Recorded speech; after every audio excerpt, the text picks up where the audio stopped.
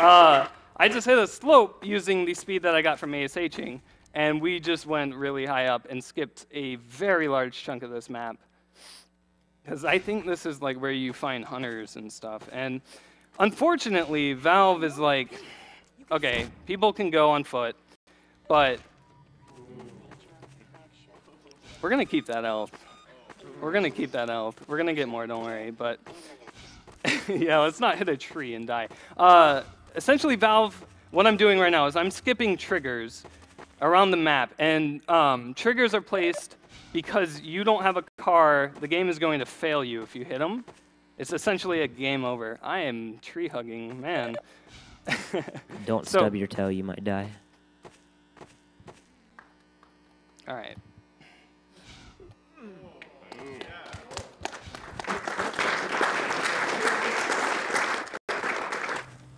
So what I just did there was I just sloped off of the train track. It's kind of, you can see it's kind of tilted up. The landing mechanics of this game are very interesting. I'm going to take this a bit slow. This, not having a lot of HP here could kill me. So, the way that I survived was I hit this slope at a very flat angle, and it allowed me to just surf off of the like platform. And there we go. We got our SMG nade and our health back. So, very helpful to have random crates placed. This map has another one of those triggers that fail you, so we're going to go ahead and try to skip that by coming over here, and then over here, and when I jump down, it should be okay. All right, so we're introduced to our good old friend, Mr. Chopper, from Half-Life 2. This guy is, you're going to see how fun he is. Pretty much, he drops bombs, just like Half-Life 2 in the airboat section. And, well, you got to use those bombs. And it is AI, and AI can be a bit random. So we're going to hope, fingers and butt cheeks clenched here, that we get good luck with these bombs. Since we're on easy difficulty, this helicopter fight only takes 3 bombs. And I want to essentially hit him as fast as I can and then save. Because now he's just going to do some dances. He's going to poop out a couple more bombs, just stare at me menacingly. And I think this is pretty good.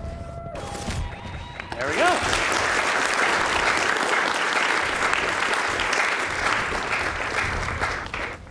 So that was actually some of the better RNG I've been seeing. I've been worrying about that for the majority of my practice. It's very difficult to get that helicopter to just drop bombs where you want him to. And that was a good pattern, dropping it relatively close to Alex, where she's dropping health packs. It's very helpful. So, again, we're supposed to have the car here, and we just rescued some shop guy. Yeah, there's some story, you know, backlog stuff. Gordon Freeman's not interested in that, so they're going to chat for a bit. But what we're going to do is a little bit interesting. The next map kind of overlaps with the ending of this map. And what we can do is we can climb up here. Oh boy. And we ought to hope that Alex comes in. What we're doing is we're hitting triggers above this tunnel. And if we hit them just right, Alex will follow us through, assuming that we're following the guy through this door. So we're just going to stand here and wait. And I think that should be it. Yeah, Alex is... this is, again, something else that could randomly happen in runs. And usually when you wait for the guy to go and stand still, that's when you can go up there. The triggers are very precise, though. There is a bit of precise movement to it. This is one of the main reasons why nobody likes to do episode 1, is because it's basically talking to Alex Simulator. We don't like Alex. Yeah. You know, Goknak, I think you may have left her with the Vortigons about 4 chapters ago. Yeah, that actually is. Well, hey, no, she's here. She has holes in her back somehow. Hopefully the Vortigons took good care of her. Hey, you're coming! All right. All right. So, 5 years later, we just skipped stuff. Okay, So essentially what I just did there was I triggered the level change. It was on a timer instead of actually just on touch. So I was able to trigger the level change but jump. And because of the way that these overlap, 1 minute. All right. So the way that these levels overlap is I could jump backwards and like it loads me in past the door that guy opens. But there are still technical difficulties with that because we need to trigger the cutscene that would be there. If we don't look at that guy, and that's what I was waiting for, if we don't look at that guy, he could potentially just not say anything. Fell down. All right.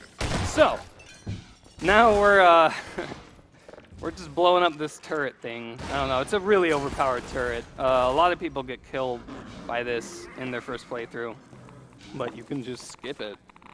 And because we skipped this cutscene, we have to wait a bit for Alex to realize that we're not there, and then she'll come running towards us. Otherwise, the game will soft lock. And a soft lock is when the game, something in the game, like a cutscene, happens but doesn't complete. So we just psyched Alex out there. We aren't actually taking the car. We're still going on foot. So we're going to take this box over here. Again, Valve does not want you to go on foot. They want you to take this car. And there is a map eventually where we have to take the car, unfortunately. But right, here, I'll show. Right here is a trigger that has, like, you need Alex in the car in order to progress. D8. I should be able to do this. Oh, no. Because of the heavily choreographed nature of the Half-Life 2 series, soft locks can be really common if you're trying to skip a lot of triggers like this, so a few special precautions have to be taken. So psyching out Alex there was to prevent her from just kind of getting stuck in an infinite loop and never managing to get back to Gordon. Yeah, and when she says that line, the game is like, okay, she's with you. Oh man, I need to hear music for this. Hopefully it's loud enough.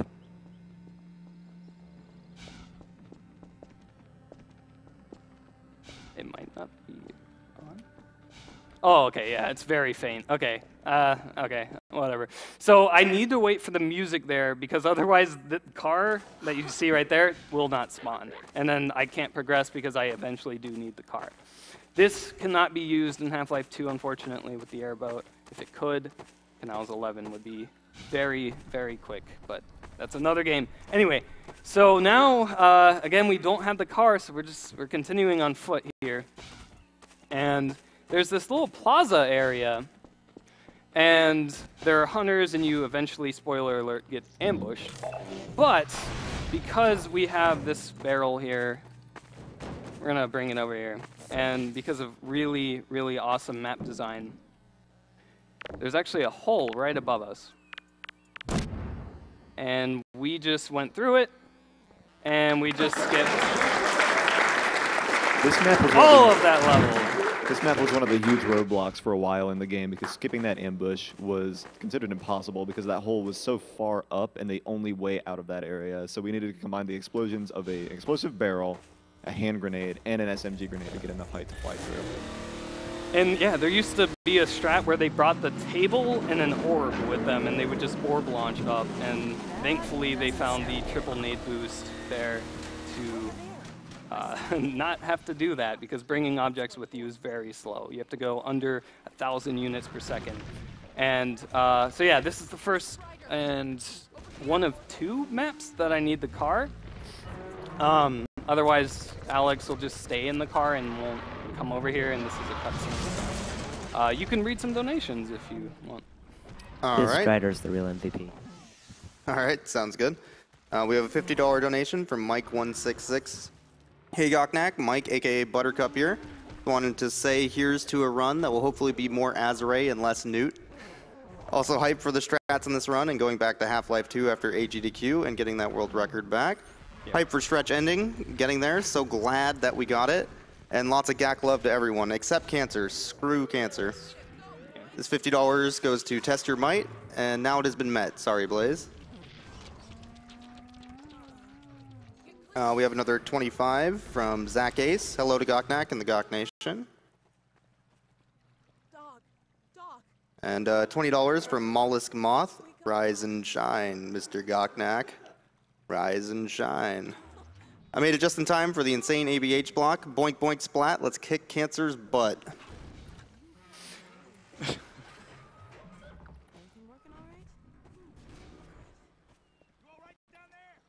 25 from Paul Flagg. I had to donate for this good cause during the source block. Good luck to Goknak and Znernicus. Let's kick Cancer's butt. Lots of Cancer butt kicking here. All right, thanks. Does Cancer even have a butt? It does now. All right. Now speaking There of is butts, a butt Goknak, you are one of the authors of Half-Life 2 done with a high magnitude velocity, which has come under fire recently for accusations of staring at dogs' butt too much during cutscenes. How do you respond to these? You see, Matmo had a weird asphyxiation on the buttocks. And I think what Gordon Freeman really, truly desires is to show everybody just how good butts could be. So that's what our run did with all of the butt staring in Dwamov. It was necessary. It saved some frames, but not very many. Okay, dog. Race you to the base. Yes, the coffee pot buttocks that Dog has is quite a time save. So we're racing Dog using the car. It's actually an achievement to win, I think. Which is, let's go for it. All joking aside, the Dwamov run of Half-Life 2 is a fantastic watch and is available on YouTube on Source Run's YouTube channel. Definitely worth a watch. It's an amazing speed run, segmented. Took how long did it Almost take? 2 years. Almost 2 years. Yeah. Really one of the best segmented speedruns that's ever been produced, in my opinion. And there is an episode 2 version of that being made. Shoutouts to Juxpa and Elgu and Maxis. Pretty much anybody who runs this game currently. So we're gonna go ahead and come down here. We're gonna grab this. This is probably the only magical thing that can teleport Dog. And if you remember the Half-Life 2 run, when you bonk an NPC on the head, they're like, oh no, we're stuck. Better go to the next available node on the ground. Sometimes it doesn't work. That happens. But Dog is not having any of it. So what we're going to do is we're just going to take this over here. So here. Now, you normally play through the game. You're supposed to go with Alex. You're supposed to go with Dog. But that's slow. We're not going to do that.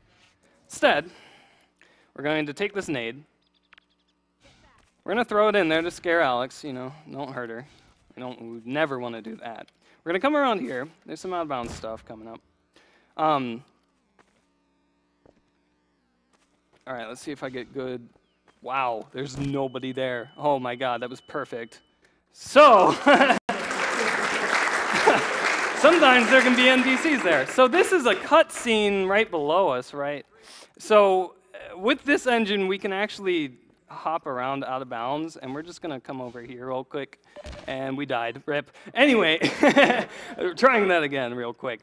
We can ABH out of bounds, pretty crazy, over here, and we're, oh my gosh, I keep hitting the wrong button. I'm trying to pause.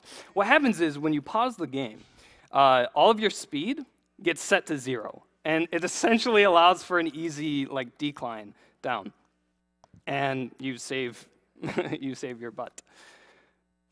And one more. Why don't you decline your speed earlier on when you're doing those launches in outdoors areas? Because that is not out of bounds. If it only works in out of bounds areas. Oh, okay. Yeah. Unfortunately, yeah.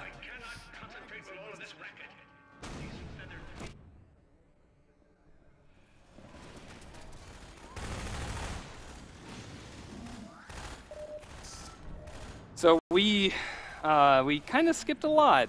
That was a giant cutscene that we skipped. So we're being under attack by Combine. They're suddenly in our silo. They're trying to prevent a missile we're trying to launch. And, well, now we got to go stop the Combine from trying to stop us from launching a missile to stop the Citadel from collapsing and consuming the entire world. So, lots of stopping going on. And this is a speed run, so very ironic. So yeah, we got to go close these doors. That's right above us, because that's how the evil Combines are getting in.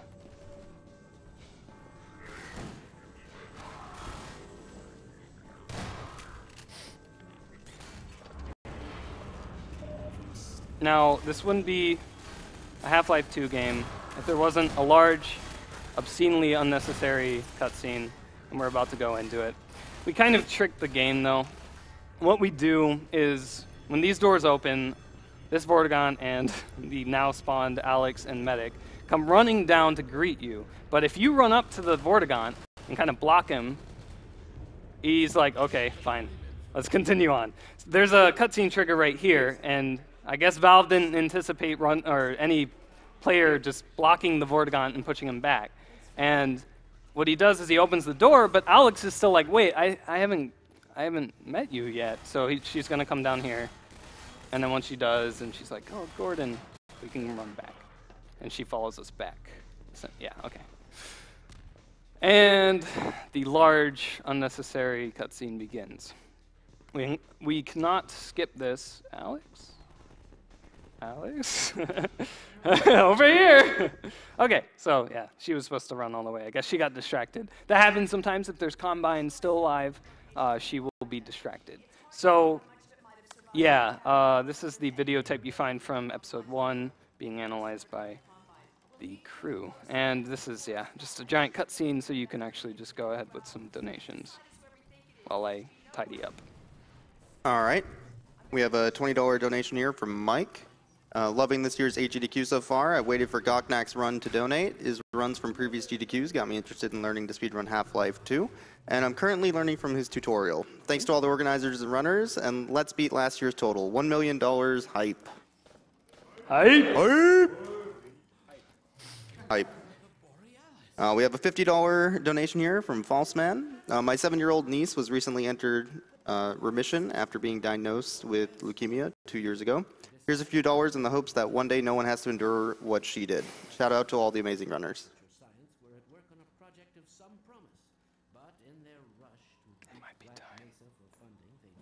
All right, we have $50 here from CrazyCom.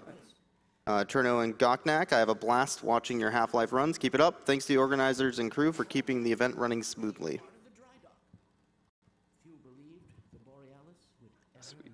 No, my battery's too low. I can't take a picture. That's great. Oh, no. That's all right, though. Would you like to use mine? I know, right? If somebody has a phone.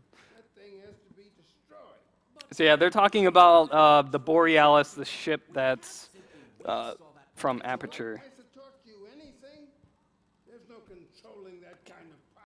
Wait. Well, yes. There's always a risk, Eli. But my goodness, we have coordinates, blueprints, hailing frequencies. Yeah. What's a Half-Life 2 run without a source run selfie? Hey, don't block.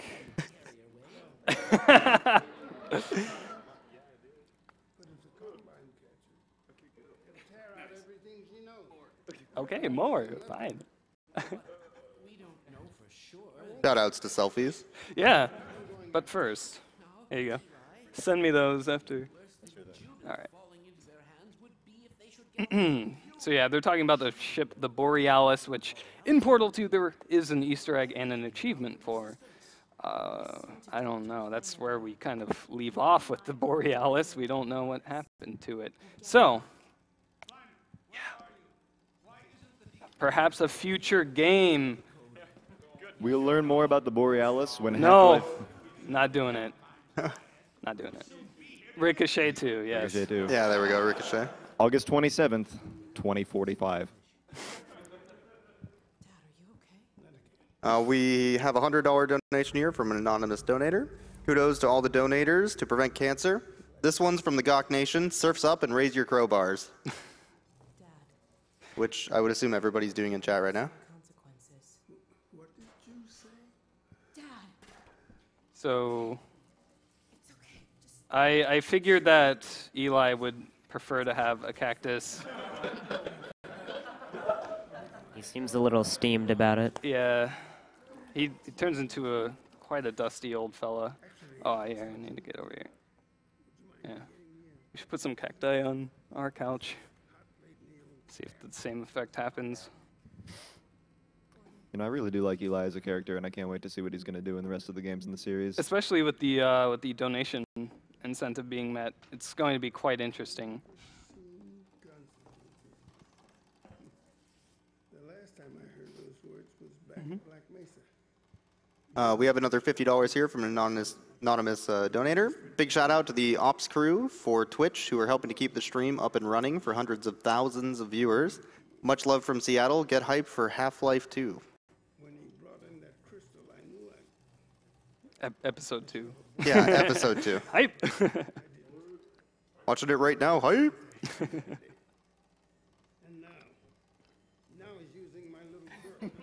Putting words So, I did make a deal with some other source runners. For every time that this run is not world record, I'm going to donate $50. So, there you go. Shoutouts to not world record. Yeah. Very generous. I am very bad at this game. Shoutouts to Maxis, MAXXXUSS. I don't know how many S's he has, but he has the current world record in this game. Props to him. I'm never going to get it. I'm never going to try to go for it, but it's pretty sick because it's everything you see in this run done pretty much first try. Freeman, I believe I found the perfect use for you. Follow me, quickly. Bob. Oh, okay, so this is, yeah, another example of teleporting. If you just bash an NPC on the head with an object, they get stuck. And the way the game handles that is if they get stuck, they try to move around it. But if they can't move around it, they just teleport to the next node that's available on the ground. And bashing them on the head immediately makes them jump to that. So they go. It's very nice for trying to speed up some of these cutscenes.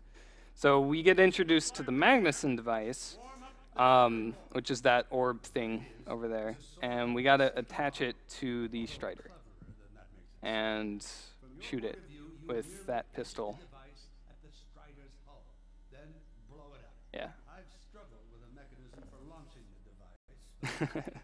It's very complex. There's three steps.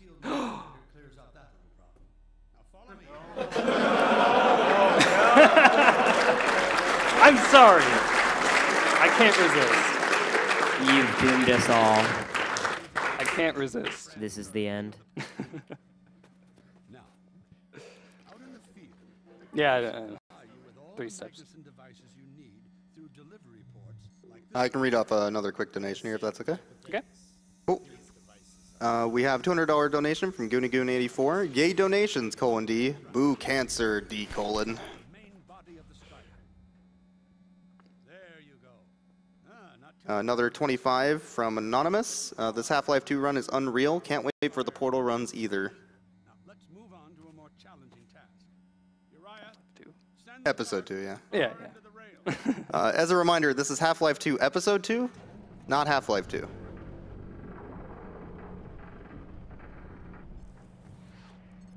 We're just testing the Magnuson device before we get to apply it to some Striders in the next map.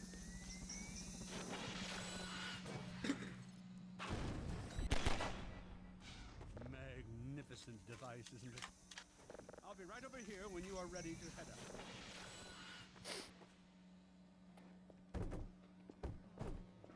Okay. Your car is fueled and ready to go. Now, every building in the valley has its own dispenser port, so you'll have ample supply of explosives. Now, I must get back to my rocket, Freeman. I'm relying on you love that not lab to coat. squander my trust. It's very nice or my attire. Magnusons. Oh, and Freeman, if you pull this off, I might just forgive you for that debacle at Black Mesa. You know the one I mean, involving a certain microwave casserole. That's the scientist that we nuked the microwave casserole back in Half-Life 1. So we essentially got an equivalent of Pimp My Ride to our car. It's only 2 editions, but one's very, very useful.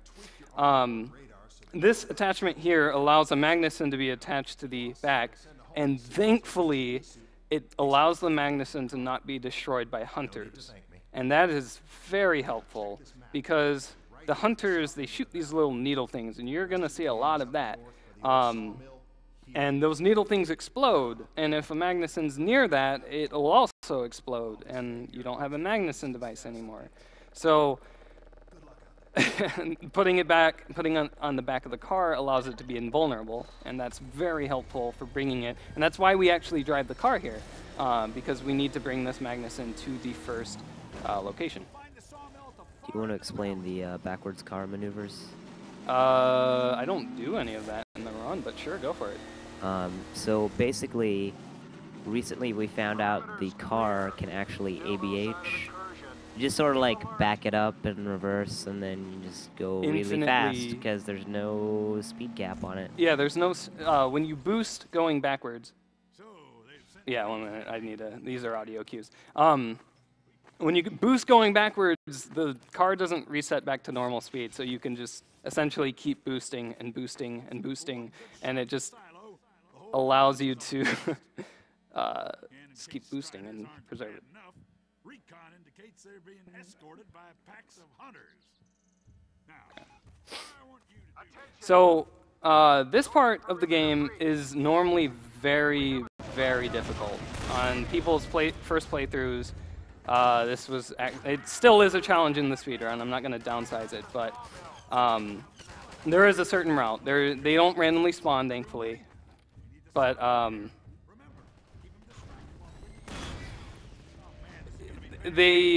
you have to kind of time it right. So right now I have enough time to kill this guy because yes, killing the hunters is very necessary if you want to have Magnusons intact.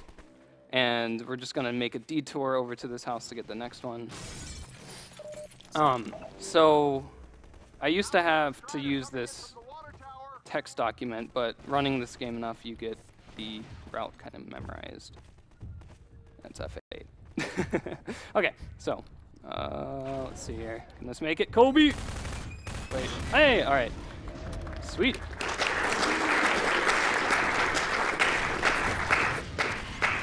So we gotta kill these guys with rockets. It's the only way to quickly get rid of all three of them.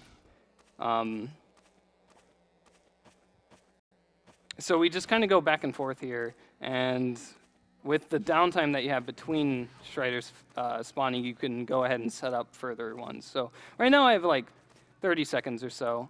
So I'm gonna take this and put it there. Okay, and then we go back and we get another, because the way that the next few spawn is cranes, sawmill, and then cranes again. If you're fast enough, there's actually a pixel perfect setup thing that you could do, but I never got around to learning those. So we're just gonna try to wing it and hope that we can hit this shot. Because the hunters, okay, so it is, yeah. It's probably marathon luck. I'm making it look, I did not even grab it. What am I doing? Anyway, I'm making it look obscenely easy. It's not. During practice, you missed the that hunters, like 50 times. The hunters pretty much shoot off the Magnusons. And like you have to angle it. You could see the blue needles in the background there trying to shoot them. They have auto aim and literally hacking. So we need to angle the Magnuson just right to be on top of the Strider, so that way they can't hit it and we can. Oh, that was way too early. But you're gonna see it with this hunter. He's gonna like do a 180 and no scope it. Here, I'll actually back up a bit because he's gonna stay there, and the other hunter's just chilling down there. Okay, that should be it. Okay, and then we can kill this guy using the parts of what it was trying to protect against him.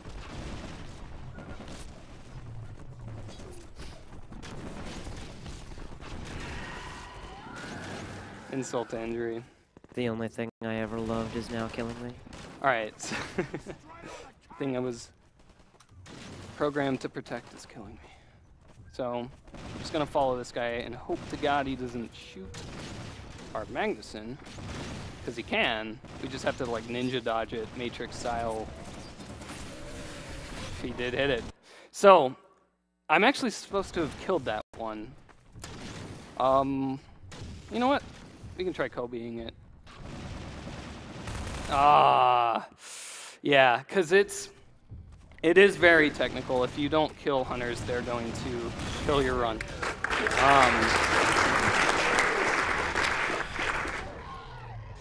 So I need to kill this guy.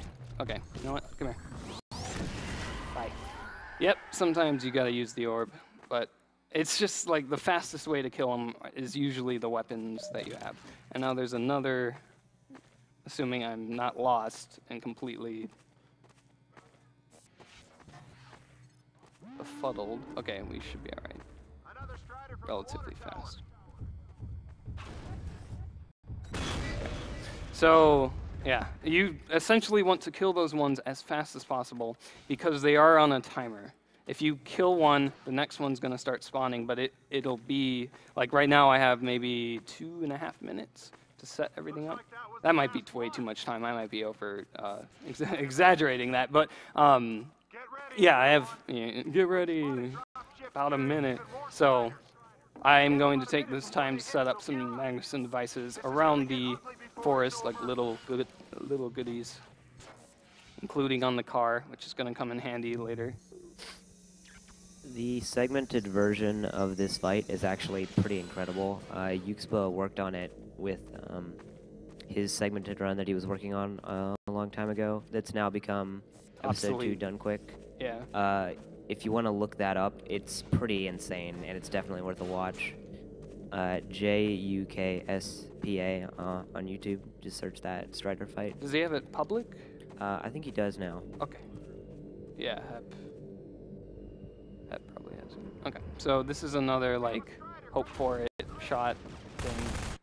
I have to kind of hope that it hits and then spray into the trees like that.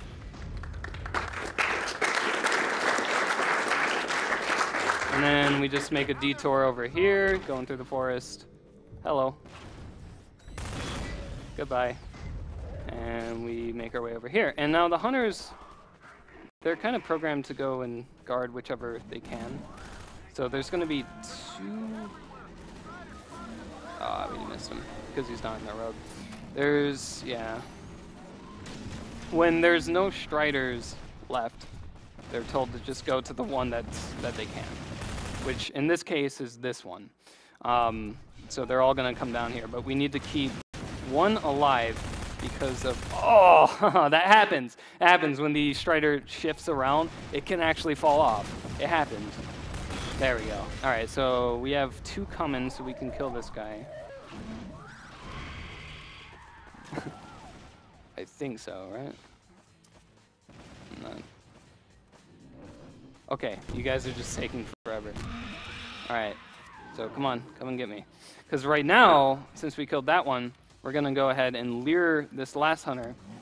I need to lure this last hunter because if I kill him, the game might crash. I haven't tested it, but I'm just under the false sense of security that this game will crash if I do that. So I'm just going to lure him over here, and we pretty much never see him again. So we can come back here, and this is all while the Striders are still about to spawn. So I grab this guy and go back, set up, last 2 Striders.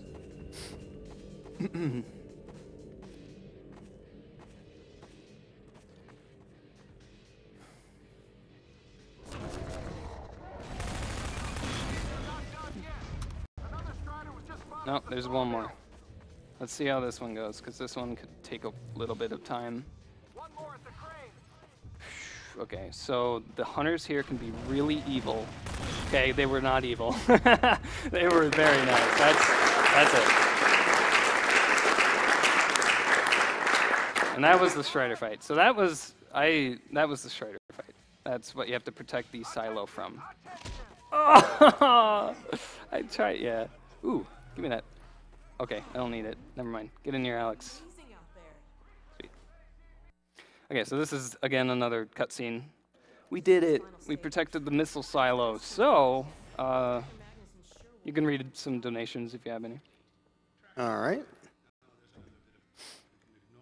We have a $25 anonymous donation. Loving the runs, but college just started back up, and I have to go speed run that. Best of luck. School. $5 donation from TPLNDJ. Second year donating, longtime member of the GOK Army and fellow hater of cancer. Put the money towards good ending in Aperture Tag and Heart GOKNAK. Thank you. Well, that's enough chit-chat. I've got a rocket to launch. Wow. For a minute there, I thought you were going to get a hug. So, I don't know who found the bonus ending that I'm going to perform in this run, assuming it's met, right? That donation has been met. Okay, so there are 2 endings to this run. There's the one that everybody has come to know and love, and it's probably already being spoiled in chat. But there's also another one, and I don't know how to put it. It's you'll see. It's called the stretching ending, and I think people will like it. Gordon. Hell of a job you did out there, son. Let's not forget that with the Magnuson device, those Striders practically destroyed the... Can I rattle off a couple more while we're waiting? Okay. We have $20 from Ethan BB. Hello, AGDQ. GOKNAK is the first person that introduced me to speedrunning 1.5 years ago, and I'm sticking with him since. Good luck during the run of my favorite franchise. I believe Gordon should have the honor. You'll hear no objection from me. We have a $20 donation from Chris191. My grandpa has fought off 2 rounds of melanoma, and I'm very thankful that he is still with us. We're all thankful for that fact. No, wait. Yeah, we got one. Yeah, it's just, there's some chairs. You could also probably try with this, but it won't go as far. It's just chair basketball that I do sometimes. We have $20 here from Alex231. Great work on another awesome marathon. It's truly amazing to see how much this event has grown over the years.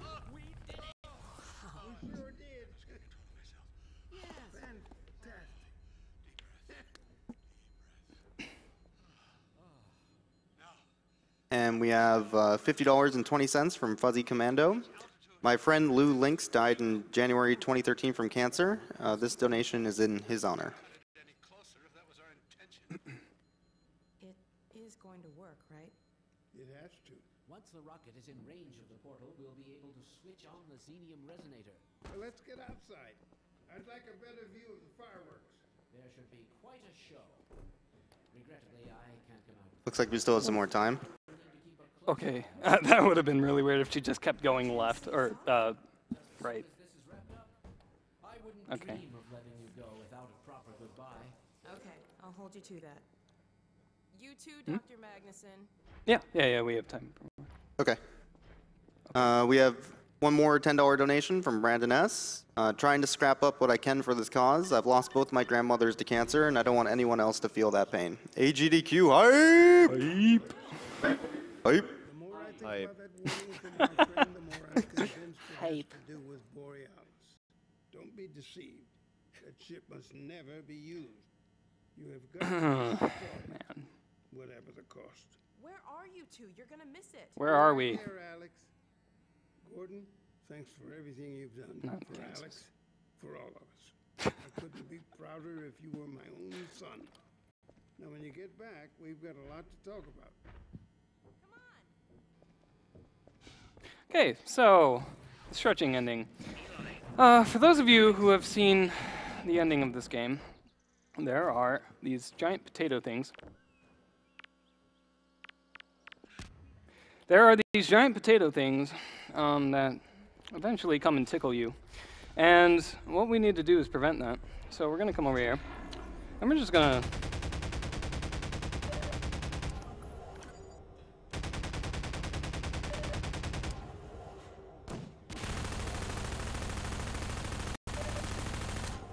They have quite a bit of health. There we go. So, now that we're up here, we can actually do something pretty cool. We can drop down, and now we're on here. And if we want to go for a quick helicopter ride, we could fall down, and then come over here.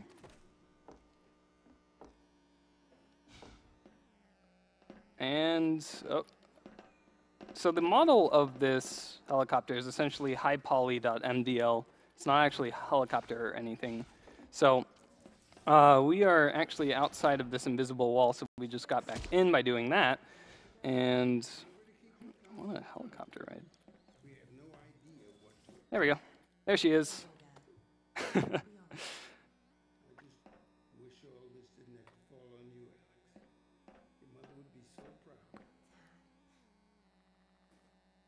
So yeah, they're just talking about the future of the game. And essentially we can trigger this from below. We just jump. I think I got it.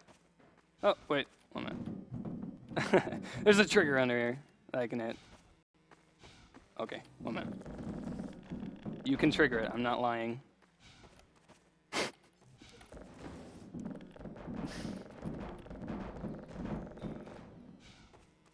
What? Okay. There we go. I had to jump towards the center of the okay. Don't worry about it. So we're gonna, okay, that's good. So, I'll just let you guys enjoy the ending. This is the stretching ending. So we're supposed to be on the wall to our left over there. And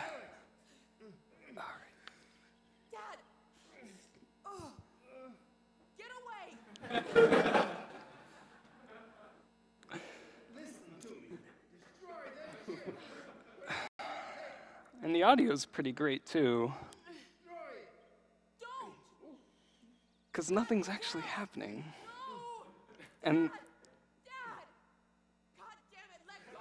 gotta go higher.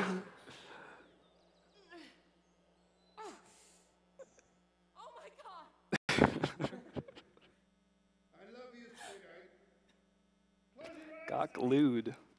I love you, Dad. No. Oh my God. No. I'm sorry. I'm so sorry. Gordon. And Dog's there too. He's just somewhere. It's pretty awkward, yeah. He's supposed to be dead, but I guess he just started ignoring her.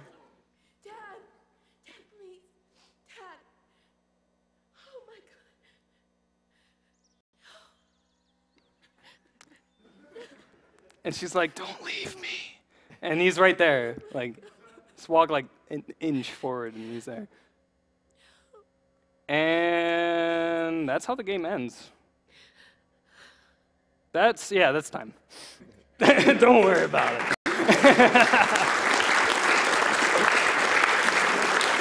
I completely forgot about it.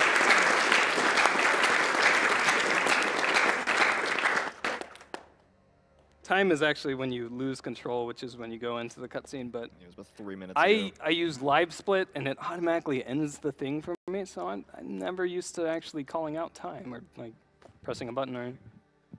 Would you say it was sub 50? Yeah, that's about right. Because I messed up. I messed up a bit of the launchers, and yeah, there were some minor mess ups. So. Plus, we watched the ending, so it was. That was sub 50, but. Was that world record? No. World record's like, world record's 43.35 by Maxis. Well, $50 is now donated. Is now charity, so. Killing the animals. Kill those animals. Kill the animals.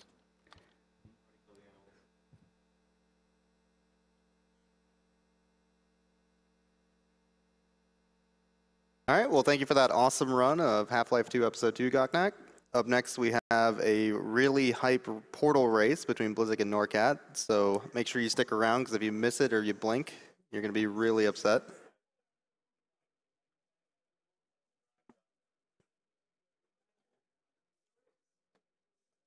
As a reminder, we are Awesome Games Done Quick. It's a Games Done Quick event held every year in January, featuring members of the Speed Demos Archive and Speedruns Live communities.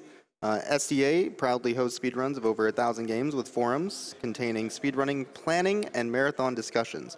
SDA welcomes gamers old and new alike. You can follow them on Twitter at SDA Speedruns and visit the website at speeddemosarchive.com. SRL is the best site to race video games online against other players of all skill levels. They are also hosting a short series of races starting on January 17th titled Get Yourself Speedrunning. You can go to their front page, speedrunslive.com, for more information and to watch a variety of speedrun streams. For more information about Games Done Quick, you can follow at Games Done Quick on Twitter and see information about the event on gamesdonequick.com. We also have a couple sponsors. Turtle Beach transforms your gaming world with a selection of cutting-edge technologies, creating a product that completes your high-definition gaming experience and puts you a step up on the standard headset competition. Make sure to check them out at turtlebeach.com. We also have the Yeti. The Yeti is a t-shirt site featuring an awesome new design every 24 hours for a low price. The Yeti has partnered with us for AGDQ 2015, offering an array of shirts. From every unit, let's see here. Array of shirts with $3 from every unit sold going to Prevent Cancer Foundation. So check out the collection at theyeti.com/AGDQ. That's Yeti, Y-E-T-E-E.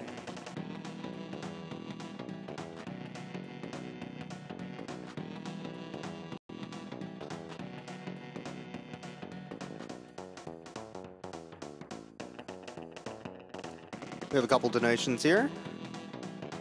We have a $12 donation from SF1. I don't care what the 502 says. Gotta save those animals. Bit of an update on the save or kill.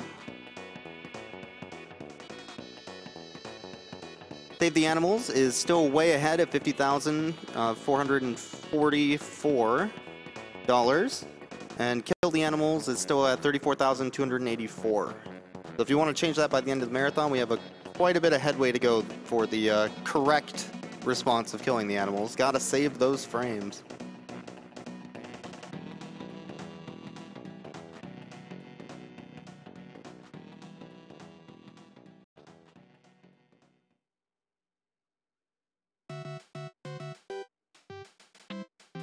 We also have a bid war going on right now for Aperture Tag, which is coming up in 2 runs after the race here.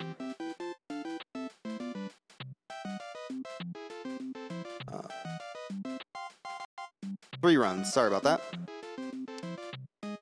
Right now, the good ending is winning at $400. Bad ending is at $145.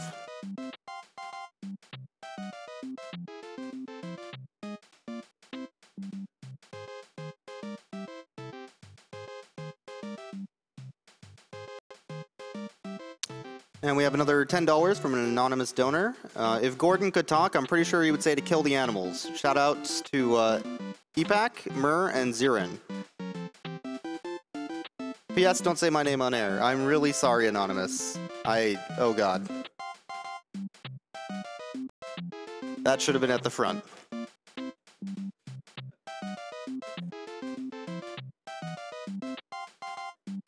The money raised by AGDQ is enabling the Prevent Cancer Foundation to continue its tradition of forming partnerships to bring free cancer screening and educational programs both nationally and internationally.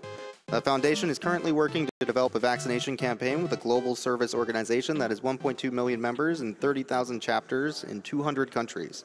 This vaccination campaign is to reduce the 600,000 cancer cases and more than 250,000 deaths related to cancers caused by the human papilloma virus.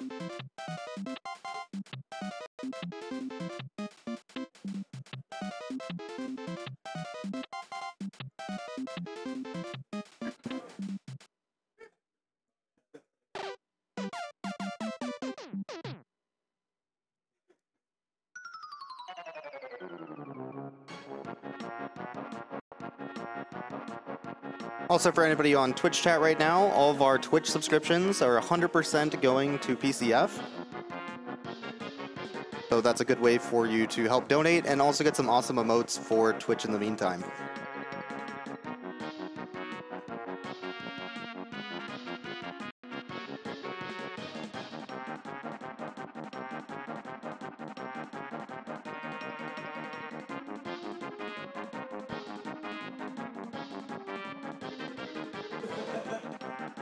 I would also like to thank our sponsor, SomethingArtistic.net. They offer decals and stickers made to decorate your consoles, walls, computers, and more. $2 from every single decal sold this week is being donated directly to PCF. You can find all their decals, including some designed just for AGDQ, over at decal.ly.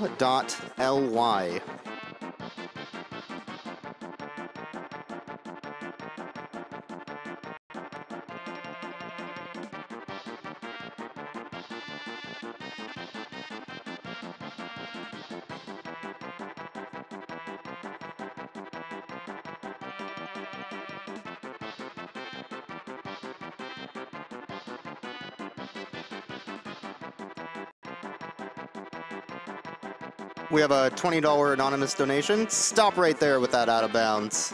Good luck to Blizik and Noircat. Hype! Hype! All right.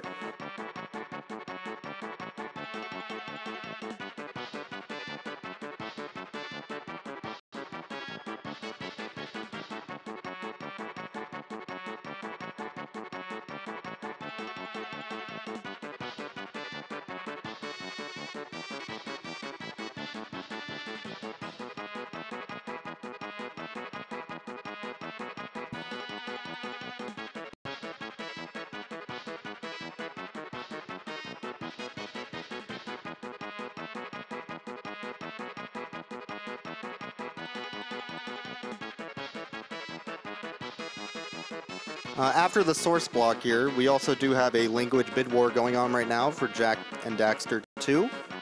For the language that they will be playing during that run, currently Korean is winning, but if you want it played in a different language, French is very close behind, only a difference of about $150.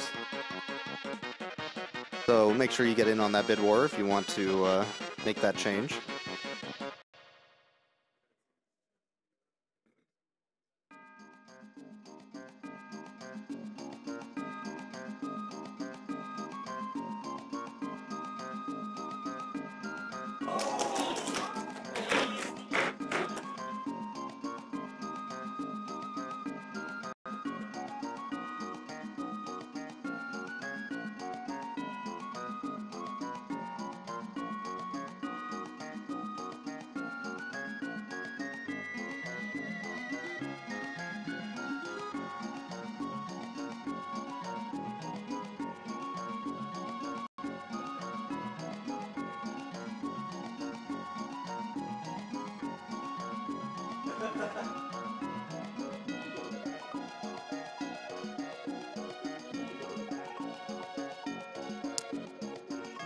We have a $25.02 donation from Ryan502. Donating this to name the only animal worth saving, Red. Oh, the only animal worth saving, Red 13. Shoutouts to my 502 crew.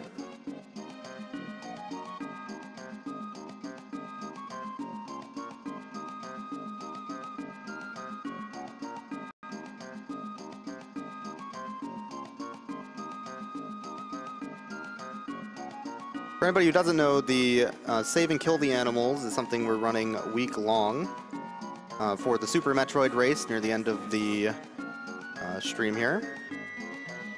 Right now, Save the Animals is winning at $50,444. Kill is still pretty far behind at $34,359.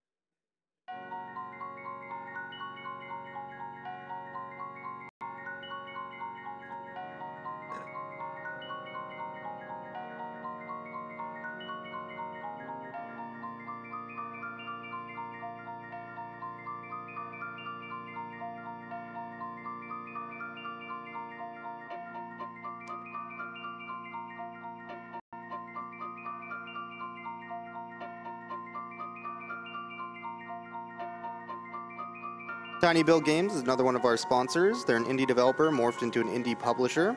They partner up with indies across the world to help better their games as well as develop games themselves. Make sure to check them out at www.tinybuild.com and check out their game Speedrunners, available in the AGDQ 2015 Humble Bundle.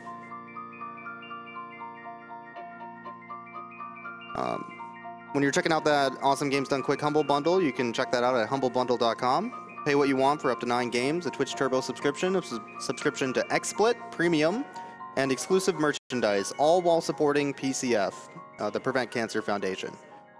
That's www.humblebundle.com.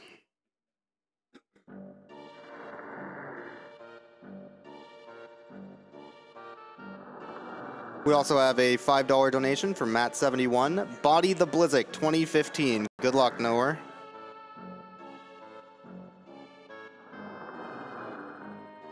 And another 10 from Johnny Zero. Awesome stream like every year and all for a good cause. Keep up the good work, everyone.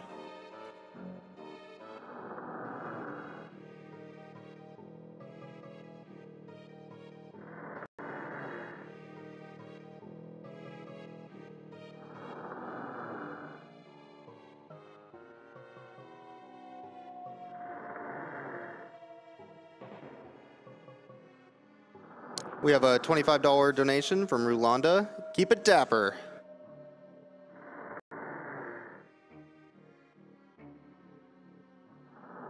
We will try our hardest to keep it dapper while we're here.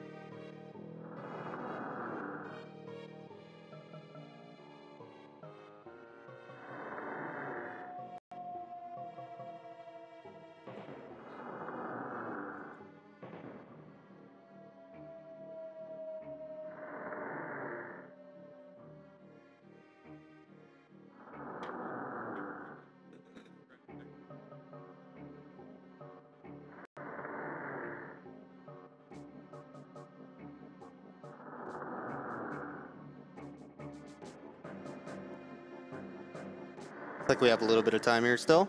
There's a $250,000 grant funded by money raised at AGDQ 2015, which was recently awarded to researchers who are studying the link between inflamed fat tissue and cancer. Adipose inflammation, which occurs in most obese individuals, is accompanied by increases in inflammatory proteins and estrogens signaling in breast tissue. This may support the development of breast cancer. The goal of the research is to develop a non-invasive blood test to detect adipose inflammation, thus possibly detecting some cancers.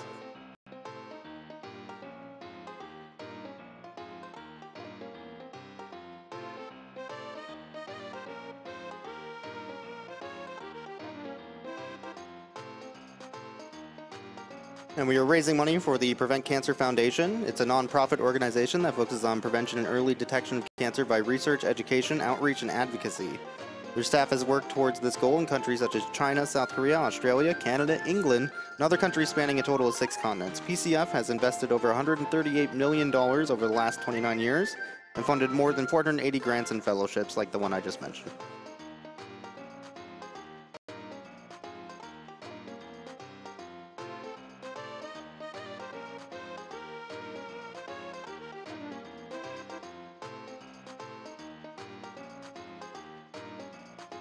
We have a $30 donation here from Ver Ward. Hey everyone, thanks for the amazing runs. I had to donate just to say, Save Glitch is out of bounds. So stop doing it. Much love to Noircat.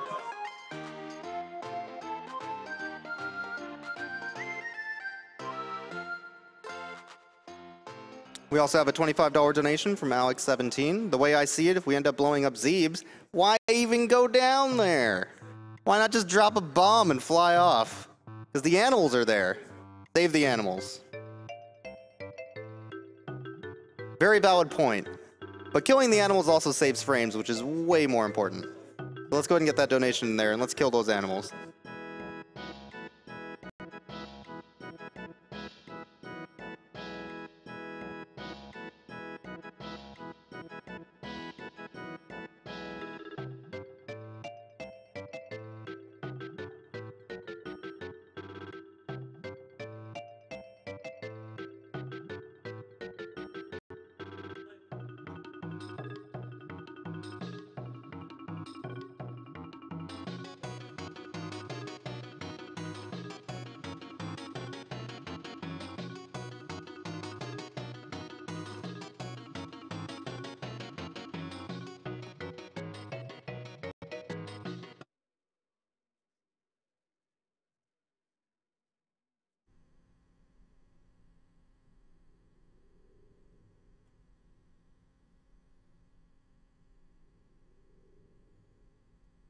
We have a $5.02 donation here from Hugh254. Shout out to the 502 crew. Shout out to Alex and Joey, my two best friends who have been struggling through their battle with cancer. Love your friend Hugh. Apparently.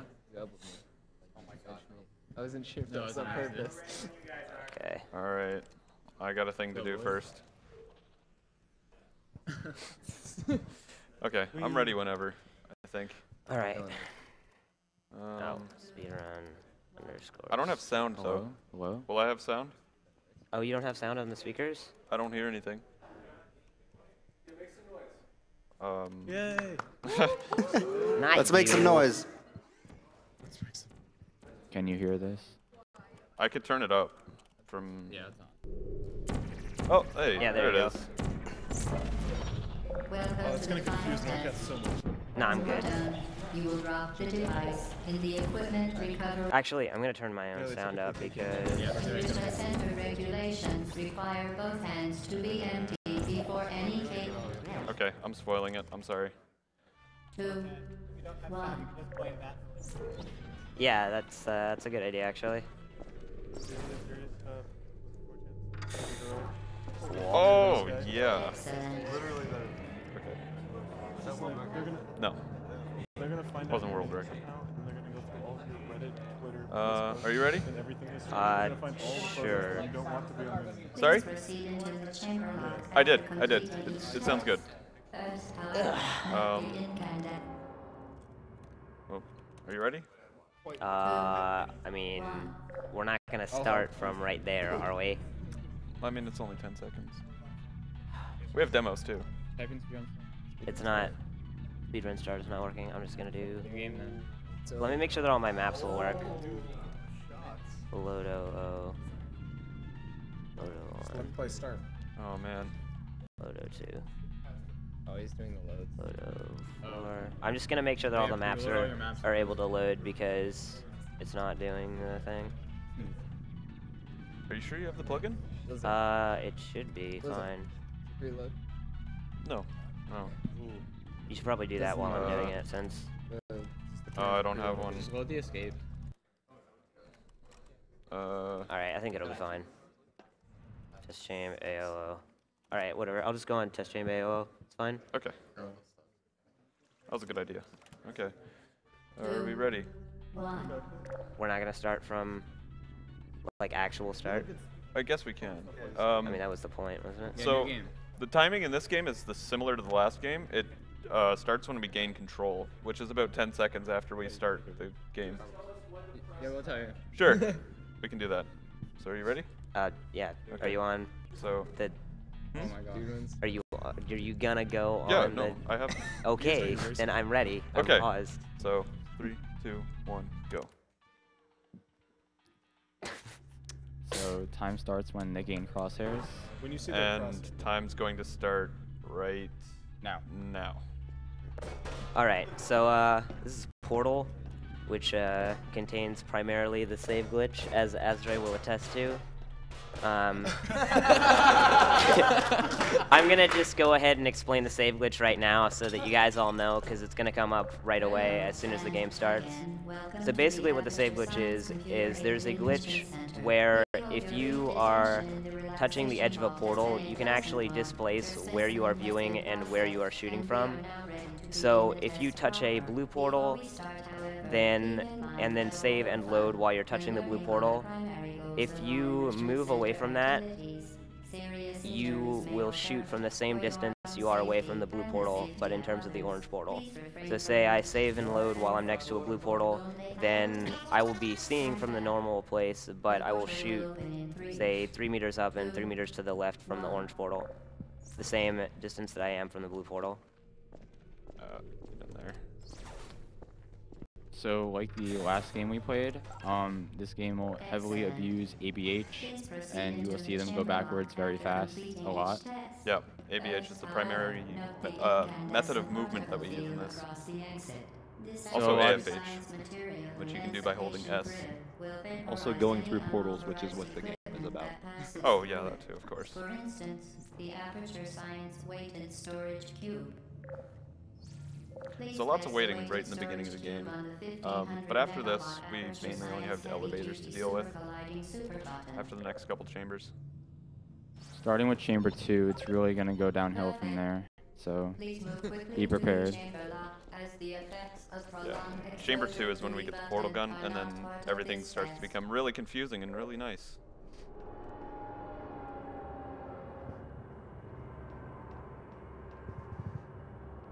Those of you who watch AGDQ 2014 may have noticed that Blizik and Noircat's Chamber 0 went a little bit better than mine did. You're doing very well.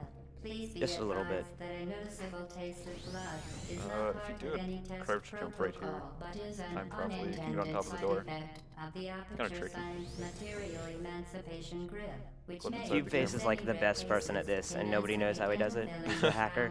tooth enamel and teeth. Alright, so we're about to get the portal gun, and then everything's gonna start not making any sense. Very good. You are now in Also, speaking of portal guns, Valve made it really easy to edit the texture files, so everyone has their own custom gun. So this is save glitch. This is what's happening. We skip the elevator and save about 6 seconds with it. Well done. Remember, the Aperture Science Bring Your Daughter to Work So that skips pretty much all of Chamber 2 and 3. Yeah, that skip there saves about 6 seconds. When you got this busy? Here's another one. It also messes with your collision, so we're about to demonstrate that. If you are behind the portal that you save glitched on, then your collision with entities will go away. So we can just walk right through doors and other entities. And because we're not going through a map change trigger, we preserve our save glitch, so we can use it for the next chamber as well.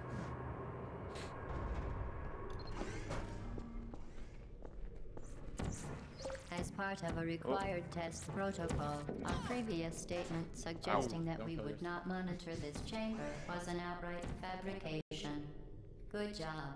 As part of a required test protocol, I almost got it. I was doing a trick there called camera bug. The dialogue here is actually the trigger for the elevator to start moving, so you don't actually need to be in the elevator before she's done talking. So you can screw around a little bit.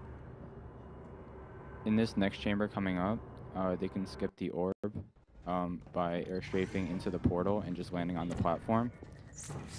Okay, well, whatever. It works. One thing you haven't noticed yet, or seen yet, is if you hit the elevator stairs, you instantly lose all your speed. So spacing your AVHs to get right into the elevator is really useful. XCD, don't mess with me. Warning devices are required on all mobile. Alright, he didn't mess with me. Alright, so the next chamber, there's a strat that was thought to be segmented only for a really long time, but people started practicing it and it became relatively consistent, so I'm going to try it a few times. It's really cool. Noircat's going to do the regular single segment strat, I think. Oh, that was a little bit too slow. Please note that we have added a A little bit too slow. One more. Please note No, that's not it. Okay. One more. Please note that we have Okay, yeah, that's not going to happen. That's a really hard trick. It saves about 2 seconds. Get in there. You all right there, man? Oh my god. The clip brush. There we go. Good luck. Very impressive. All right, so door launch is really easy. That's all you need to know about it. Oh no. So Noircat's heading into chamber 10. In chamber 10, the door has a slope or a weird like surface on the bottom, and when your body hits that surface, you can launch and skip a cycle, and it saves about 6 seconds. Is impossible. Make no attempt to solve it. Oh, I did it! Oh man. I got in there. Oh my god. All right, so that's like actually really hard, and I was really scared that I was gonna miss that and be just like ego destroyed, but. Oh my god. You got this, Blizik. To reiterate. Oh, that was close. That was close. So in chamber 11, they use save glitch again. It basically skips the elevator between chamber 11 and 12, and then the entire chamber 12, just by jumping around this room and shooting portals where you can't see. Yeah, you don't even see chamber 12 in the run anymore. It's kind of great. Chamber 13, which Noircat's about to go in, you can actually skip the orb cycle again. You just portal through the door and then throw the cube onto the button, and you're in the elevator pretty much. As part of an optional test protocol, we are pleased to present an amusing fact. The device is now more valuable than the organs and combined incomes of everyone. Just for you, North. Chamber 14. Oh, thanks. I almost forgot that it existed. This chamber should be long, but it's not. You can just fling right into the platform in the beginning. It takes about 3 seconds. Valve actually knew about this skip because in the advanced chamber of this map, they put unportable surfaces on the ground, but it's not enough to stop it. You can still do the fling. It's just a bit harder. Also, the time trial, if you want to get gold on that, you have to do that trick. An intubation associate will be dispatched to revive you with peptic salve and adrenaline. Here's a save glitch coming up. It's going to skip most of the chamber. All subjects intending to handle high-energy gamma-leaking portal technology must be informed that they may be informed of applicable And he skips that puzzle by doing a portal peek. In this game, the portal has a travel time, and you can move in and out of the portals between that time. And yeah, it helps skip stuff.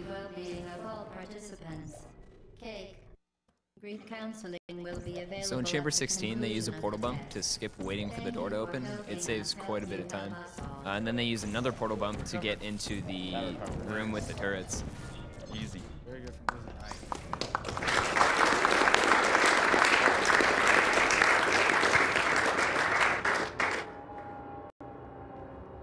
All right, the great equalizer. 18? No, 17. Oh, 17, that's right. Azure has some strong feelings about this one. Due to mandatory scheduled maintenance, the Chamber 17 is really involved. He's going to have to block the orb, and right after he blocks the orb, he has to ABH down the hall and not get hit by the orb. It's kind of annoying. And wishes you the best of luck. Well done. And then he has to ABH down the second one. Once again. The orbs can be really trolly on that. That was level. really scary. You can get that boost off the stairs. It saves like a half second or something. This weighted companion cube will accompany you. Get in there, get in there. Okay. We're Please okay. take care of it. Go, go, go, go, go. The Okay, symptoms we're okay. most commonly produced Please stay away, orb. Be nice to me. superstition, perceiving inanimate objects as alive, and hallucinations. The Enrichment Center reminds you So that the chamber weighted 18, companion cube Go for it. coming up right now. You can skip pretty much the entire chamber again. Well, you can get to the end by doing something called the edge glitch. It's pretty much a save glitch, but in a temporary state. More quickly than any test subject So he's immediately going to get to the platform section. Oh. And here, I don't know if he's going to go for it, but there's something called a re-portal. If you shoot the portal that you're about to go through, you can get a little bit of an extra boost, and you can skip platforms, but it's a really, really tight window, and it's extremely risky to go for, because if you shoot too early, you'll just fall on the platform. You have to either redo the platform cycle, or you have to restart. Oh, I got it. Blizik just Blizik got one there. There's one more. And I got the second And one he got as well. two. And you got that saved about 6 Alright, to so 8 we're moving into seconds. the escape now. And this is where the elevators stop happening. And it's just fast all the way. It's great. If the whole run was like this, it would be so good. Yeah, I'm gonna wait for him to do this. So what he just did there was basically a teleport. By having a portal on an angled surface and then doing a specific timed crouch through a portal on the ceiling, you can basically trick the game and teleport you.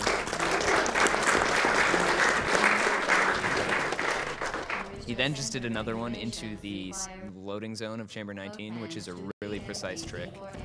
Yeah, the angle is really precise for this. Oh, shoot. If you do it too much one way, you go into out of bounds space. I need to reload. Oh, that was really close. Okay.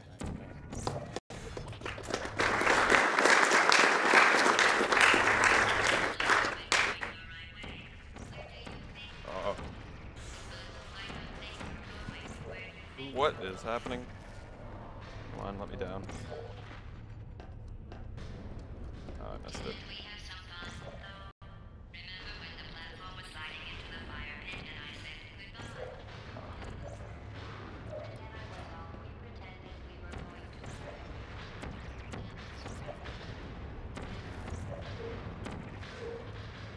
So here he uses the acute angle glitch to get through the glass there. It's similar to lag it, but it teleports you a shorter distance. And then he uses the rocket to blow at the glass so he can go back, abusing the save glitch to skip the rest of the map.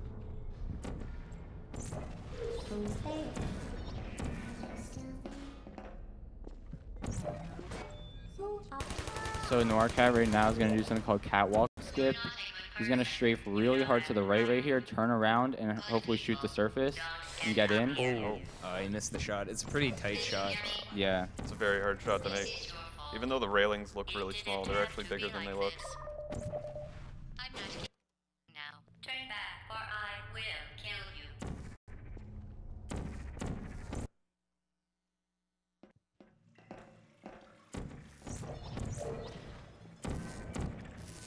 So using the turret to shoot off all the cores of GLaDOS, basically GLaDOS is programmed to, anytime she takes damage, she'll drop a core.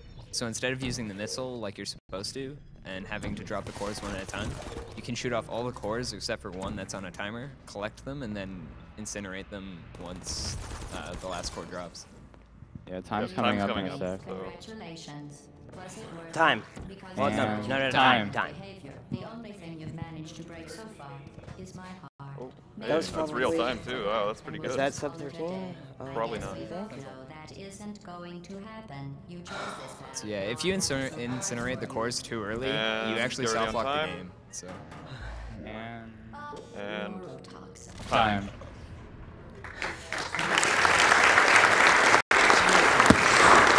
Good job.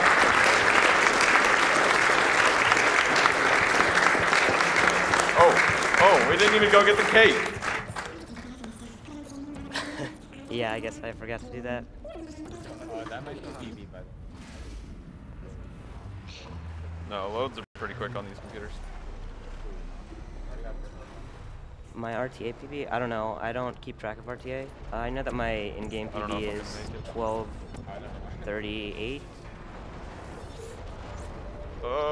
No. Okay, I can go back. So Alright, let's what try it's that gonna again. do right here, so after the game, like, we don't really care if we go out of bounds or whatever. Oh, hit the rail. So, for whatever reason, so when the cutscene plays when you beat the game, it goes to the cube and then it puts the candle out or whatever. Do that. It's actually like a room that we can get to. So he's gonna show that off right here. Yeah, there's the path that the camera takes. You can also get outside. the cake. So where you have the credits outside where your body gets dragged away, you can get there and you can glitch with GLaDOS as well. That was the trick that I don't Blizik and I were trying to do earlier on 8. Item save glitch. I don't know how to Yes. do that. I can do that real quick. Okay, so there's a really crazy glitch in this game. It's called item save glitch. It's not really related to save glitch other than the effects, but the game just stops working essentially. Okay, that should actually Basically, be good. something in the physics detection breaks, and items no longer have specific collision detection, so parts of them fall through the ground. We actually messaged the developers about this and some other glitches. Dave Kircher was nice enough to message us back. Hold on, it gets even worse. Yeah, this is nothing. This is nothing, yeah. Just wait, hold on. Come on, cooperate with me. Yeah, I'm gonna try repositioning the cube. This has really no uses. Yeah, we haven't found a use for this yet, because it doesn't go away until you turn off your game, restart your game. It would theoretically save time in 17 by there we go. skipping going So, through the radio.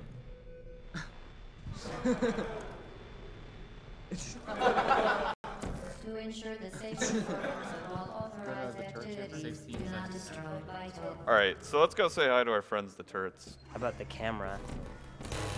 Oh, what's that? Oh, okay. The appropriate chamber for this Hello. testing sequence is currently Oh, unavailable. man. It has been replaced with a live fire course designed for military and Well, it's really safe now. No one's gonna shoot us. Pretty much the game breaks and the physics like mess up. So North was trying to say this before. We got really interested in the glitches in this game, so we emailed Dave Kircher, who actually helped program the physics for Portal. And to our surprise, we got a response back, a very lengthy response back in a paste bin. And what's funny about it is some of the glitches that we know in this game, he doesn't even know how they work, and so that just shows like how confusing this game is in terms of glitches and stuff. That was a good one. And for that one, I don't even know. It's so weird. Can you explain like the camera thing? So what Noircat's doing? Camera fly. I'll let Noircat explain that. Cause he So this is something that we discovered while we were working on something called Portal Done Inbounds, which is the most recent segmented run for Portal. It's Portal Inbounds in 9 minutes and 17 seconds, which is the run that you just watched, but a lot faster. Basically, what this glitch does is it takes advantage of the fact that the model for the camera is very poorly designed in that most objects are designed so that when you grab them, there are certain places where if you touch them while you're holding them, you'll just drop them. But on this object specifically, there is an area just right here between where the camera is and where this little mount is, where you can hold it, and if you get stuck in there, it'll actually try to boost you out. But you can touch it without dropping the item. So you end up just being able to fly up into the air. And so we use this to skip all of 18 in the segmented run. And a significantly less useful glitch is rotisserie chicken. Not holding anything. All right. So to wrap this up, if you want to see the leaderboards for this game, check out speedrun.com/portal. Currently, the world record is 12:14 by Blizik. You can learn how to play the game. There's guides on there. It's a really fun speedrun until you play it a lot. So yeah, thanks for watching, guys. Yeah, that was good.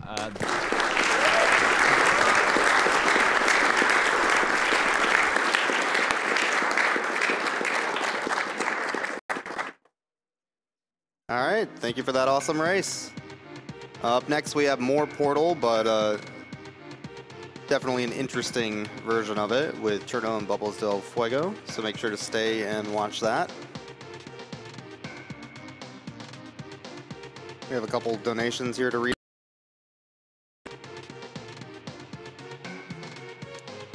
We have a $75 donation from Lero Fox. Shout out to the Couch Crew. Is that Azure I see there? Either way, add this $75 to my recent AGDQ Twitch subscription. Thank you for subbing. As a reminder, subscribing to the Twitch channel, 100% of that subscription is going to PCF. So if you want to subscribe and get some cool emotes, you're also going to be helping out the charity. So if you're watching Twitch right now and you want to get in on it, that is definitely a great way to do so.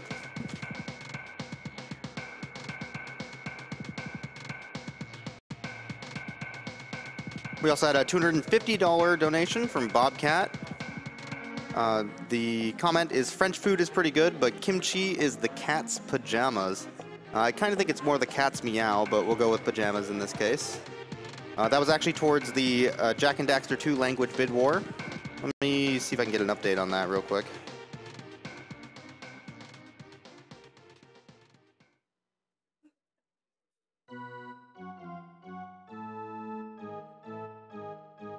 Looks like Korean is still way ahead now. They're not as close between Korean and French anymore. So Korean language is at $3,157, and French is at $2,661. So if you really want to listen to the French version of Jak and Daxter 2 instead, make sure to get those donations in. There's also many other languages below that, but English is the closest at 430.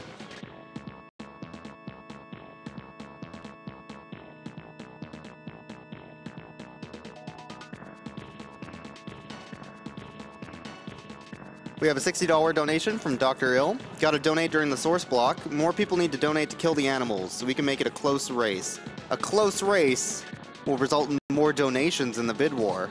Everyone wins. That's a pretty good line of thinking there, Dr. Ill. I like your style. We have a $50.20 donation from Carulius24. Loving that valve block. Great run so far. Shout outs to the 502 crew.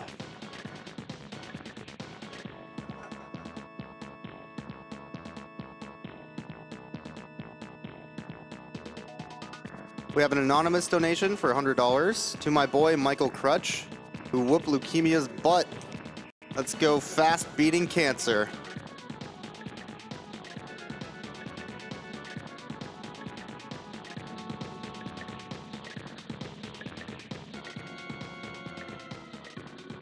And a $25.02 donation from GAW502. My good friends Tom and Sam were both diagnosed with cancer last year, so this donation is for them.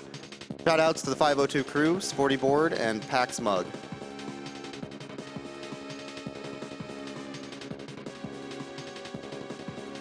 We have a $50 donation from J-Dude. Second donation this week out of 4 planned. You guys are awesome. Not just because you can do these amazing things in the games, but you've taken hours upon hours of practice and a little elbow grease, use it to make a real difference. It is a hope of mine to one day have a game I made myself to make it into a GDQ marathon. Well, thank you for the donation there, J-Dude.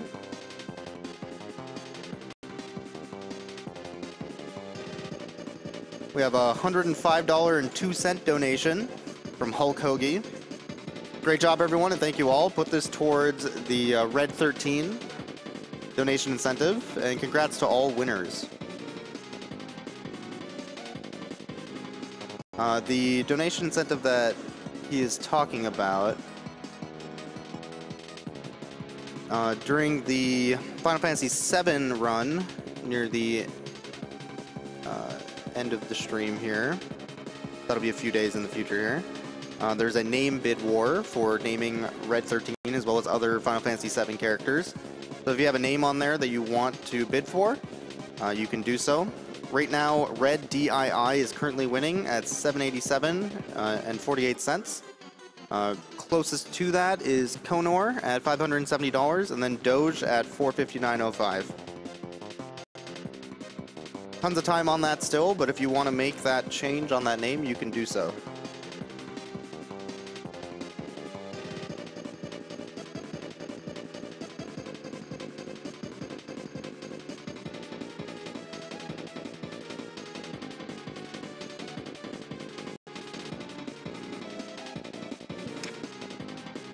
Our stream is also sponsored by the Yeti. They're a t-shirt site featuring an awesome new design every 24 hours for a low price. The Yeti has partnered with us for AGDQ 2015, offering an array of shirts with $3 from every unit sold going to the Prevent Cancer Foundation. Make sure to check out the collection at the Yeti, that's YETEE.com/AGDQ.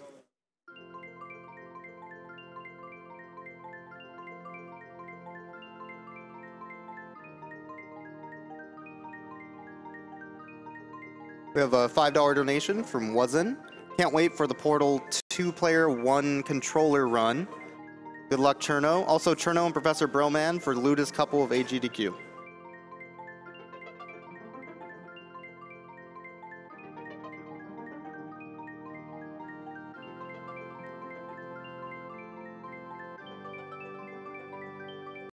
We have a $5, or actually, we have a $50 donation from Utah Gaming. This money goes to Cirno and the Baka Brigade, who are like family to me. Many honks and love, Cirno and Bakas.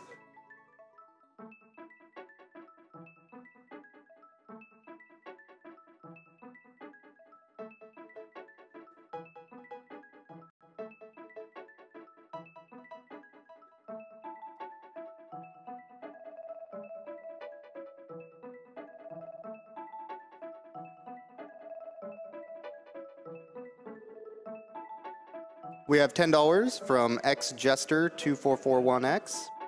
Shoutouts to Cirno's birthday being in 2 days. Happy birthday, Cirno. Goes to Cirno's choice.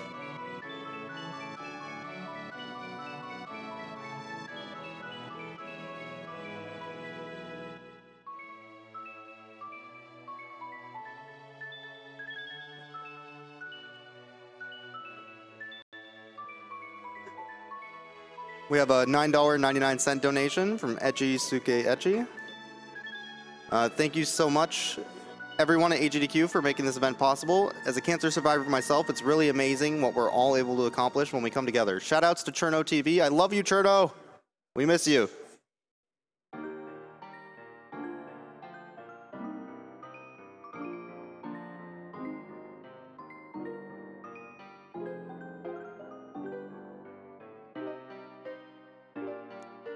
We have a $50 donation from Beep Boop Robots.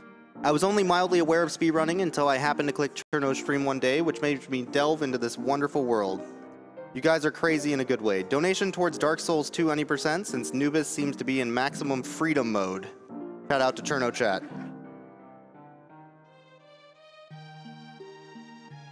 And $6 from Lee Bennett. Thanks for the awesome week of games. I am lucky that no one in my family has had cancer, but if someone did, I'll be glad that there are events like this to help find ways to save them. Speaking of saving, half this goes to save the animals, the rest to Kingdom Hearts 2.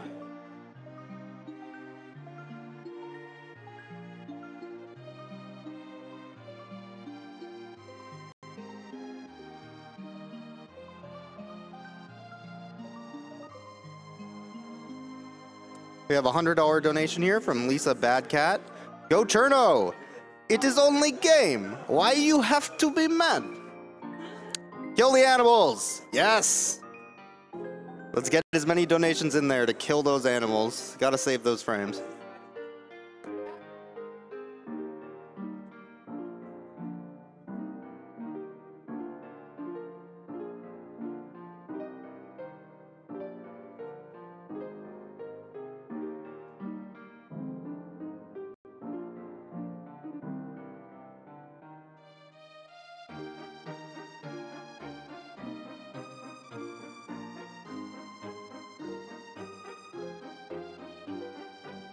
We have a $50.20 donation from Fire Taco 120.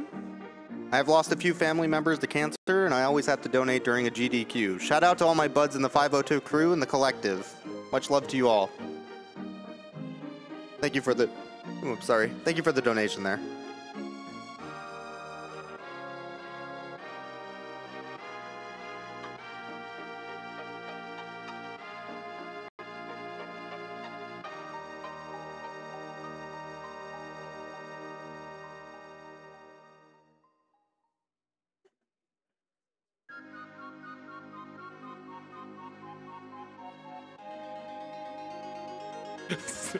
We don't know how to play this. This is our first time. It's a let's play. Like -3 now, rather than like -69. Are you ready?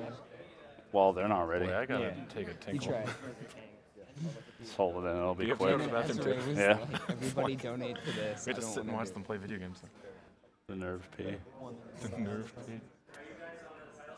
Yeah. Yeah. What's it called? This. Thank you.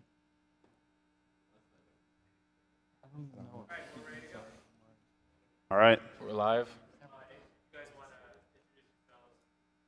Yeah, we'll do us on a roll call. I'm BubblesdelFuego. I'm Cirno. I'm Noircat. I'm Azure. I'm Sam. I'm Norf. I'm Gognak. I'm off camera, but I'm Blizik. I love you, Blizik. We love you, Blizik. And just like the last run, we'll be doing pretty much the only thing that's the same as the last run is the fact that we're going to stay inbounds, but we're going to stay more inbounds. Yeah, we're doing a bit of an older route to make this work a little better between the two of us. Cirno and I have almost identical strats when we use both our hands. So we thought, like, what would be cool to show you guys would be how we literally think the same thing in every chamber. And we can prove that by doing 2 players, 1 controller. But unlike a NES controller or an Xbox controller, I'll be controlling the mouse, and Cirno will be controlling the keyboard. This should go swimmingly. We practice like 10 minutes, it'll be fine. Flawless, don't worry about it. Just like the other run, time starts when you can see the crosshair. So this is an older route, so by default it will be a bit slower, but yeah, we should be. It'll be okay. Yeah. Start the timer. Start the timer. Okay, good. All right, okay, so we're just gonna kill time in the chamber and. Everybody, cup. You did have to say that, didn't you? Okay, let's get up here. Blizik did a pretty cool thing with this radio, and we're gonna do something much cooler. Let's go. If we could get up on the bed. Yeah. Just a little closer. Put it right there. Yeah, we're on this ledge, dude. You're not supposed to get here. This is way better than the last one already. Is that count as out of bounds, Azure? It doesn't count out of bounds, but it does save about 25 seconds, so. Just a friendly reminder for all you viewers out there. Yeah, I don't know, like, yeah. So in the last run, you saw them do something a lot called ABH, which is pretty easy with 1 person, so we'll try to do it with 2. On some chambers. See how it goes. On some chambers. For the most part, we'll save some time and just kind of hop forward like Bunny this. hopping. God, that was fast. Yeah, nice. Dude, nice. This teamwork. Now, every time we're in the elevator, we need some hype. Clap it up.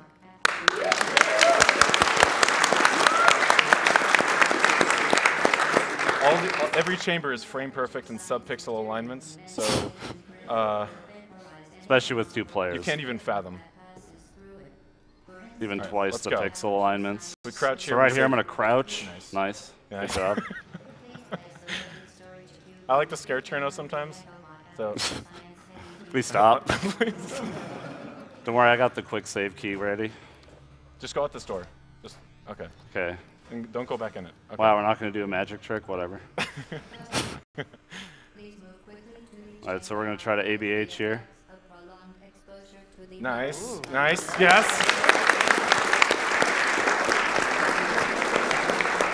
Now, when I first saw this speedrun, I was convinced that Bubbles had the entire game mapped to the mouse, and Cirno was just bashing on the keyboard like a 6-year-old cousin playing on an unplugged controller. But after witnessing in the practice room, I'm actually pretty impressed by the way that they can coordinate By the themselves. way, just to say, Cirno controls the movement, the crouching, the toggle crouching, the quick saving, the quick loading, and the portal funneling on and off, along with grabbing and letting things go. I control shooting the portals, looking, jumping with the mouse wheel, and I can also throw things. So sometimes if we have like a cube in our hands or something, it'll get really confusing because the only thing that we can both do is throw stuff. So he might throw it and I'll grab it again, but yeah, that's okay. Don't worry about it. So, also, if there are any fans of Zoolander in the audience. Thank you. I forgot my rule. Don't worry, there's only like 14 more chambers to do that in, so don't worry. A lot harder than it looks. Azure and I can attest to that because we tried to do it and we were like the Three Stooges -1. Yeah, so that race you just saw, them doing this, didn't go nearly as well. If you want to stand at some point as well and clap, that's cool too. This next chamber is going to need a standing ovation. So you saw them do save glitching a lot. We're only going to do this one chamber. It's the easiest chamber to save glitch Not in. that hard. But Look how shaky my hand is. I'm nervous. don't worry about it. You'll be okay. Just don't fall out of bounds. Okay, good. Like that. Excellent. Now, I did see your feet go can't out of see bounds. it. We're going to send that one over to the judges. Everyone on stream Alright. can't see it, but there's a crowd of 1,000 people. They all stood up and clapped. I know it didn't sound like it, but the acoustics in here are pretty bad. To be fair, this crowd's more like 7,000, 8,000. Yeah, it's, you know. So we're going to do like a cool thing with this camera here. We're going to put it down and jump and crouch on it, and we'll kind of just slide into the elevator. Yes. My strat.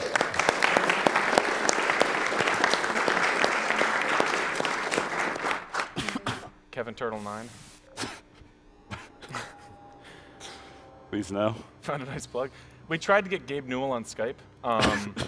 He was a little busy. All right. Watch out, we're dead. Ah. I do that a lot, sorry. Nice. Nah, okay. It's pretty good. Wait, there's more. There's more. I'm so sweaty. I need a Tri-X towel. This is like actually really precise and took like quite a bit of practice to nail. Yeah, we kind of had to fudge some strats a bit just to make it a bit easier with two people. We don't jump normally.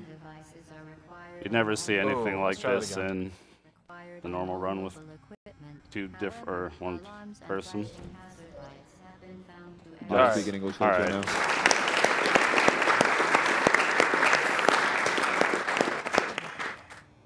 Routing this over Skype is probably the hardest thing. Oh yeah, Literally, so before we actually got to the event, we did all of our routing over Skype because since he lives in America and I'm Canadian, we couldn't really do this in person until we got here. Okay, this is tough, but we had some strats here. Yeah, we're actually doing this. Nice. Yeah.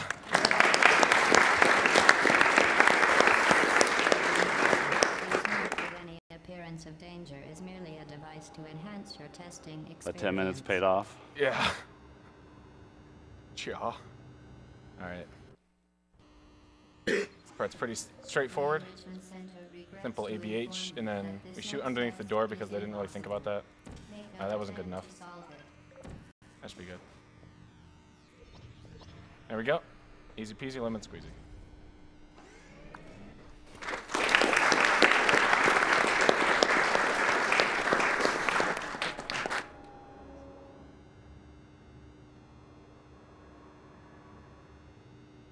If anyone on the couch has any comments, feel free to chime in. Serious I time. love you, Cirno. Are you guys going for Dwarfling?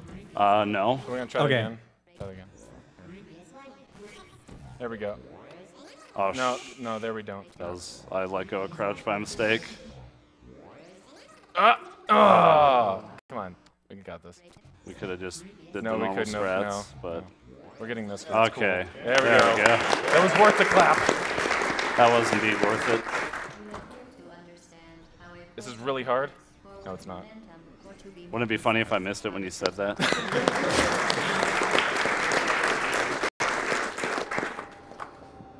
These claps are so awesome, especially when I ask for them. Oh, that blue goo. The input for that fling is to turn on portal funneling and then let go of all controls. Okay, this is not easy. Yeah, this was a chamber we had to spend quite a bit of time on just to kind of figure out how we were going to do it, and we decided on not that. Oh! All right. What'd I do? We decided on the triple edge glitch here. I felt like V Blizik. Okay. I think that's good.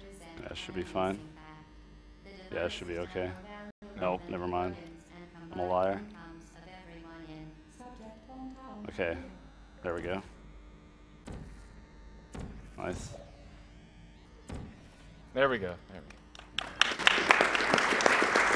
Alright, so we're going to try to do the cube toss here, which is pretty difficult with two players, because to throw an object, you have to click and press E at this, like, yeah. So I pretty much have to anticipate when he's going to click and press E as shortly as I can after that. Nailed it. Momentum. Out of our week of practice, we got it once, so... He tweeted it at Cirno. Back when cube throw was still done in runs, it was hard sometimes for people to even get it then with, you know, one person on the computer, so it's a little bit unreasonable to do it with two people. All right, we need that. Come on. This is like high school. Oh my god. Okay. All right, let's make a safety save. We'll be okay though. Nice. Nice, dude. Oh. Oh my god, yes. That's my hat. Don't touch my hat. I'm sorry. It's okay, I love you. I love you too, Bubbles. You're lying. So after the rousing success of this run, are you guys going to come back next year with 2 players, 1 controller Tetris? Yeah. We were considering to do 2 players, 1 controller, Portal 2 solo co-op. But we thought that would be too many numbers to fit on the screen.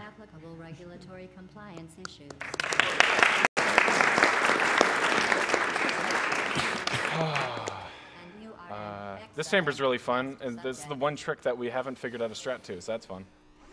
Yeah, expect some deaths. Just a heads up. Unless Bubbles gets his act together and we do this. Or if you just shut your mouth for like 1 second, so. Shots fired. I love you. Love you too. I'll prove it right here. Love! Nice. That's hard to do. Okay. All right.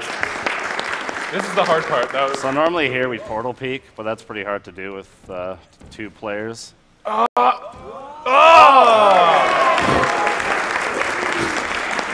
Nice. Oh, perfect chamber. We haven't had that good of a chamber yet. Yeah. So that was infinitely better than our practice So when runs up Noircat until and I this tried point. that little turnaround into the elevator at the end of the chamber took about 15 tries. It's really hard. Yeah. It was really, really, We basically have to be in embarrassing. tune with each other's spirits to get that. My spirit animal is a fairy. Excellent. Bubbles mentioned solo co-op. That's another kind of similar category where we're doing sort of a challenge. Oh, run you for would this. plug that? Cirno and I both do it. Phantom ran it at SGDQ this year. Last year. Last year. Yeah, clap. Still Interrupt 20. Desiree, clap. Yeah. Good 16. But, solo co-op is where we load up Portal 2's co-op campaign in split screen and then play it by ourselves because we have no friends. Alright. But that's certainly a run you should probably check out if you enjoy something like this. This chamber's fun. Yeah, we're nailing these ABHs. Yeah, we can really die up here. Yeah. Like, so hard. There's a few things that can go wrong in these long hallways. One of them just being too slow because it's a bit fidgety with 2 people. So we can't really go for the fast route where you knock the orb. Even though that was really fast cube movement, we might be able to get the early cycle here on this gun. Okay, yeah, we we're did. good. Okay, now we're gonna ABH. We don't have to turn around to do an ABH. Yeah. So there's that. Backwalk. Nice. Yeah, this way. I go the wrong way a lot there for some reason. It's okay. It's early onset dementia. It happens. It's speed game. Oh man, I almost walked into that. That would have sucked.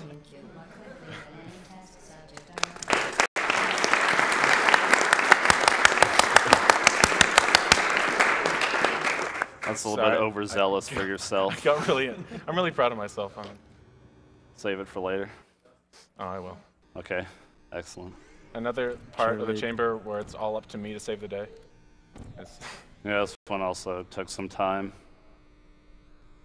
So basically do it the way we both know how to do it in the older route. No, I was just scaring you, don't worry. Okay, so I'm gonna save here. Okay, we got it, nice. All right, and Cirno, you can take a break if you want. All right. Let's hope you don't have to come back. Want to take a selfie? I could try. AdamAK did it, so why not? Well, he's a god, so. We do have quite a bit of time in this chamber, though, so. I can't move. I'm the arms in this If relationship. anyone wants to hop in for the selfie quickly.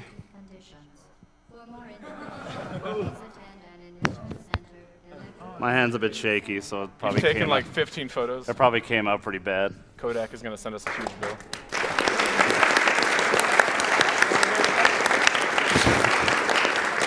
right, we're gonna start the escape right now, so we're gonna need like serious time. So for like the whole thing, coming up we have the lag. to like talk to each other a lot, The large angle glitch. or just like send body motions to explain things. Yeah, Blizik and Noircat did lag, so we don't need to talk about it. It's just that. So it's just, we're over here now. No idea how it works, but if anyone you can try to explain it, go nuts. What you do is you look up a tutorial of how to do inbounds on YouTube, and then you do it. I can explain it. This is serious time, though. All right, Noircat. Bodied.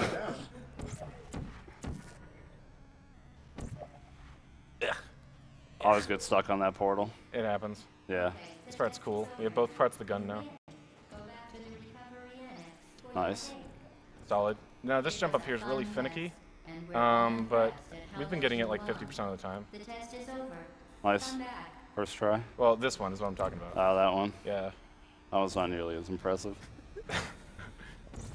Oh! That saves like no time, so. Saves a little bit. A couple frames. Yeah.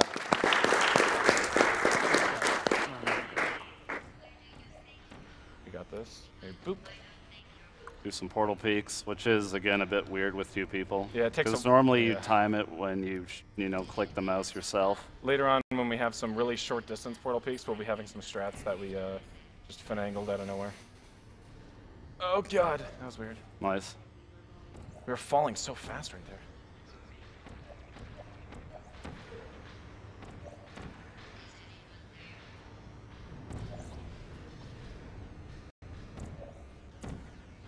Oh, that jump's really hard for two people. Jump's also a bit weird because you have to jump as soon as you leave the portal, but it's kind of hard to gauge that when you're not the one holding W. Okay.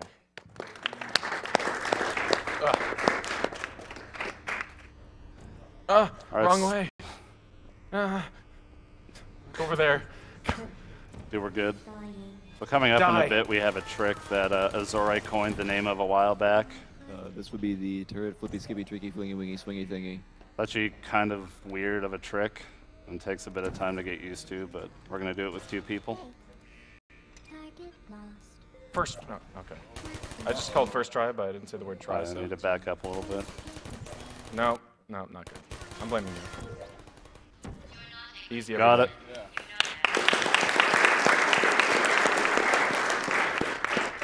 ABHing through that door is kind of hard as well. That counts, though. I'm just gonna count good that. enough. There you go. You can just walk through that door like that, or glass, I mean. This strat's one of my favorites. We're gonna walk through this glass, which is interesting in itself. If you place the portal right, we'd walk through the glass. What'd I do to you? Okay. I did. Up a little Do more. it again. There we go. That was your fault. Okay. Now go back through it. Nice. Get the chair. Put it right here. And we're in there.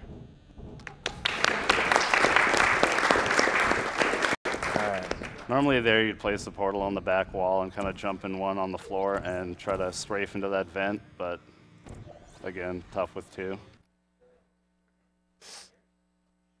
All right, we're coming up on GLaDOS here. We're going to have some interesting strats on how to accumulate the orbs at the end of the fight, or during the fight, rather, and it's pretty hard to organize how to do it with two people. We found a way. Try that again. I like to do this. We didn't do it. It's okay. Still counts. Still counts.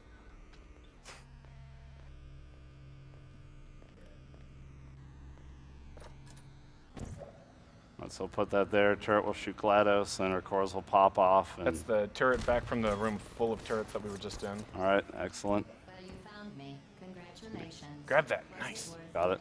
Okay. And boop, bop. Okay, and doop, shibbity bop. Okay. So we're going to kind of sneak along this edge here. They call this the James Bond strat.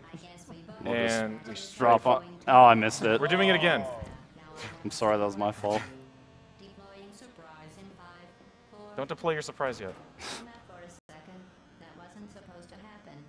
Nice. There we go. Let's get all those over there. We're going to do this instead because it's pretty hard to jump to the cliff, so fall in the building. Oh, nice. Got it. That's pretty hard. Time coming up. Thank you. Just wait a sec. Okay. Yeah. It's optimal for 2 button clicks. Oh no. Okay, do it again. Do it again. I got a strat. Okay. I lied. I don't really have a strat. Okay. Grab it. Get it? No! I think you just SPD'd it. All right. Okay. Goodbye, cube. I mean, or bye, node. Okay. And time. Dude.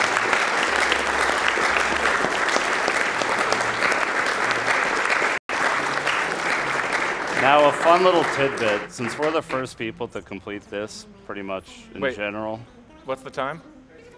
That's a world record. World record. That's a world record.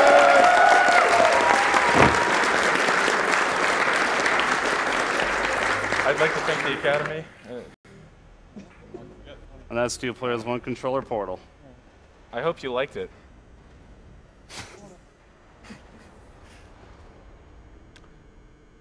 So what's next?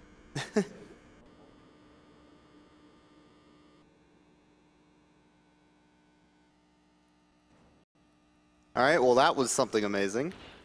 Up next, we have a Portal 2 run with Znernicus. In the meantime, I'm going to go ahead and clear out some of these donation messages. So we have a $50 donation from Brotato. This Valve segment is amazing. Shoutouts to all the bar boys. Put this towards Cherno's choice. I love you, Cherno.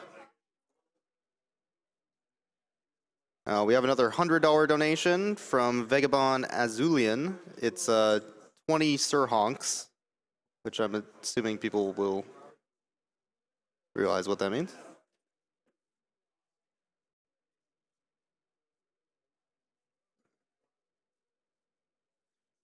Another $5 from Anonymous. Cherno_TV. Welcome to the Baka Brigade. Thanks for the support, man. Give him some love chat and raise your fairies. And $50 from Azerfrost. Have to donate when my favorite speedrunner's on. Thanks for all the entertainment, Cherno. Sure love. Or sure love. $20 from Anonymous. As yet another person who's lost beloved family members to cancer, I'm incredibly moved to see such a fun, productive event bring so many people together. Although my grandmother would never have really understood what was going on at this event, she would have been excited to hear her language on stream. So this is for Jack 2 in Korean, which is an incentive coming up after the source block and a few other games. Let's see if I can get an update on that again. Looks like Korean is still pretty far ahead at $3,187, but French is pretty close at $2,661. If you want to make that change, you can go ahead and make donations for that. Speaking of incentives coming up, right now we have Znernicus setting up for Portal 2, but after that we have Aperture Tag, which has its own incentive war. For either a good or a bad ending. Currently, the good ending is winning at $475, but bad ending is at $180.02. So if we want to make that change, we're going to have to make some large donations before that run. That'll be happening right after this Portal 2 run. So you still have a bit of time on that if you want to make that change.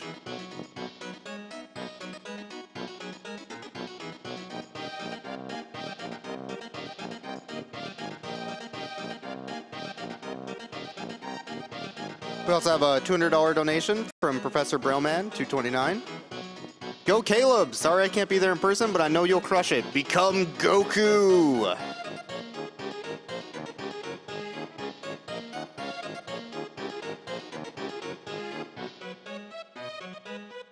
And $100 from Trevor179. Thank you, AGDQ runners and staff, for another fabulous event.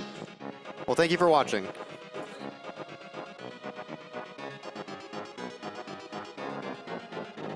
If you're just now tuning in, we are Awesome Games Done Quick. It's a Games Done Quick event held every year in January, featuring members of the Speed Demos Archive and Speedruns Live communities. STA proudly hosts speedruns of over 1,000 games with forums containing speedrunning planning and marathon discussions. STA welcomes gamers old and new alike. You can follow them on Twitter at SDA Speedruns and visit the website at speeddemosarchive.com. SRL is the best site to race video games online against other players of all skill levels. They're also hosting a short series of races starting on January 17th titled Get Yourself Speedrunning. You can go to their front page, speedrunslive.com, for more information and to watch a variety of speedrun streams. For more information about Games Done Quick, you can follow at Games Done Quick on Twitter and see information about the event on gamesdonequick.com.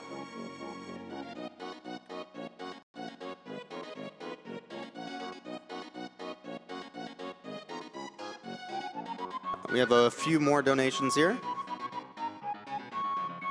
So we have a $5 2-cent donation from ATI Expert 2000 Pro. Love everything about this event and what it stands for. Shoutouts to Marcel Dolan and the 502. $100 donation from Martin 158. Greetings from Sweden. Thanks for doing this for all these years and providing me stellar entertainment during my graveyard shifts. You're all welcome. Hey, if we can keep you up and running at work, that is perfectly okay with me. Thank you for the donation. $25 donation from Glacia. Raise Fire, you are amazing, Heart. Thank you for everything. Well, thank you for the donation.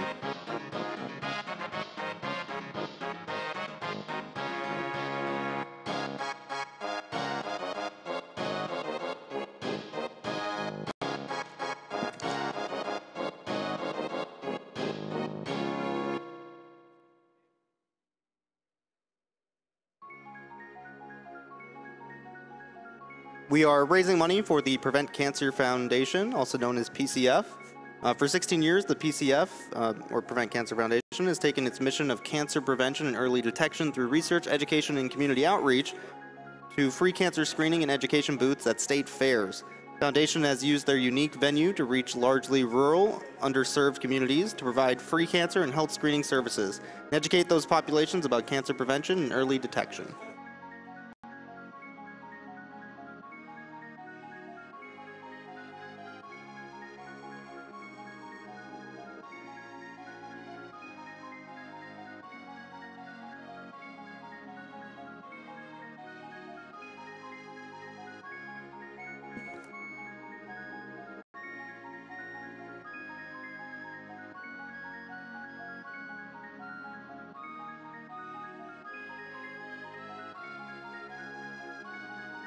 And as far as prizes go, coming up, Pinball Joe has donated a Swords of Fury pinball machine as a grand prize for AGDQ 2015. This is a chance to own your very own pinball machine at home and help an awesome charity.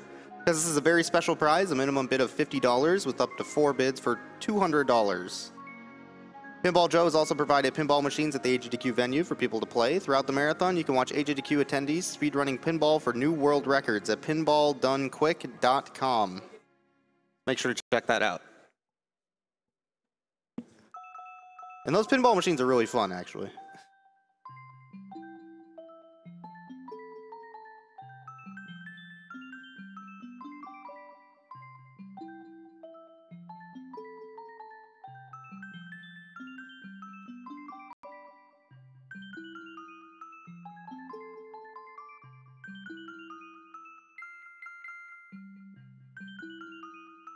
I would also like to thank one of our sponsors, World9 Gaming. Since 2005, World9 Gaming has been the premier computer and console gaming provider for events across the Midwest. With dedicated staff, tournament expertise, and an expansive collection of games and consoles, they guarantee the best gaming experience at the lowest cost for all events, large and small. Check them out at world9gaming.com.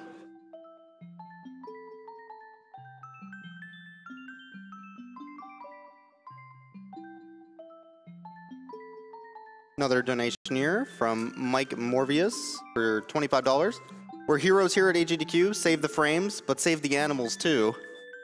Well, I don't know if I agree with that. Can't really save the frames and the animals. We'll put the 25 towards save the animals, but make sure we get more in there to kill the animals. Those frames are just as important.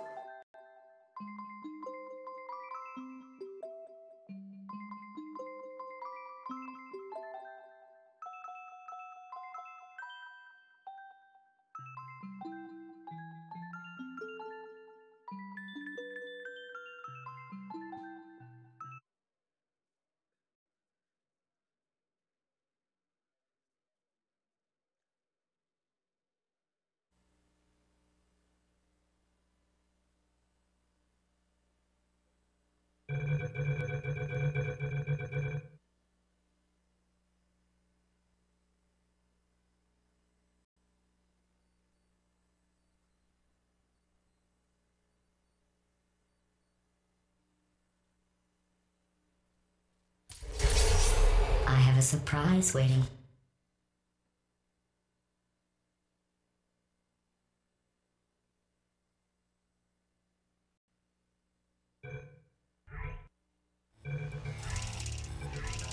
And while we're getting set up here, can we get a quick shout out from those on the couch? Or a quick roll call?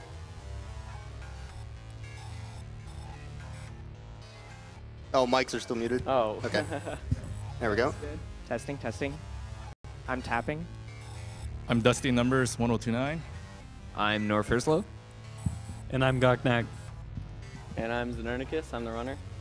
And this is Portal 2. So I'll just load up the first map here, and I'll tell you when time starts.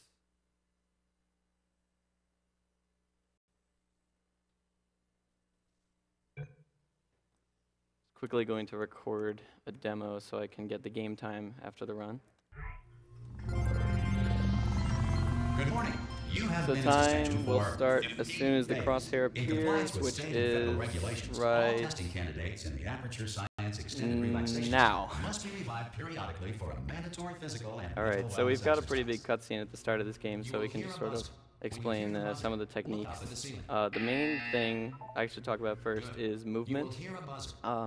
This game does not have ABH like Portal 1. Instead, it has bunny hopping. What this is sort of turning and strafing while you're in the air and maintaining speed via just repeatedly jumping on the ground. So I'll be doing that pretty much everywhere that I can. There's also a number of other tricks, but we'll pretty much talk about them when we get there. Anything you guys want to say? That's very beautiful art, by the way. You just have to cherish it. Just to like reiterate the bunny hopping. Zern won't be holding forward at all when he's doing the bunny hopping. It'll all be just strafing side to side. Good. Now please return to your bed. Now Znernicus here, he actually has bound his mouse wheel to jump to get his frames perfect jumps in on there. And he also has bound mouse wheel to use to get the perfect frame to interact with objects such as beds, as seen here. So here we have Wheatley here, kind of meeting you for the first time. Okay, are you? Don't answer that. I'm absolutely sure you're fine. There's plenty of time for you to recover. Just take it slow. We can jump through him. For emergency evacuation. Stay calm. Stay calm. Prepare. So one thing that will become really important, especially you know, after this first chamber, is dialogue. Just in general, we'll talk about it more later, but dialogue is really important in this run. Both skipping dialogue and you know, manipulating the dialogue so that you can go through the chambers faster. Many of the dialogue in this game actually relies heavily on certain word cues. And for example, the one coming up here actually helps you trigger the actual container raid that's going to come up pretty soon here. And Znernicus is going to be relying on those pretty heavily down the road. Yeah, it's more important for chambers where there is a quote at the end of the chamber. It's important that I time the entrance to the ending elevator, which is usually what ends the chamber, because the game will actually have to wait for the quote to finish before it can fade me out. So we'll see that after we get to the end of this chamber. Okay, what you're doing there is jumping. You just jumped, but never mind. Say apple. Apple. All right, this is a great time for donations while we sit through here. All right, we have a couple to clear out. We have a $50 donation from Zero. Shout outs to Robert Dyer, supporting esports and killing the animals. $50 from Alpha Helix. Hey Znern, good luck on the run. You're doing it live, but no live timer. Shout out to Chapter 1 World Record Man per Oculus. So there is something actually important that we should talk about here. So Alpha Helix actually developed the Portal 2 live demo timer.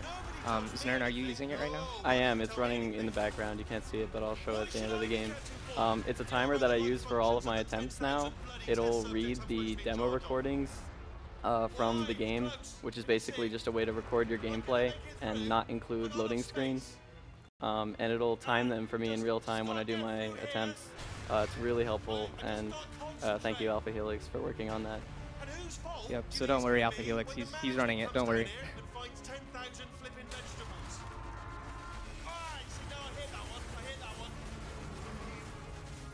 And I guess we have some more time for donations. Oh, yeah. I don't have any more right now, but I can read off a quick sponsor. What would it be like if this couch was like the container ride? What? Dude, just imagine the success it can bring from that. Couch shaking. Equipment in there that we're gonna need to get out of here. I think this is a docking station. Get ready. Actually, we do have a quick donation. $50 from Jonas222. Amazing what you're all doing. Remember that sleep is important as well. Put this towards runner's choice. Just kidding. Save the animals. Wow. Hated. Wow. All right, we're gonna have to donate twice as much to make sure that we, for killing the animals, just because of that.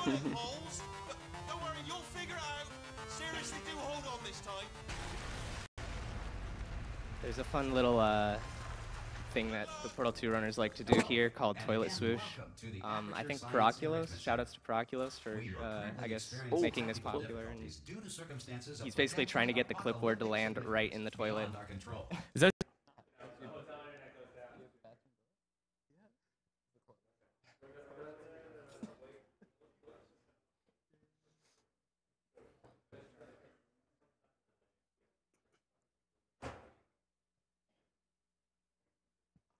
This is fantastic.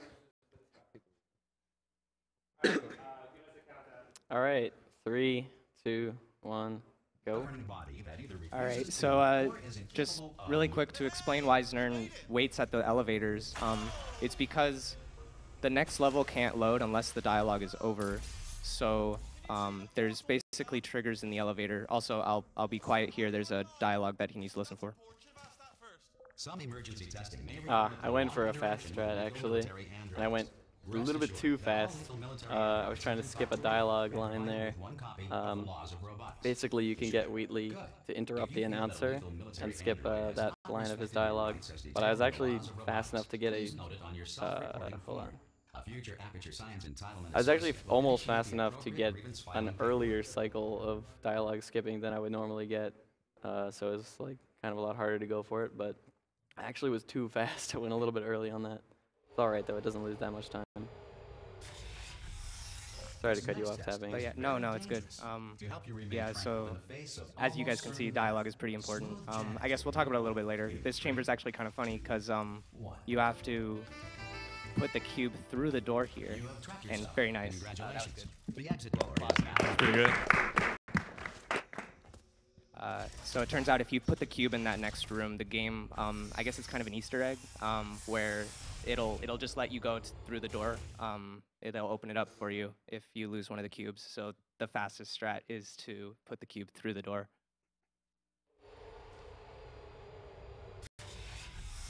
If the Enrichment Center is currently being bombarded with fireballs, meteorites, or other objects from space, please avoid unsheltered testing areas wherever a lack of shelter from space debris does not appear to be I'll try that again. part of the test. Yeah. Oh, dang. So what he's trying to do here is it's called a portal stand. Wow. He's basically trying to pull back through the portal, and then what he's doing is shooting underneath the cube. And as it comes out of the other portal, he can grab it out of the air. And that's basically how you do that chamber. Will remain functional in apocalyptic, low-power environments of as few as 1.1 volts. I'll do it again in the next chamber, so hopefully I get it first try that time. Both of the same tricks. He'll do a portal stand and then immediately grab a cube, just like the last chamber. It's kind of funny because it's actually the only two places that they're used in the whole run, and they just happen to be back-to-back. To movement through portals. If the laws of physics no longer apply in the future. There we go. That's how it looks when it's done right. I'm going to go for a small time saver here. It's kind of cool. Called the button glitch. But it's very precise. Second try. Nice. So on a few buttons in this game, you can hold on. Dialogue again. Alright, a couple buttons in this game can be glitched on by jumping on the very edge of them and walking off. It's probably like a frame perfect trick. It's not like we've tested that for sure, but it feels like it. For some reason that can glitch a couple buttons on. It does not work on every button in the game though. Just to talk briefly about this chamber, so Znern is actually jumping over a trigger which would get rid of the orange portal usually. This is really important because Wheatley has some dialogue here. Again, the dialogue's really important. And what we want to do here is basically have basically a cutscene skip, part of the cutscene at least. Yeah, I guess you'll see it executed soon.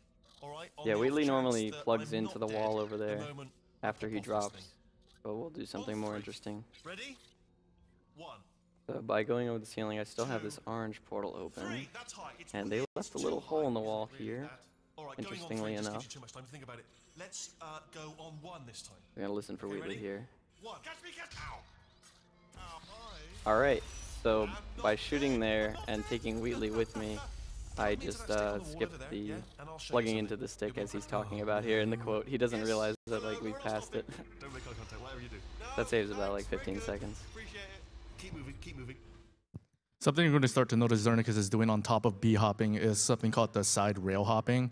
And he's doing this also out the elevators where he's kind of hugging the rails. And this also gives him a burst of speed instead of doing the usual B-hopping patterns that he would usually do. This is a really tight kind of jump. He actually got that the first try. Sometimes the pieces of the floor that stick up can get in your way though, and kill all your speed, unfortunately. Yeah, so this level has a lot of bunny hopping, and it's, you know, it looks straightforward, but it's a lot of optimization. There's a lot of things on the ground that you can hit that will slow your speed or mess you up. So yeah, I would actually consider this one of the harder bunny hop chambers because of all those little pieces. And also, something to note about bunny hopping in this game, this isn't really true for other games that have bunny hopping mechanics, but in this game, you start to lose control after a certain speed. So if I've done like several bunny hops in a row, it gets to the point where I can't really control my turning very easily, and I have to like slow down and delay my next jump if I want to make a sharp turn. So I always have to like be aware of how fast I'm going and try to carefully maneuver my way around obstacles. That's God. So once you've plugged Wheatley in here, your time is fixed for the rest of the chamber. So everything else he does after this is just for fun. Oh yeah, this would be a good time for donations. This is one of the only like big cutscenes in the game. But we also need the hoopy hype. Oh yeah, I will be getting a hoop. No, makes it go faster. Uh-oh. Power up initiated. Okay, don't panic. All right, stop panicking. Yeah, so just a fun trick here. You can just jump up here and get a hold of this hoop, which we all call hoopy. And as a joke in our community, we say if you don't get this hoop, then your run is over. So Znernicus has a run going. We're good, guys. Yep. And we've balanced it on one end. Good physics. Thanks, Valve. And this would be a good time for donations, I think. All right. If I can find a couple here real quick. Yeah, so we have a $50 donation from Soothsayer57. Portal 2 is always the run I'm looking forward to the most of AGDQ, and Znernicus is a great runner. Good luck, man. Thanks. After you murdered me.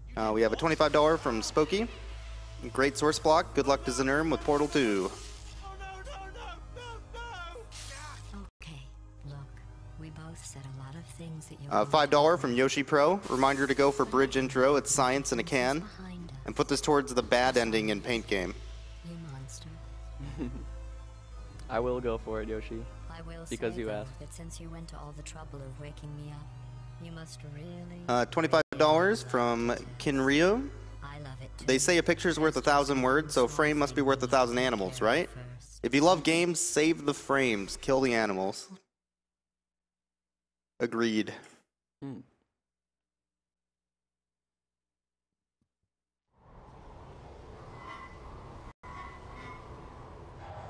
So just to briefly talk about this next chamber, dialogue is very, very important in this next chamber.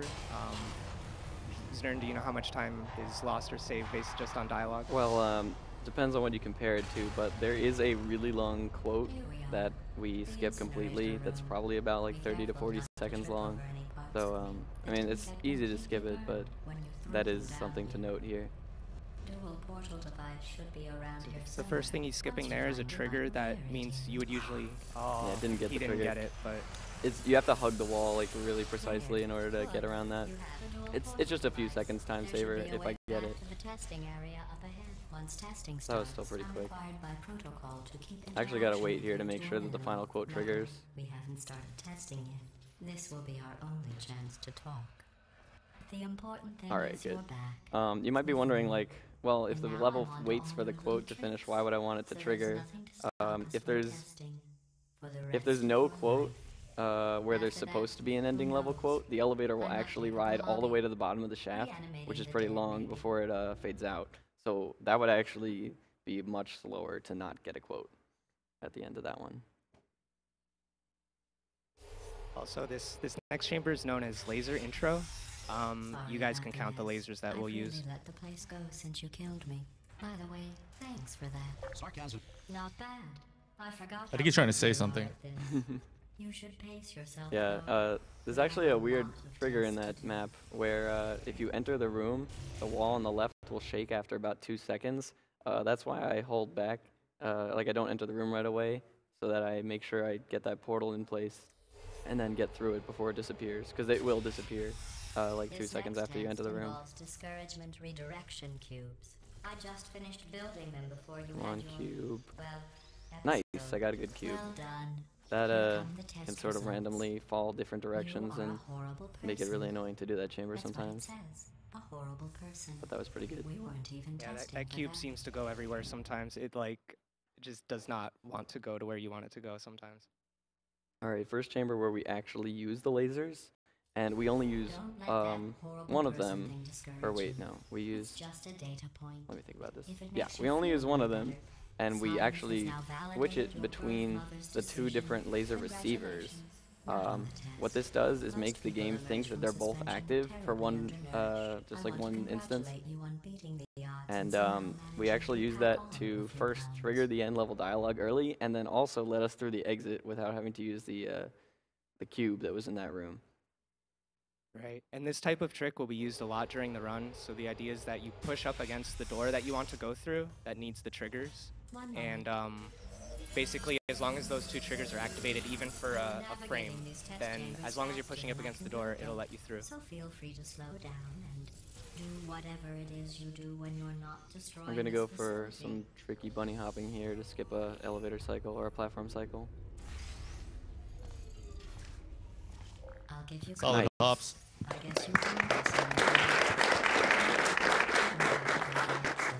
Yeah, there's a death pit on that chamber, so it's important that I don't fall there.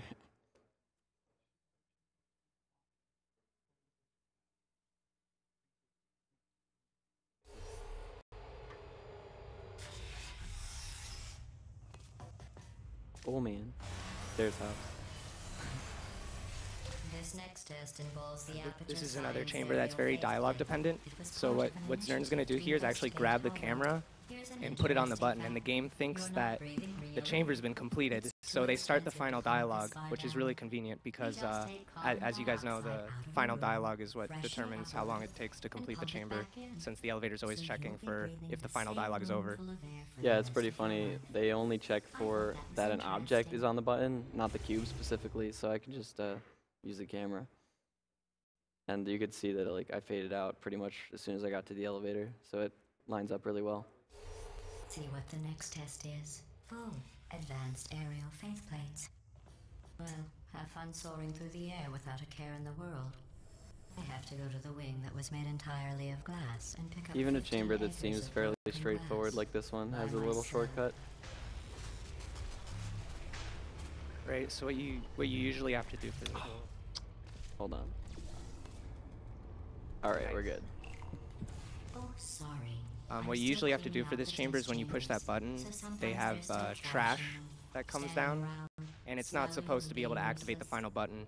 But if you're pushing up against this door, just like the previous glitch, you can see that the trash activates it just for a moment, and if you're pushing up against it, then you'll go through. All the doors in this game actually let you push through go through it if the button that activates the door actually just even gets activated for a split second. As long as you're in between the door, it will stay open. And it's just the way kind of the game handles it. Yeah, I think they intended people to find out that the trash activates the button actually. But there is a cube that will come later if you ignore the trash like Leto says. All right, This next here's chamber. the triple reportal. Hopefully I get it, and then I'll explain. I'm sorry. I don't know why that went off. Anyway, Oh. just an interesting science Well, fact. didn't get a good start here. Okay, that's one. Oh my god. I think I just jinxed myself. Alright, well we ended up getting it. After a couple misclicks, finally got the triple reportal. So basically, you shoot a wall as you're traveling through a set of portals, and the game will give you a boost out of it. And if you chain 3 of those together, you can get just the right speed to go up to the exit without doing any of the puzzle. Yeah, and the reportal is, I guess there's a little history behind it because in Portal standing was relatively straightforward to do. Now, for Portal 2, they didn't want you to do portal standing, right, to shoot portals between walls, you know, because you could skip large parts of puzzles. Funny enough, you can still do that in this game, but what they introduced was a push out of the portal when you shoot it, when it's in a wall. So that push you can use to get momentum that you wouldn't usually have. Mm-hmm. All right, there is a pretty big skip coming up here, so hopefully I can get it. It may not look like I'm skipping anything, but there are lines of dialogue that I don't want to listen to.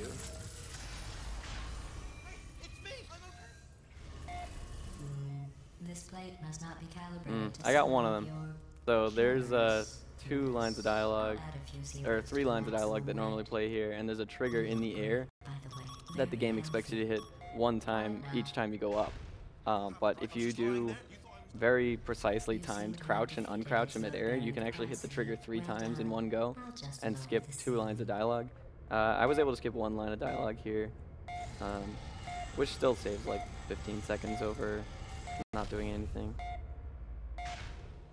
Also, something kind of interesting to mention is if Znern had decided to go for more dialogue skips after his first one, he would actually skip to the ending dialogue and soft block the game. So you actually don't want to skip too many dialogues. You just want to skip, you know, the number 2 dialogues.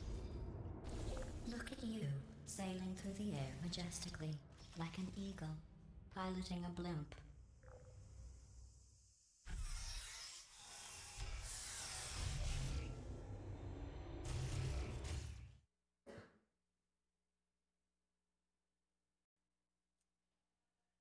All right.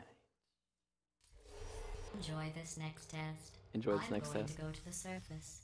It's a beautiful day out. Yesterday I saw a deer. If you solve this next test, maybe I'll let you ride an elevator all the way up to the break room. And I'll tell you about We're not the time bothering I to saw explain a this deer because it again. goes by so fast. Dang. I almost had that. Oh, I don't even know if this backup will work. Okay, yeah, that wasn't my normal backup, so this will work.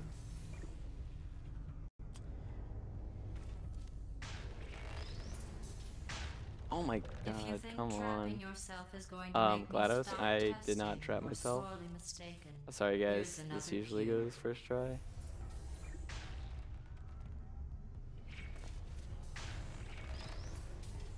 Oh my god. You know, I don't know what I'm gonna do, but this is going really poorly. I apologize. I just need to grab it a little bit later. Dude.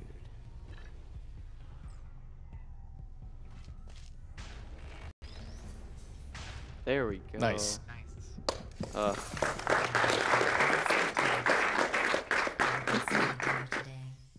did see some humans. Well, the idea was to block the laser for a moment with the cube, have the panel go down, I dodge the panel, and then I grab the cube, let go of the cube so I can collide with it, re-grab it as soon as I collide with it to keep my, you know, to prevent me from going away from the exit, and then go right up to it. Unfortunately, I took a bunch of tries, but it is a really cool trick, and I did want to show it off regardless. It would be like standing outside with the sun shining on your face. Alright, It would also Yoshi set Pro your hair strat on fire, here. so don't actually do it. It's kind of a variant of what you saw in Smooth Jazz earlier, where he kind of shoves the cube through the door. This is kind of the same idea. If you have Oh my god. portal through the next to an object and you actually shove it through the glass there and you actually got it. Yeah, that was really nice. Speaking That of was which, I good. was researching sharks. Do you know who else murders people who are only trying to help them? Did you guess sharks? Because that's wrong. The correct answer is nobody. Nobody but you is that pointlessly cruel. Yeah, this up-and-coming chamber has a pretty major skip. There's a door that's going to try to close in front of Znernicus, and you basically need, to have fast bunny hops to get through. So. When you die, I'm going to laminate your skeleton and pose you in the Oh, lobby. Something weird happened on my mouse pad there. I'll just wait for the thing. Have your unfortunate bone structure. Perfect. The door's malfunctioning. All right, we got this. Don't get up. That saves about 40 seconds of All dialogue. right, and didn't die on that In too. fact, you did so well. Yeah, there's a long Focus on your file dialogue section in the there if you don't make it. section. Oh, there's lots of room here. Did well. Enough.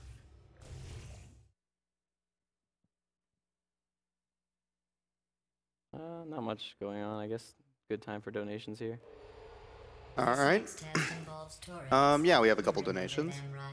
They're the pale spherical things that are full of bullets. We have $25 from Anonymous, donating expressly to save the animals because I'm tired of being told to kill them all.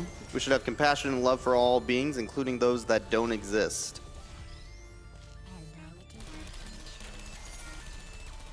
Conversely, we have $50 from Mad Cow.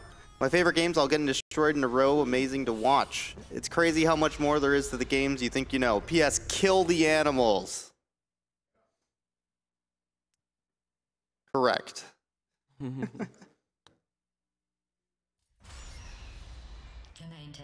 $10 from Sideshot, donating now because Portal 2 and AGDQ 2013 was my first ever AGDQ run I could watch live in its entirety. Put $5 to Runner's Choice and $5 to Reader's Choice. Yesterday was your birthday. I thought you'd want to know. Alright, there's a funny little thing there with the laser cube. By dropping it across the, the laser relays that it has to activate, that is actually what triggers the quote. Like, it has to not be in your hand for some reason. So it's faster for me to drop it, even though it falls off, and then replace it. You're going to notice how most of the time what Znernicus is trying to look for is to try to trigger the end dialogue as fast as possible in certain cases to time it with the elevator when it does arrive. That's not me talking. It's right Fun here fact, in your when phone. turrets shoot you, they can also boost you with their bullets. But right here, a scientist has noted Like that. on you it looks stupid. Well, what does a neck-bearded And old like that engineer too, know when I about didn't want it. fashion? He probably... Not too bad though. Wait, it's a shame. I'm going through the list of test subjects in Yeah, so the cryogenic strategy a while storage. ago for that chamber was actually to use a reportal to make the jump. But yeah, now just like Znernicus said, you can actually jump while the turret's shooting at you and get that boost.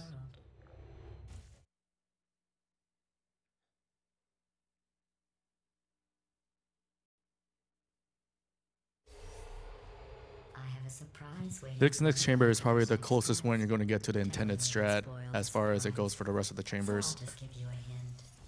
It involves meeting two people. Yeah, basically most of the chambers in this run are broken in some way, but this one's just got to do it. It has one skip, but it's extremely RNG dependent and very definitely if you fail it, so not worth doing. And it only saves like 2 or 3 seconds. It's basically just not killing the turrets before you pass them. You have to like hope that they don't shoot you, and they are almost always going to shoot you.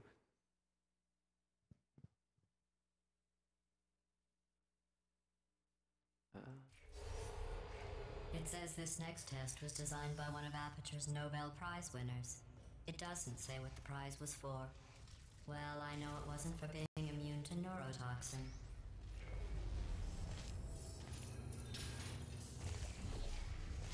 I bet you think I forgot about your surprise. There's a lot of like I didn't. minor In like fact, we're headed to your optimizations surprise that need to be right done now. during these chambers. For After example, all that one, these years, you might have I'm noticed that getting on the choked up just final thinking platform that about was it. rising, Znernicus was jumping up and down, and that's to hit Oh, the yeah. final dialogue trigger again, just as early as possible.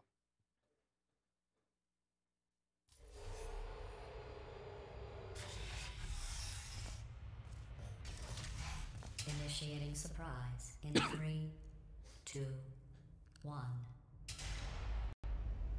I made it all up. Surprise. Oh, come on. If it makes you feel any better, they abandoned you at birth. So I very seriously doubt they'd even want to see you.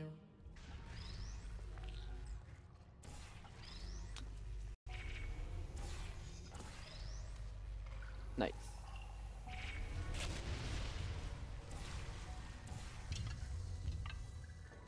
That's not intended. That's another reportal boost to build enough speed for me to hop directly across that gap. Oh, fun fact, that chamber actually reappears in Aperture Tag. So I guess we'll see that a bit later. But it has a completely different route, of course. Now, for some reason, this elevator you can actually shoot through the floor here and like put on some portal surfaces. Don't want to forget that. Where's the other one? Over here. Yeah. You also see like the Wheatley's rail doesn't actually even go all the way. Anyway, look, just hang in there for 5 more chambers. And an interesting thing about the very last jump in that chamber also is if you don't shoot the bridge properly and you die there, the game will actually save you over the goo sometimes. So basically you'll be just repeatedly jumping into the goo, dying over and over and over, and that's never fun. Oh my god, did that? Crap, I need to fix that. I was trying to drop it in a different spot. Oh well. Kind of ruined that shortcut, but it doesn't waste that much time. There's actually a third laser cube that I'm not going to get on this chamber because you can just air strafe here at the end. Like you can actually build up quite a bit of speed just by using strafing in the air.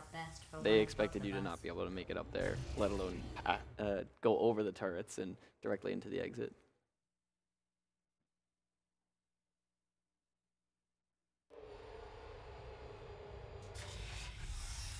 Federal regulations require me to warn you that this next test chamber is looking pretty good.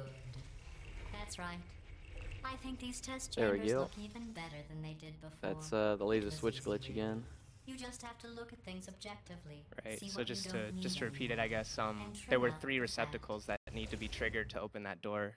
But as long as he's pushing up against the door and swiping across all 3, the game can open the door for you. And you'll also notice that he actually activated that twice, and that's because the final dialogue won't trigger if he doesn't do it twice, and so he would be waiting in that elevator for a very long time. So that's actually really important that he hits it twice. Who turned off the lights? Hey, buddy, I'm speaking in an accent that is beyond her range of hearing. I know I'm early, but we have to go. I guess these next few chambers are mostly optimized movement and just, you know, bunny hopping in general. Here he's gonna I didn't have the right try to spacing get for the that. stair boost, but yeah, in general, these next chambers are optimizing movement, so I guess this is probably a good time for donations. All right. We have a $25 donation from Silver Dreams. It's so awesome to see another runner I'm familiar with running an amazing game. I started watching Znern during a DK 101 run, and I couldn't stop. Money can go wherever he wants, as long as it's to killing the animals and to the Save the Frames Foundation. Oh, and don't forget to smite the cancer down. We have another 501 from MYC Poem. Tired, but my love for Portal will keep me up another hour. Let the runners decide where this is going. Shoutouts to the FGC.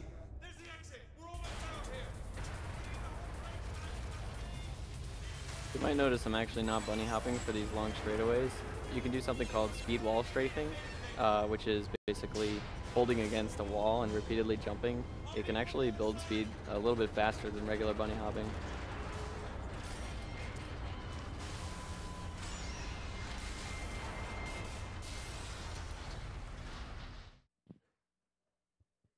So the very beginning of this next chamber, what you're supposed to do is just go past the door and, you know, walk down the walkway, but there's a cutscene that's usually triggered where Wheatley will turn off the lights and you won't be able to do anything. So here Znern is jumping up on the rail and actually going to hop over all the triggers that would cause that cutscene to happen so that he doesn't need to do it. So there we go. Good job. That was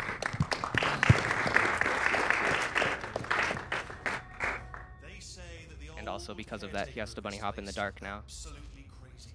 Chopped up his entire staff of robots. Now, even though it may appear that he's trying to memorize where he's going, there's actually like some sort of outlines he can sort of still see that lets him kind of still navigate around the darkness here.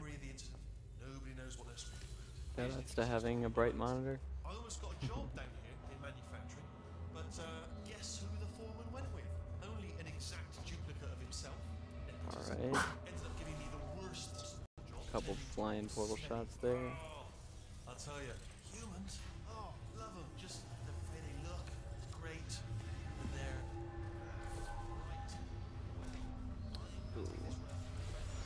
Alright.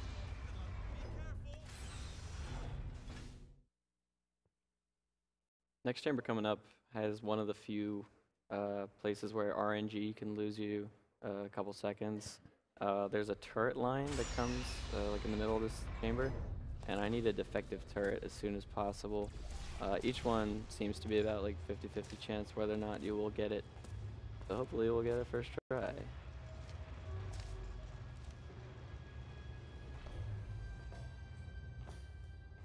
To be fair though, this game has very little RNG, and that's one of the reasons I enjoy running it. Like usually you don't have to worry about luck screwing you over. Okay, not first, but second, whatever. Response.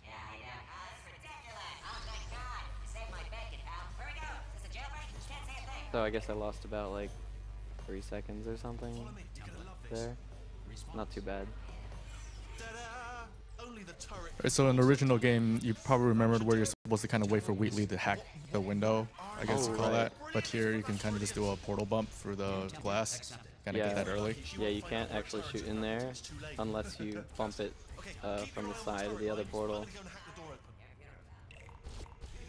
That's the only place portal bump is actually useful in this run, which is kind of strange.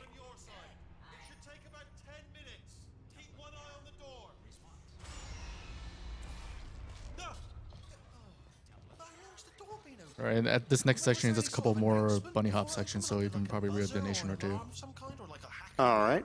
I mean, you know, fair enough. The important thing is it's open, but just didn't bring your daughter. We have $50 from Casey98. I could share my Bible thump-worthy stories, but this cause is too great. Valve block, Viva PCMR. I mean, I realize they're children, but still, you know, low-hanging fruit. All right. $50 from Serotonin2501. My grandmother, Margie Smith, is currently battling cancer right now, so she helped raise me as a child, so this donation is in her name. Glad to see us gamers doing such good work. I hope to one day join you all. So this next chamber is actually kind of interesting. It has cycles, which most of the chambers don't, but this one, basically your time is fixed based on which cycle you make. And it used to be thought, so there's a lot of challenge mode runners or IL, individual level runners, that got a time of, I believe, 105, 1 minute and 5 seconds on this chamber, and thought that was unbeatable. But then we found out that you can actually shoot a portal through this doorway coming up a little early, and it actually allows you to make them. Oh, very nice. That was very good.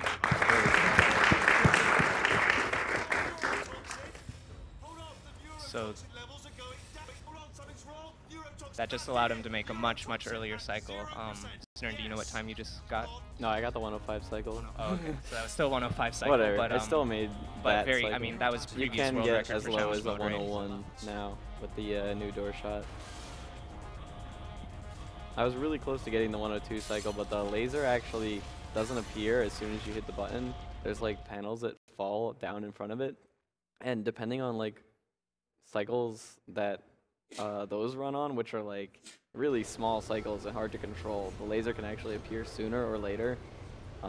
It usually doesn't matter, but if you're going for like the fastest cycle for the individual level time, you like have to just hope that you hit the button on the right like 1/10 of a second, for example. oh, this is like donation central. This is like the big cutscene in the middle of the game. After this section, we have like nothing until the end of the run. All right, fair enough. We have a $160 anonymous donation. No comment, but thank you for the donation. $10 from Halo Not. You guys are amazing. Thanks for doing what you do. Also, Tech Crew hype.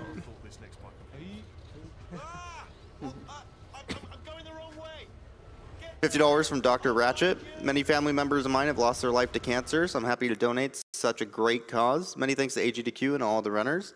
I am enjoying the source runs, especially the portal runs. Runner's choice, but don't forget to kill the animals, everyone.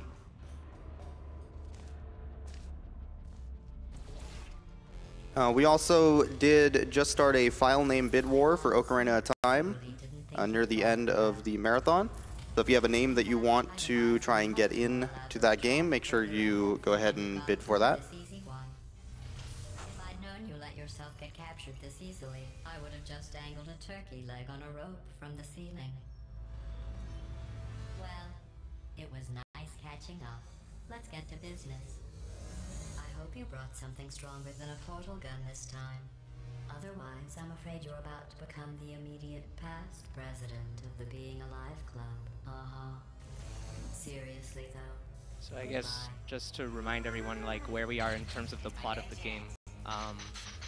Basically what we've done was we went behind the scenes with Wheatley, and we're kind of trying to take over, you know, we're trying to bring down GLaDOS, who has been keeping us trapped, right? So this chamber is actually going to have the major plot twist of the game. But funny enough, we actually are going to end up skipping most of the cutscene that shows the plot twist. So you'll see it soon enough, but in the next chamber, things are going to be different.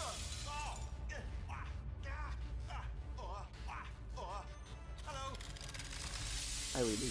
I hate you so much. Warning, Central Core is 80% corrupt. That's funny. I don't feel corrupt. Foreshadowing right here. I feel pretty good. Alternate core detected. Oh, that's me they're talking about. To initiate core transfer, please deposit substitute core in receptacle. Substitute core accepted. Substitute core, are you ready to start the procedure? Yes. Corrupted core, are you ready to start the procedure? No. Oh, yes she is. No. Stalemate detected. Transfer procedure cannot continue. Yes. Unless a stalemate associate is present to press the stalemate resolution button. Leave me in. Not so fast. Nice. He just got a panel skip out of it.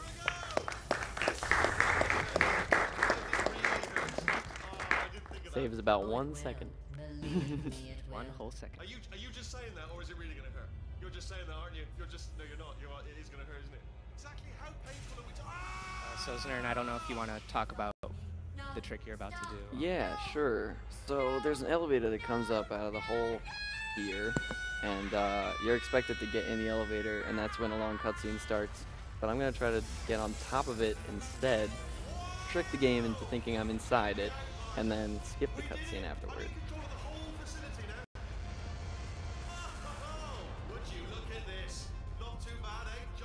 Dialogue in this game is great, and it's unfortunate that we skip so much of it.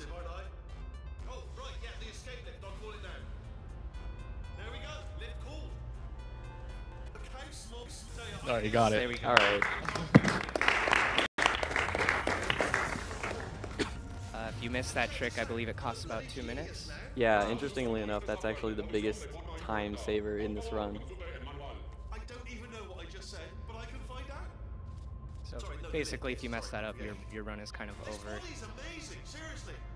I can't get over how small you are. I'm huge. Come on. All right.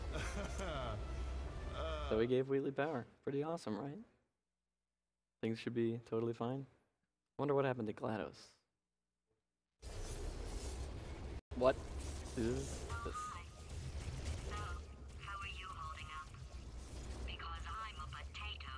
That makes sense. GLaDOS is a potato now.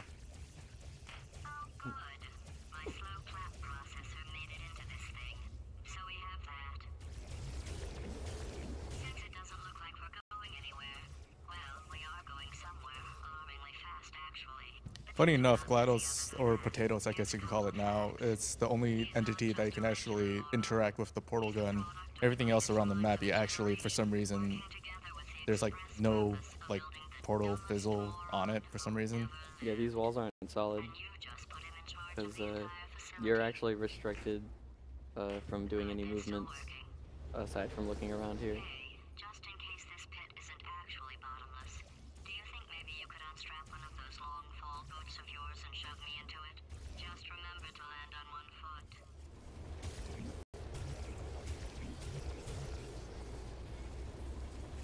I guess from these cutscenes, it might be a good idea to read some donations. Sure. We have $15 here from Dave242. Hey guys, I know my friend Dylan is watching at the moment. He always says he'll donate, but he never does. So I just wanted to say, Dylan, throw some stones and donate, buddy. That call out. $2.05 from Co113. Watched AGDQ since the beginning, donating for my grandfather right now as he's been diagnosed with cancer here recently. Love watching the stream for the best cause. Thank you for the donation. No more donations right now, but I want to remind everybody that we do have a bid war going on for Aperture Tag after this, for either the good or bad ending. Currently, the good ending is still winning at $485, but bad ending is at $240.02 right behind it. Bad ending's faster, by the way. So make sure you get those bids in for bad ending, obviously.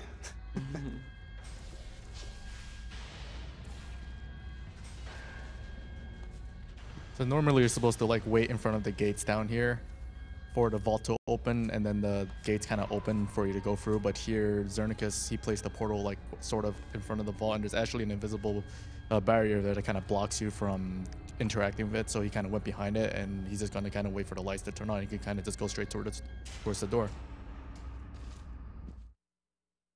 And this next chamber coming up will explain more afterwards, but we will say right now that it is pretty technical, so I guess yeah, this is one of the newest and most difficult skips in the run.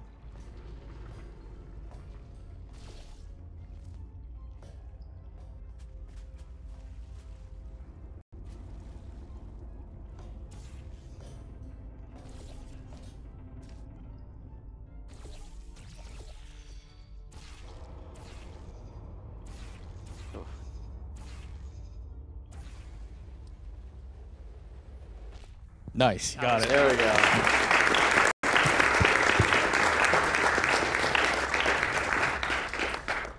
So first I got on the edge of the railing, had to peek out. Actually, you have to jump out from the edge to hit that shot. Well, you don't have to, but it makes it a lot easier. And you just barely shoot around the cliff side, and then you can do a portal stand up to the top of the elevator, skipping that ride. And then, I believe it was originally Zy Martin and then the Swagatron who found ways to get scripted momentum from up there. And what that sort of is it basically triggers the speed that you would normally be expected to get from a fling. So that's how I built up all that speed in an instant. And on top of that speed, I added another reportal, which gave me even more speed, so I could get straight up to the exit area. Hold on, I'm gonna go for another trick here. I gotta focus. All right. Okay, there we go. That was another good trick. Applause for that. Funny enough, this is the first time you actually meet Cave Johnson, that mysterious man talking. Kind of skip all of that and Cave Johnson himself, name machine after him. Oh yeah. Oh, the way that bounce worked is actually kind of interesting. Because I'm falling into the portal from a higher height, I have more speed when I hit the blue gel, so it will bounce me up higher than I originally was in the map. And it's just high enough to crouch in midair and slide up onto the higher platform. So something I just wanted to mention again about the 2 maps ago, the very technical one, that scripted momentum. I guess there's a lot of maps actually that have this scripted momentum, but it's hard to find consistent ways to get it. So it was really a nice surprise when we found that there is a consistent way to get that scripted momentum. But then, of course, on top of that, in order to save up even more time, you need to do a reportal on top of it. So it's very technical, and it's very nice to see it done so well. So good job, Znernicus. Oh, thanks. The calcium could harden and vitrify your frontal lobe. Anyway, don't stress yourself thinking about it. I'm serious. Visualizing the scenario while under stress actually triggers the reaction.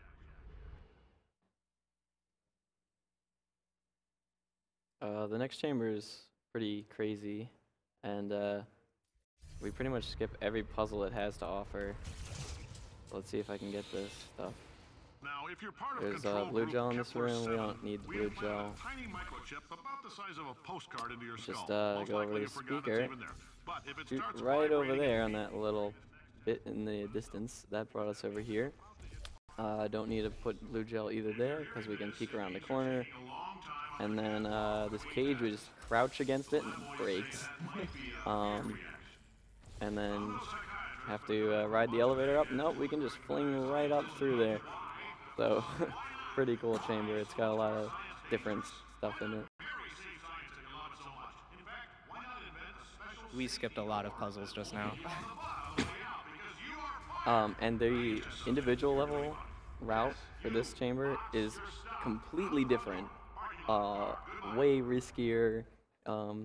It's really cool though. It like gets stuck, builds up speed, and then like bounces and gains, I don't know, like over 1,000 velocity and flies straight to the end of the map. It's pretty ridiculous. Congratulations. The simple fact that you're standing here listening to me means you've made a glorious contribution to science. You can actually shoot that portal even though there's a window in the way. For some reason it just places even though I shot the other side of it. So as long as you keep yourself in top physical form, there will always be a limo waiting for you. Say goodbye, Carolyn. Greetings, friend. I'm Cave Johnson, CEO of Aperture Science. You might know us as a vital participant in the 1968 Senate hearings on missing astronauts. And you've most likely used one of That double fling may have looked like it could have been intentional, but it's actually not, and we know this because we were supposed to meet up with GLaDOS in that chamber. And we completely ignored her, but don't worry. I think this kind of gives it to him. She's back. The testing area is just up ahead. The quicker you get through, all right, let's see if I can line this up quickly. There we go.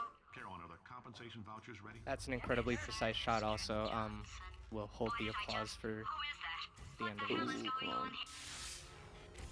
All right, that was a Pika portal, and there's the exit. There we go. So the very first thing you have to do in that chamber is basically shoot a, is it pixel perfect, Znernicus, or pretty close? I think to pixel perfect? it's about pixel perfect, and it depends on the position where you're standing there. It's just a pixel shot basically to the end of the map. Shoutouts to Zimbabwe, he found that one.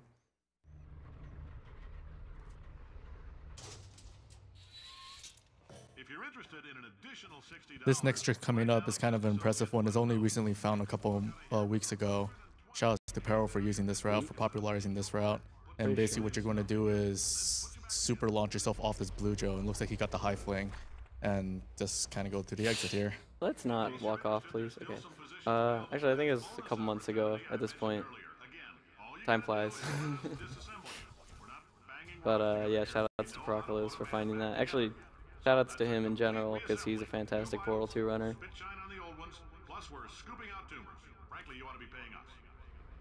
Yeah, just in general in our the Portal 2 community. So I guess the last time this game was run was at AGDQ 2013.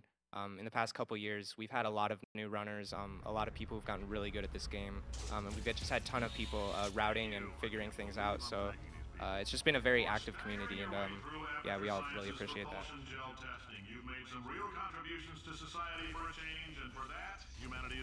Here, the next skip coming up is kind of similar to the flashlight skip he does, where he actually never presses the 3-layer. Looks like he got it, but what this allows him to do is basically skip pressing the 3-layer the 3 levers that triggers the conversion gel to, but technically you don't actually need to press those levers. Whoa, what happened there? I thought I hit this portal shot there, but apparently it didn't place. Okay. Still a few things left to wrap up, though. The bean counters told me we literally could not afford to buy $7 worth of moon rocks, much less 70 million. Bought them anyway. Ground up, mixed them into a gel. The trick coming up involves another reportal, so that'll require some, again, pretty precise timing. And he also needs to spread the white gel, which allows you to shoot portable surfaces onto whatever the white gel is on. Yeah, this is actually a really cool puzzle mechanic. It's kind of a shame we don't use it more. But if you played this game casually, you probably used it a lot in that room, spread it all over the place until you could finally find a way up here. But just one reportal does the trick. That's what it means, Aperture Tag, right? What about Aperture Tag? Well, that's why it was made. Actually, now Aperture can do it Tag even only easier. uses the other gels, though, not the white ones. Would be cool if you could fire. Actually, that would just be really broken. If you could use conversion gel anywhere. All right, next chamber has another couple new routes to it, and also the only stuck launches in this run.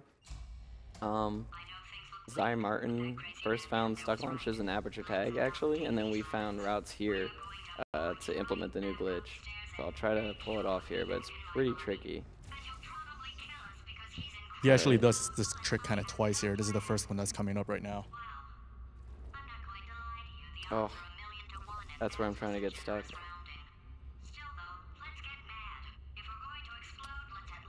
The setup I use usually works here, but it is also just very precise. Okay. All right, he's got the stuck right now. And you're going to see him kind of bounce off the blue gel, which lets him get up all the way up the shaft here.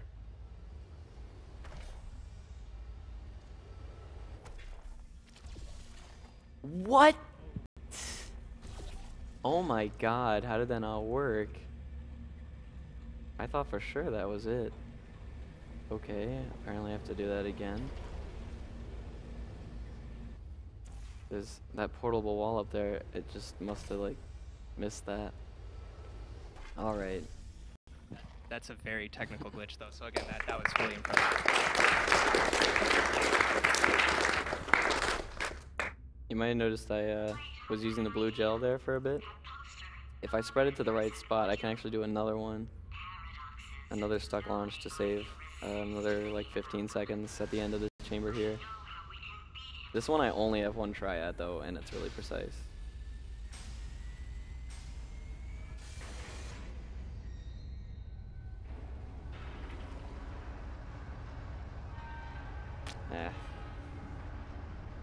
Yeah.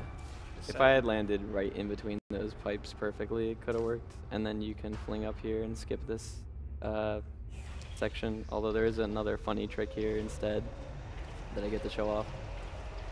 For some reason that tube is bouncy.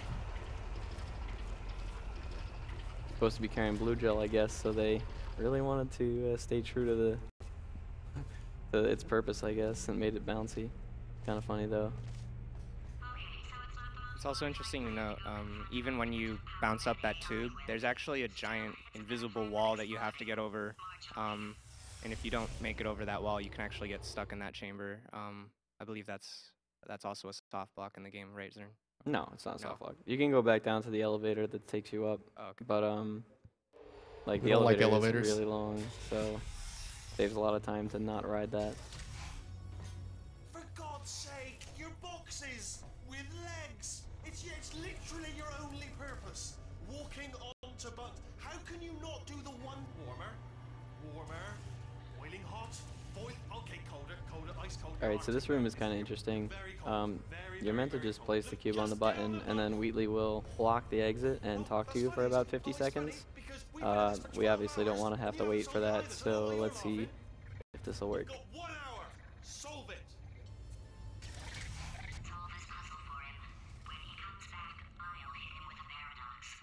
Didn't make that one, but I can always try again. There we go. Very nice.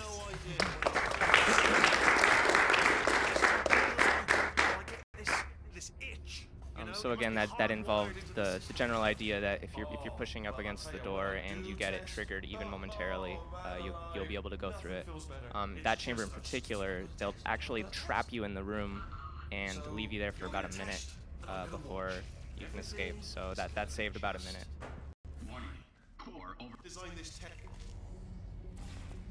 Oh, that felt really good. Oh, here's an idea. Since making tests is so difficult, why don't you just keep solving this test? It's the same one. And I can just watch you solve it. Got clipped by the edge there. That sounds much easier. And nothing. Alright, actually some time here to set up for dialogue skip here. New tests. Gotta be some tests around here somewhere. Okay, so the end of Wheatley's speech got cut off there by GLaDOS talking. This is just another case where if there's like two people trying to talk at the same time, you can interrupt one quote just as it's starting with another quote. And there's actually another place I'll try to do that later in this chapter. Or two places, actually. This chamber is pretty straightforward, so if you want to read some donations, that'll be great. Yeah. We have $10 from Shadow Dragon. Thank you all for this awesome way to raise money for such a large cause. But I have to say one thing. This is a games done quick, meaning killing the animals is the way to go. We also have $10 from Mingle with Enthusiasm. Love Portal 2, and I decided to celebrate the run with some Black Forest cake. It wasn't a lie. All the best, and let's see GLaDOS or TaskBot run Pokemon again and impress us all. Yeah, made this test myself. Out of smaller tests that I found. We also have $20 from Kellen Stone. Third AGDQ, second donation. Loving the Portal games and watching my childhood get crushed. Took me who knows how long to beat the games. Thanks for the great week of speedruns and lack of sleep. Why aren't people killing the animals? It only makes sense for the chance at a world record, right? Breaking turrets. There's a lot of different things going on there. I guess one of the tricks that he used was just, again, triggering dialogue early before he set up the funnel by putting the cube near the button on the game, triggers the ending dialogue. Yeah. But there were a lot of things. I don't know if you want to talk more about Yeah, that. I skipped using the funnel to carry the cube to the exit. You can just grab it through the portal. But this next chamber is actually where we start to use a pretty big glitch. So the funnels are a testing mechanic that they just introduced in this chapter, and they can actually allow you to fly. There's a glitch we call it crouch flying. Fun fact, it was found the first day this game came out. All you have to do is crouch while being still in a funnel, and you can trigger a crouch fly. There we go. Be honest, you can't even tell, can you? Seamless. Alright, so here it is.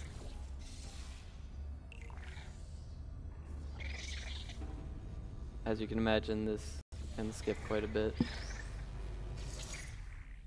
A couple of things to note about the crouch fly glitch is even though he's standing, he's preserving the fly from this particular chamber. Smack in the middle of a hop.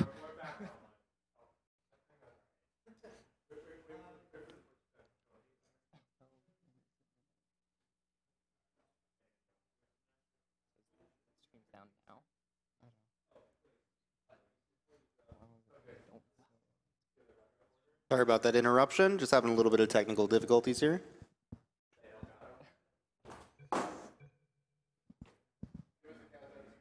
All right, 3, 2, 1.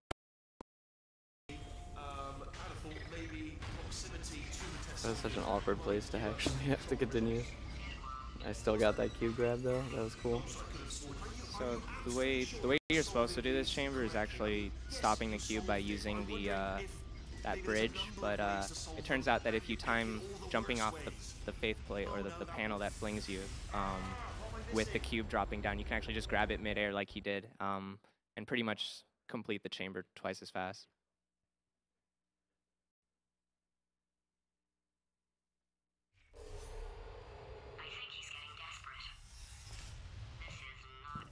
So this coming up here, we're going to get another instance of crouch fly glitch, a temporary one, but it lets him kind of skip the majority of this chamber where you're supposed to kind of get 2 cubes here and use them to activate some relays to get to the very very top. So because thanks to crouch fly glitch, you can just pretty much just go to the exit. Yeah, that's actually quite a long puzzle. It has like some of the most number of steps of any puzzle in this game.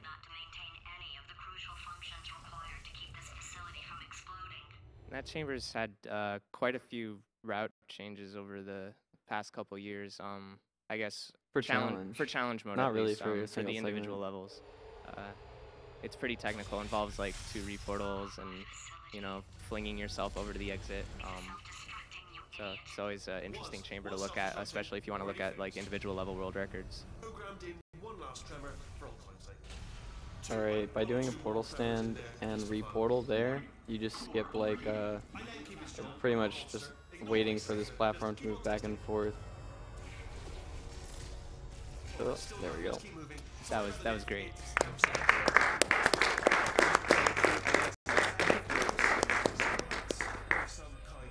Nice, and I got the crouch fly as well. I still got to be careful here because there's some like death triggers that I could accidentally run into if I'm not careful. Go around that one. All right, we're good. Yeah, like Znernicus mentioned, there's a lot of death triggers there, so the way he moved through that area was actually very important. Otherwise, he would have just died. There's also triggers that fade the screen to black without killing you, which can sometimes be more annoying. Because then it's like you have no idea where you are, and you kind of want to just immediately find a death pit so that you can respawn and see what you're doing. And the reason for that, I think, is because when you fall off pits in this game, they want it to fade to black and then kill you so that you reload. So they actually have like 2 different triggers.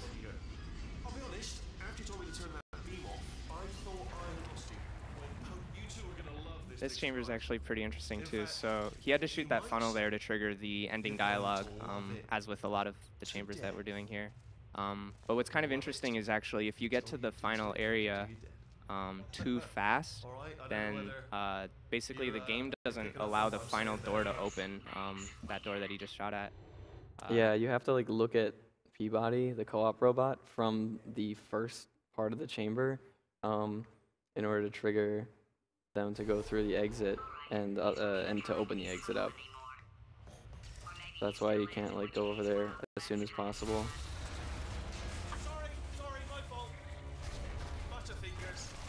So this is going to be the last crouch fly in the game and also the longest, if I can shoot the corner here.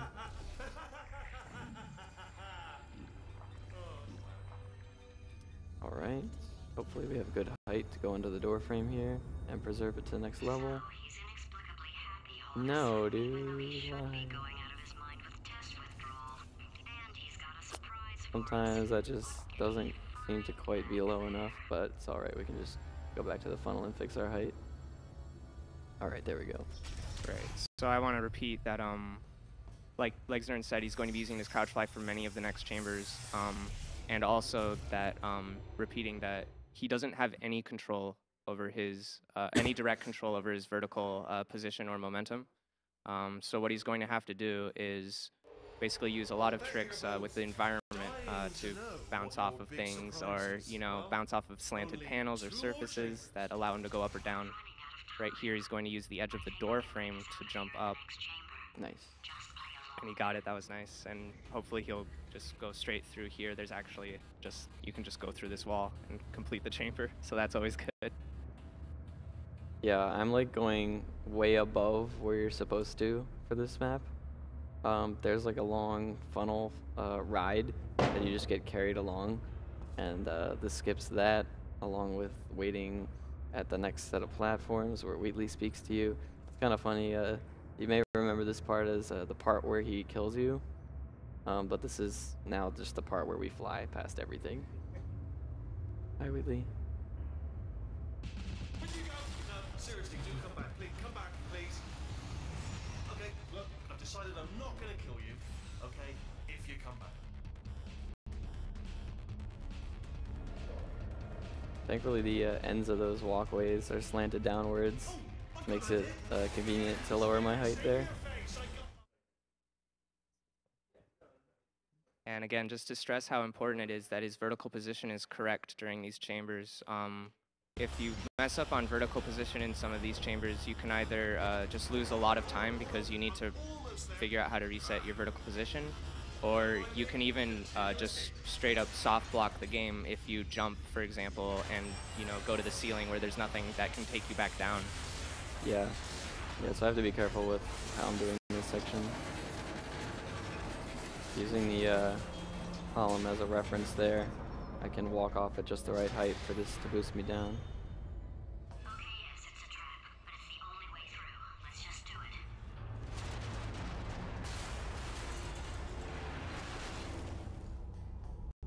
Did something break back there? Oh, did it kill you? Nice. Oh, wow.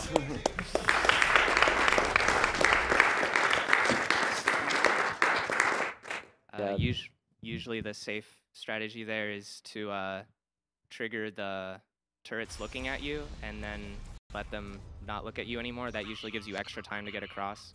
Yeah, but this it is, like as 5 he just seconds showed, faster. possible to get past the turrets in one shot without having to do that. Yeah, I've been practicing that, getting it more consistent. Alright. He has to go around those railings because there are some visible walls there, and then for some reason, speaking of this wall, you can just kind of go through it. And I think it's because it breaks open normally. Oh, I could have jumped off the side there, but that's okay. There's another way to get up through here. Okay, I really don't want to hit that funnel too early because it'll cancel my crouch fly glitch, and a big part of the time save is actually just skipping the ride through the funnel. So like flying quickly to the end there, and then deactivating the glitch just before you get in here.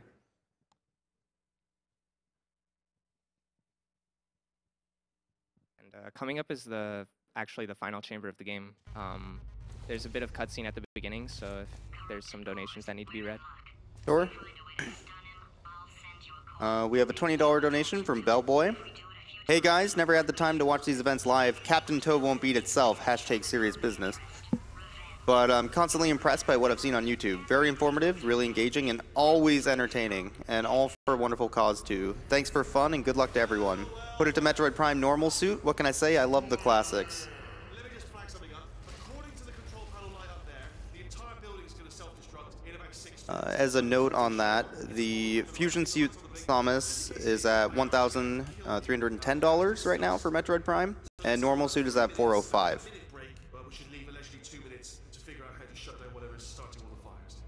We have another $25 donation from @Decius. Another great marathon deserves another donation. Thank you. Alright, so this fight has 3 rounds. Each round you have to redirect one of his bombs back at him and hit him, and then grab a core and attach it to him. I'm actually going to try to do the second round a little bit early, like the bomb hit early. If I can juggle some of the bombs that he throws at me through a set of portals, you can basically preserve them over to the next round, which is really cool. Right here, pretty good. And the timing of when he's juggling these bombs is really important. There's an interesting glitch that we'll talk about maybe after he completes this, but it can, actually ruin your run.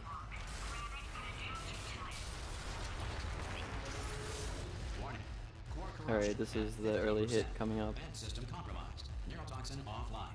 Reactor explosion in 4 minutes. Good. Oh, he got it. There we go. That was nice.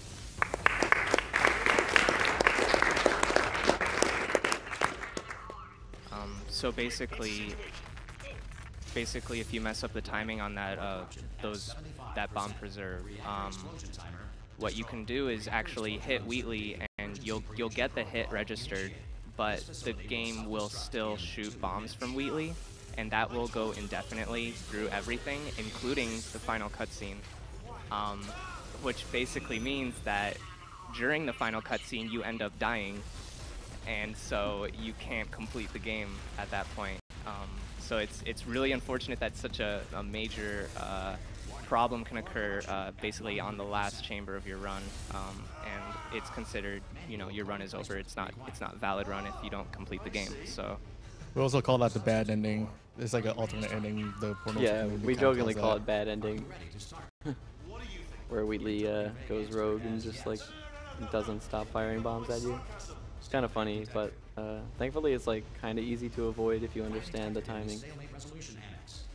Alright, last glitch of the run here, and then time will be coming up soon after this. Magic. And time will be when he shoots the moon. Spoilers. Spoiler alert. Not much of a spoiler at this point.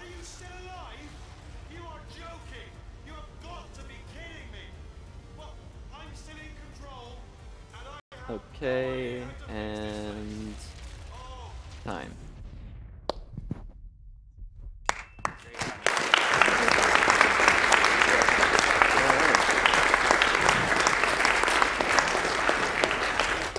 Also, funny thing is there's no moon here for some odd reason. Yeah, because I'm recording demos in the game, it actually messes up the moon texture. I'm not sure why. It only does it here and not like anywhere else in the game. After this cutscene, I'll stop the demo recording and then I'll check my game time. Just why not? In the Portal 2 community, and pretty much for most PC games that have significant loading screens, we try to get game time for all of our speedruns so that players don't have an unfair advantage by having a computer that loads quicker than someone else's.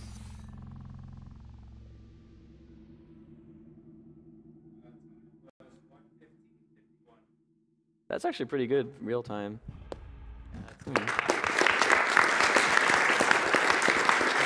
Oh, okay. And the game time here, thanks to Alpha Helix's real-time game time timer, what do we call this? Portal 2 live timer. I got a 1:08:09, which is within 3 minutes of the world record. Very good run.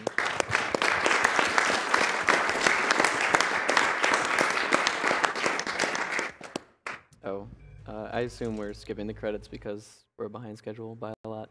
So I'll just go straight over to Aperture Tag, if that's all right. And oh yeah, for this too.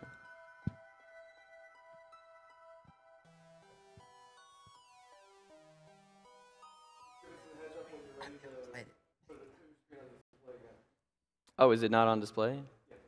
Well, I guess I'm already ready.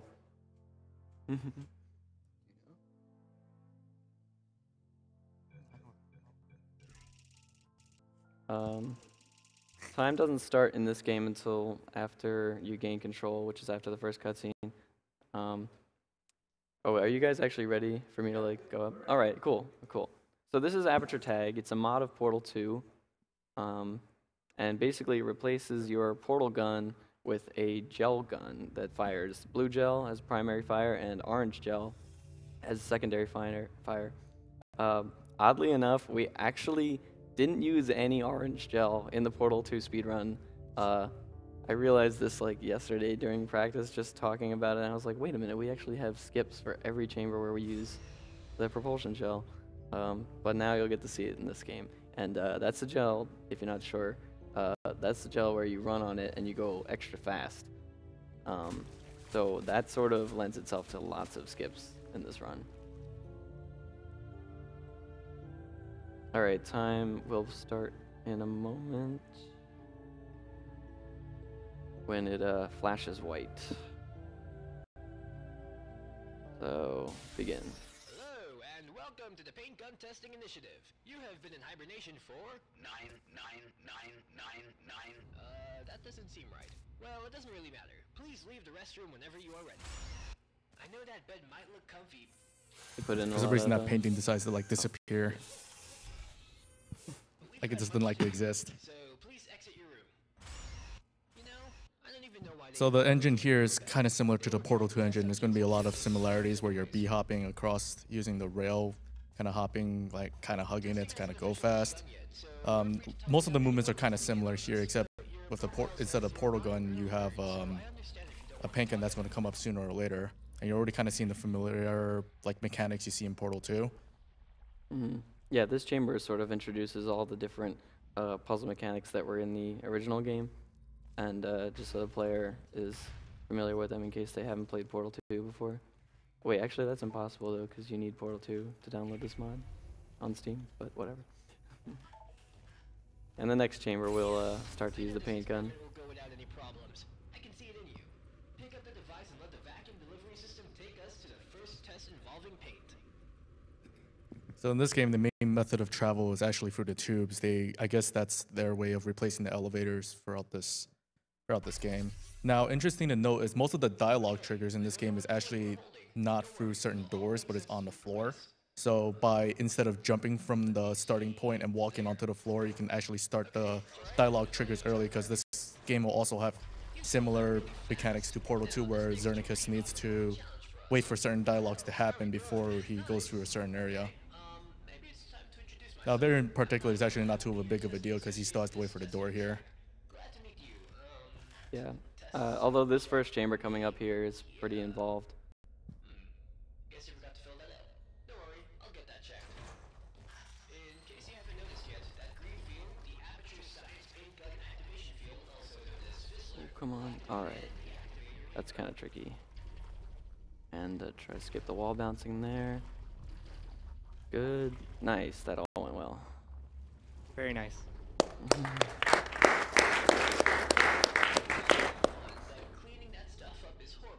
So, I guess a couple things to note about the gel physics in this game.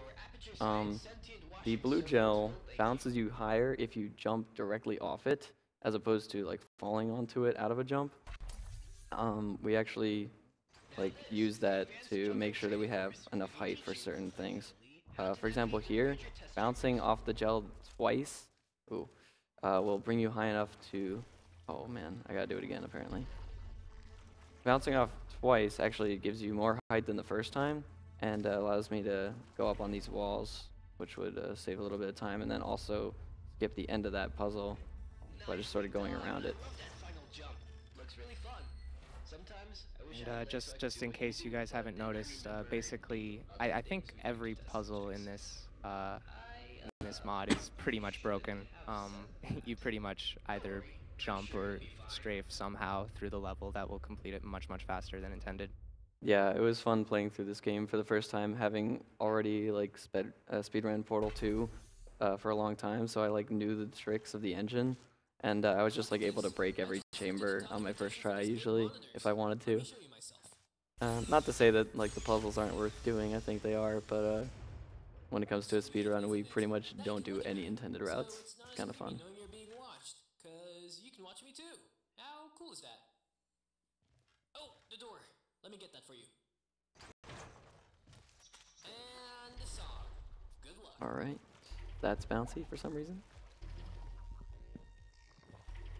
And if I chain a couple bounces across here... Ooh, oh my god, that was a little close. Now he has to actually watch out for his speed there as well, because just like in the Portal 2 engine, it's easy to also lose control of your speed because you're going too fast, and thus he has to kind of slow down a little bit there just to make sure he maintains his air control there as well. This next one's probably one of the more difficult chambers. Hopefully it goes well. Especially this first bit. Okay. Oh no. I can try that again. Oh man. Gotta try that again. And most of the tricks here, if you end up actually messing it up once, you usually end up dying a lot more in this game. Yeah, this game has goo pits in almost every room. Alright, okay, backup bounce. Okay, we're up there. That just pretty much allows us to get up here and get a lot of height for this next part. Okay, just barely made that up to the cube. We can ignore the other cube, we don't need that one. Alright. Very nice. Second try. This next thing coming up here, for some reason, they give you like a 40-second cutscene of Tuber. I guess they were trying to show off old Aperture or something here from the main game. So if you want to read a couple donations here, go ahead. Sure.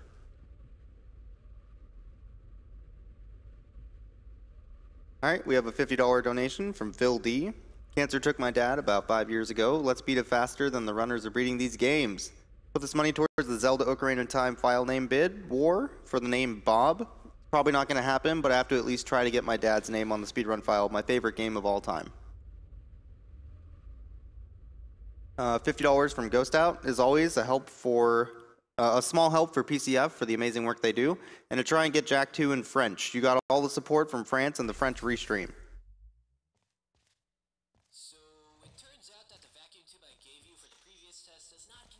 This is sort of a recreation of the smooth jazz chamber from Portal 2.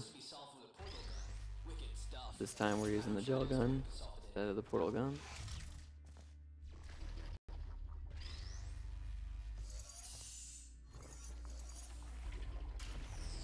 Nice.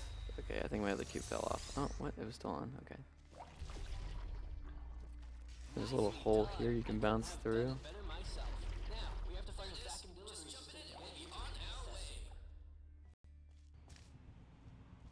And another long tube ride. Out of next like 3 chambers, there's a lot of tube ride action going on. Thankfully, this one's a little bit shorter than the first one, but it's still quite a long one. And also, I was just going to just ask about how this game is timed relative to Portal 2. Oh, well, sadly enough, the developers of this game did not make the map change. I guess functions work the same way in this game as they did in Portal 2, so we can't record demos across every chamber like we would for Portal 2. But thankfully, Fatalis, shout outs to him, made something called Source Split, which is actually a plugin for Live Split, a common speedrun timer, that can automatically detect whether or not you're in a loading screen and give you a pretty accurate game time for this game. so this is the third final long tube ride that's going to happen. And you probably noticed from earlier, there are certain surfaces that you can paint blue gel on, and for some reason you can kind of make them bouncy.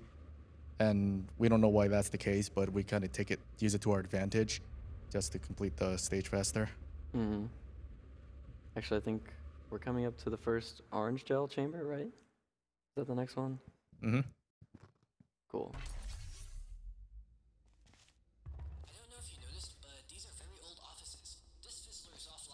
Here, instead, there's a button that you're supposed to press to open a gate on the left side here, but thanks to some D-hop tactics, we could just kind of hop our way across the top of the cabinets and just trigger the button that way.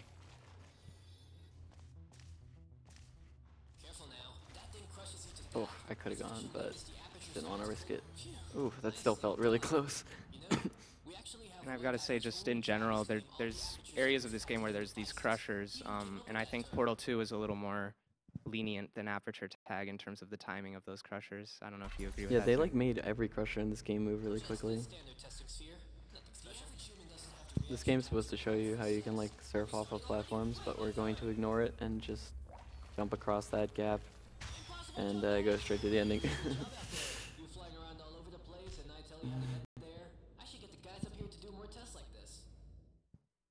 The next chamber is probably like the saddest excuse of a puzzle being broken.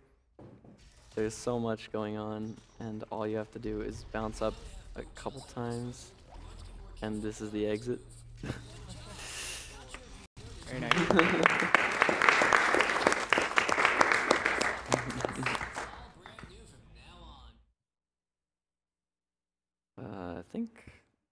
I forget what's coming up next, actually. Oh yeah, this one. So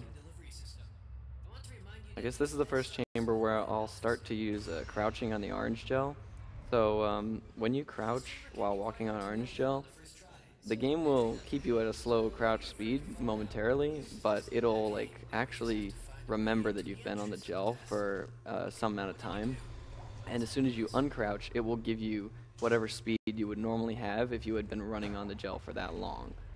So it's basically a way to get a lot of speed in a short distance. And it's also a useful way to like make sure that you have top speed by the time you're trying something like this, for example.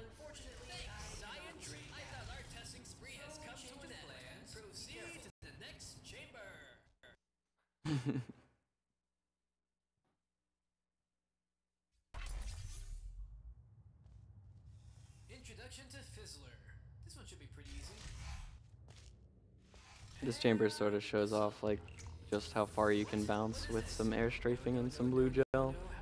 They didn't expect you to make that without an orange gel runway or this. This might not be your best performance yet. Unfortunately, the metal music was part of the test, so this test does not count towards your performance. I guess it'd also be useful to explain how the fizzlers work in this game. Yeah, basically the fizzlers are the puzzle mechanics that enable or disable your gel. And there's actually a glitch with them that can allow you to preserve gel even when it's supposed to be gotten rid of. So I will be going for that later. Hopefully I get it. Oh, that didn't look good. Trying to do a corner bounce here.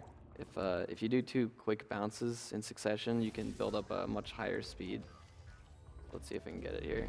Okay, that looks good. Oh, very nice. Not perfect, but we still have plenty of time to All right.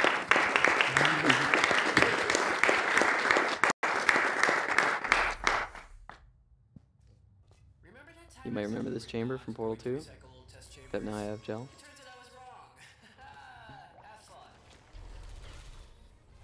Nice, I got the early turret kill. Oh, dang. If you time your jump just right, you can grab that off the ground. There we go. There's actually a very small, like, detail kind of stuff about objects in this game is if you actually look down far enough, the object will actually be like inside your body, and you can actually avoid painting the object. It's not really, it doesn't really come into a play here at the moment, but later on, when you're trying to avoid painting a certain object, especially when you only have blue gel available, if you look far down enough, you can actually avoid painting the object, and that will come into play a little bit later on in the game itself. Here's another place where using a short crouch boosted runway can bring me right to the exit. Oh, wow. This is a pretty precise jump here. Yeah, this one, you have to angle it just right. I'm surprised that didn't work, actually.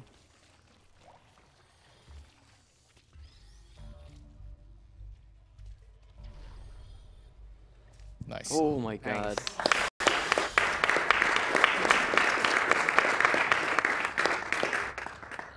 Just got a strange sense of deja vu. And just to repeat, I guess, crouching while you're on the orange gel allows you to get that maximum speed that you need much more quickly than you would be able to otherwise. Usually you need like a long runway, but with crouching you can just use a little bit of orange gel and get maximum speed. Alright, we'll make it the next time. Dealing with the gel coming out of the gun can be a little tricky sometimes in this game because like sometimes it'll just drop a packet of gel, like drop meaning it won't like continuously come out depending on how busy the game is, probably rendering everything else and stuff. So sometimes it'll like, even if you're holding down the button, just not spray a piece of gel, and that can make you not have enough speed to cross something. It's a little annoying, but it doesn't happen very often. You are eligible to perform a series of highly dangerous procedures, and that was what we were testing for. Another mystery solved. Okay, curve thing there. Another corner bounce here. It looks good, and we're up. We did it. Very nice.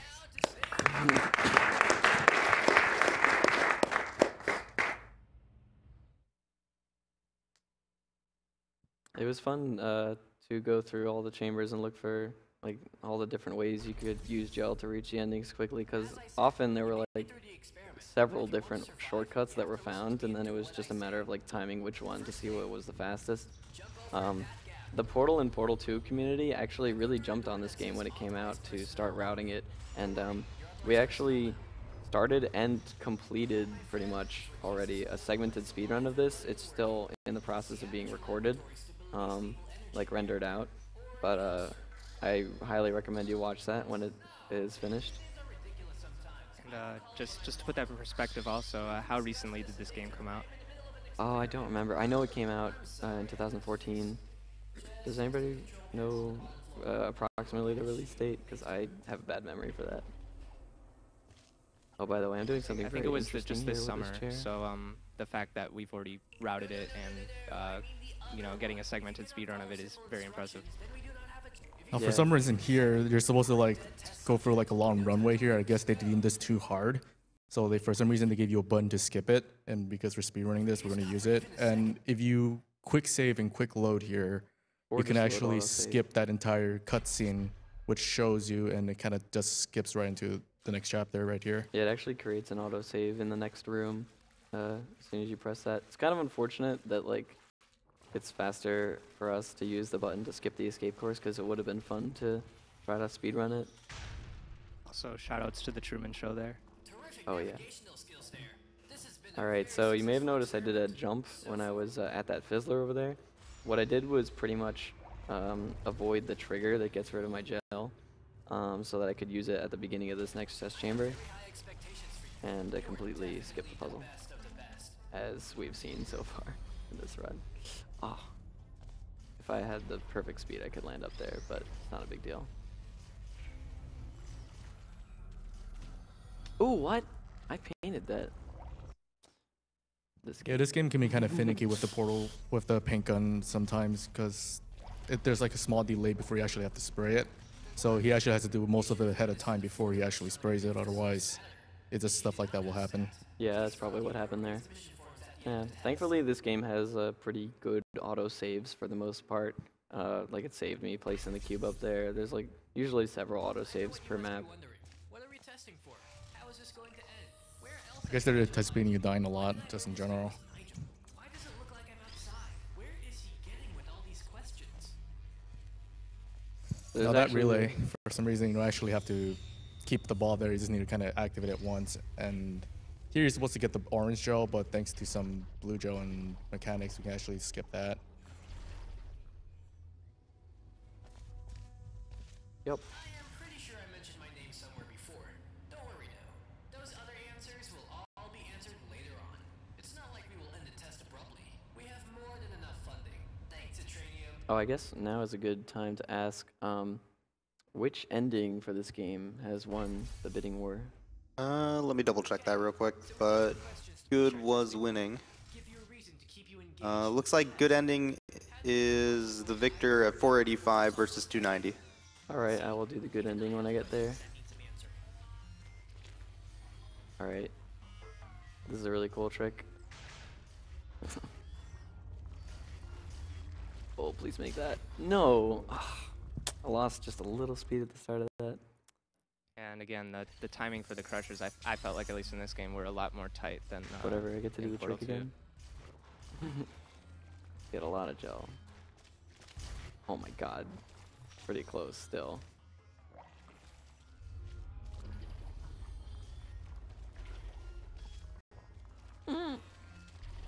Please make it.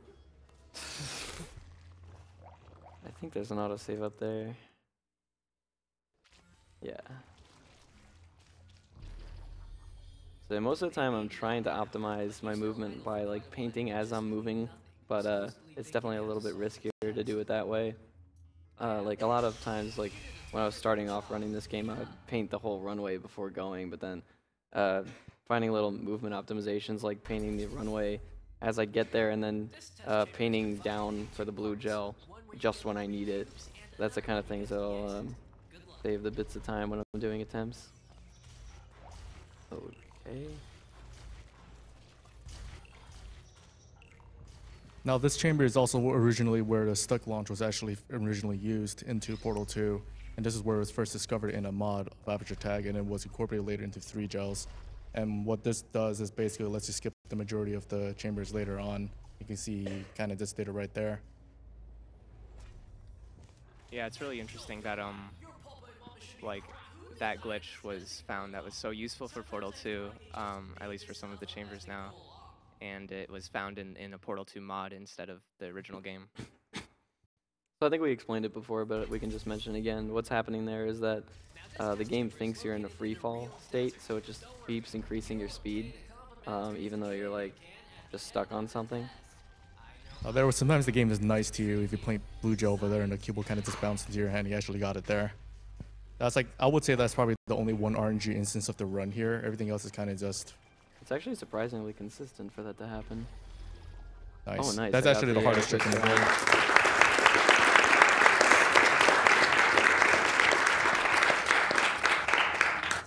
Yeah, that chamber is actually kind of a pain.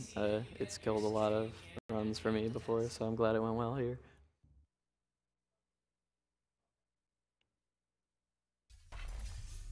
Next chamber is a great showcase of how useful the blue gel can really be, especially when you know how to like get the maximum jump height off of it.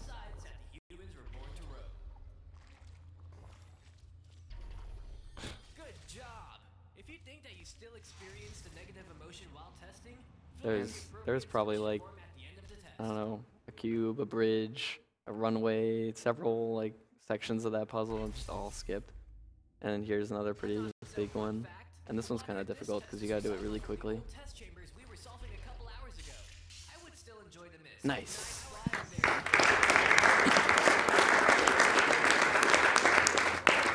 So you may have noticed my screen was like flashing red there. They knew that you could get on top of the railing and skip chambers, so they just made it damage you. But I guess they didn't want to prevent you from going fast enough and doing it anyway. Because it takes 3 hits to kill, and I jumped right after the second hit. Alright, got a strafe there. And that basically allowed me to use blue gel in this part of the chamber where you're not meant to carry the cube over the fizzler. If you're not familiar with Portal 2 mechanics, yeah.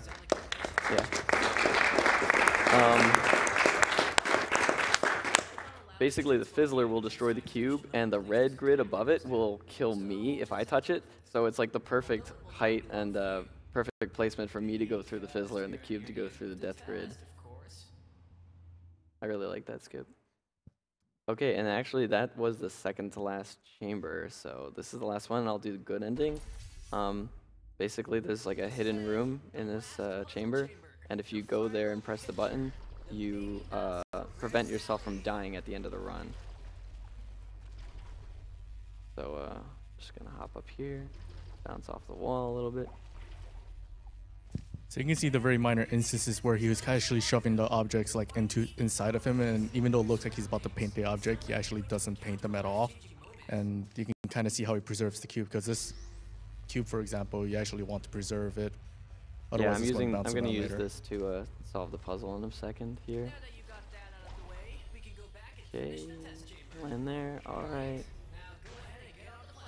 Pretty good. And one more bounce. All right, so here's the ending platform ride. There's not really too much at that point. At this point, the run is pretty much like done execution-wise, but we'll just sit through the ending. Oh, except for these turrets I gotta kill.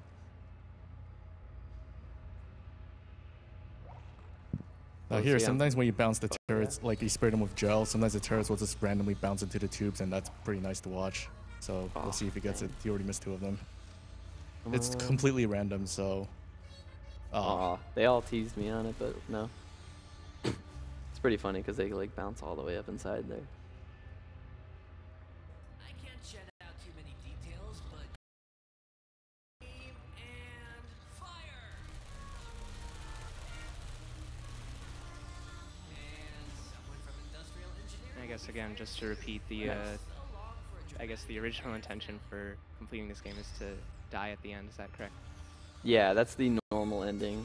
But basically, you find the secret button, and then this area here, which instead of being like a vat of either fire or the orange soda that is advertised in the game, I can't tell which, because it looks like it could be either one. But this is like closed up now, and this is the good ending. So I guess we'll listen to the dialogue that they have here.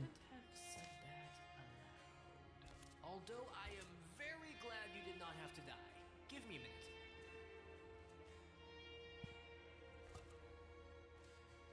Okay, so your personality fits those of a previous test subject.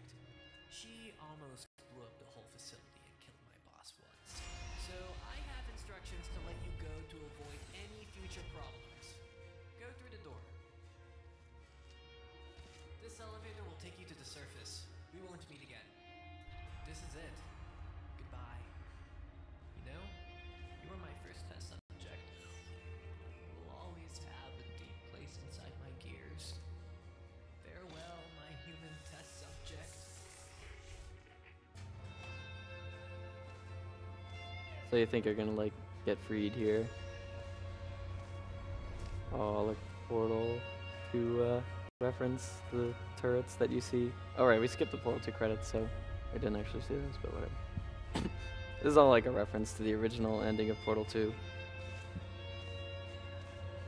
Time is going to come up soon here, by the way. Oh yeah, when the screen, well, I'll just say time, basically when it goes black. Let's see if I can bunny hop fast enough to reach the end of the train tunnel. Oh, by the way, this is not actually outside. It's like a fake outside. And then the lights turn off, and you're actually trapped. And time. Very nice. All right.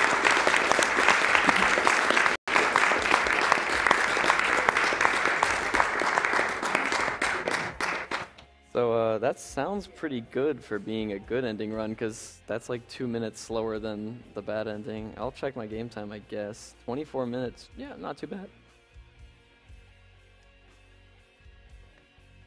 What's the world record for this game? Oh, world record for this game, bad ending, is 20 minutes and 58 seconds. I have it at the moment, but actually a couple other people who didn't even really run Portal 2 actually jumped on this game and started getting top times for it. So shoutouts to Psycho and Geist for being like good competition on this game and having good times. I hope that they'll go back and like beat my time, because it's still not really perfect at all. So I guess I'm calling you guys out. Keep running the game. That's pretty much it. I hope you guys enjoyed Portal 2 and Aperture Tag. I have a lot of fun running these games. If you want to learn how to run them, I guess you can check out speedrun.com/portal, which has like leaderboards for all the Portal games, and also some resources like the demo timers. And of course, feel free to ask questions in my stream or any of the Portal 2 runner streams. That's it. Thank you. Thanks for having me.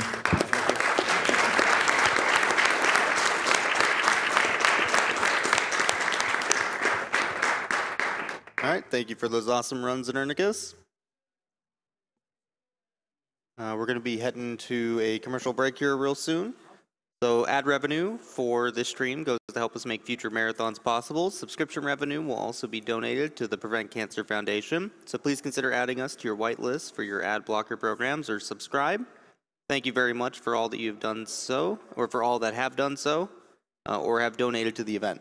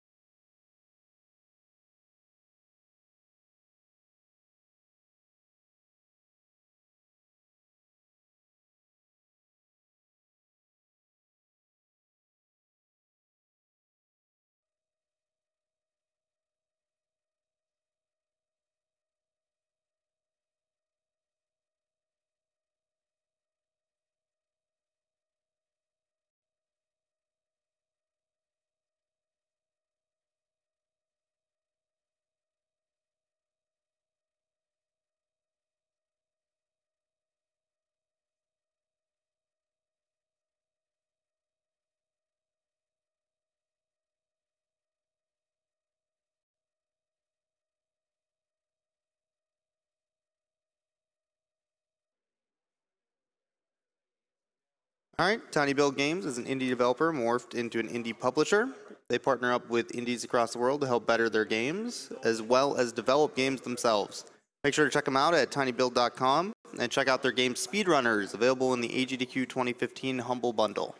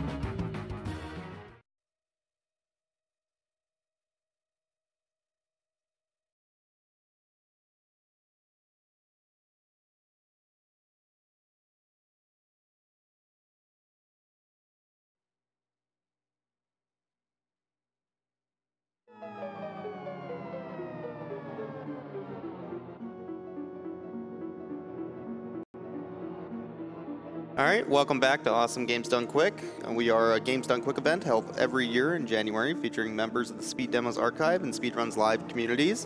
SDA proudly hosts speedruns of over 1,000 games with forums containing speedrunning planning and marathon discussions. SDA welcomes gamers old and new alike. You can follow them on Twitter at SDA Speedruns and visit the website speeddemosarchive.com. SRL is the best site to race video games online against other players of all skill levels. They are also hosting a short series of races starting on January 17th titled Get Yourself Speedrunning. You can go to their front page, speedrunslive.com, for more information and to watch a variety of speedrun streams. For more information about Games Done Quick, you can follow at Games Done Quick on Twitter and see information about the event on gamesdonequick.com.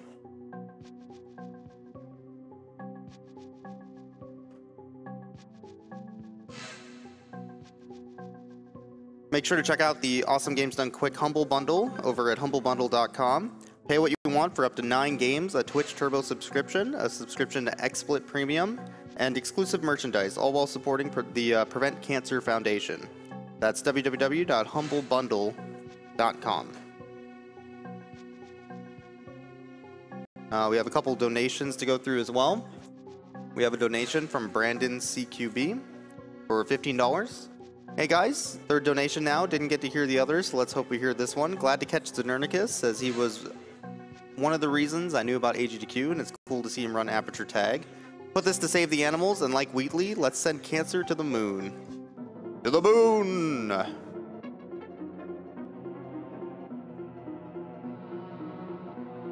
We have a $10 donation from Paul De Laurenti. My second donation to GDQ, so amazed how much we can donate when we are brought together for a good cause. Please give me a shout out. Way ahead of you.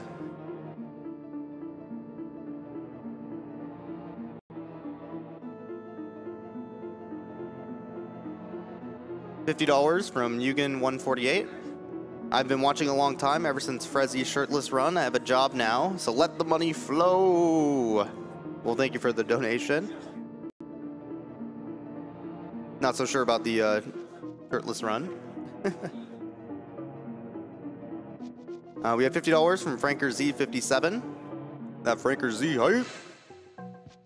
I've watched AGDQ since 2011, and it's amazing how far it's come since then. Appreciate all the great work the runners and organizers do for charity. So just doing my part as well. Well, thank you for the donation.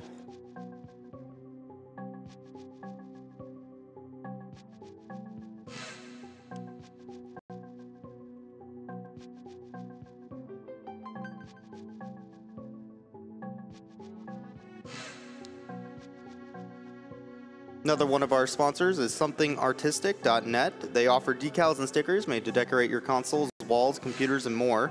$2 from every decal sold this week is being donated directly to the Prevent Cancer Foundation. You can find all their decals, including some designed just for AGDQ, over at decal.ly. Make sure to check them out.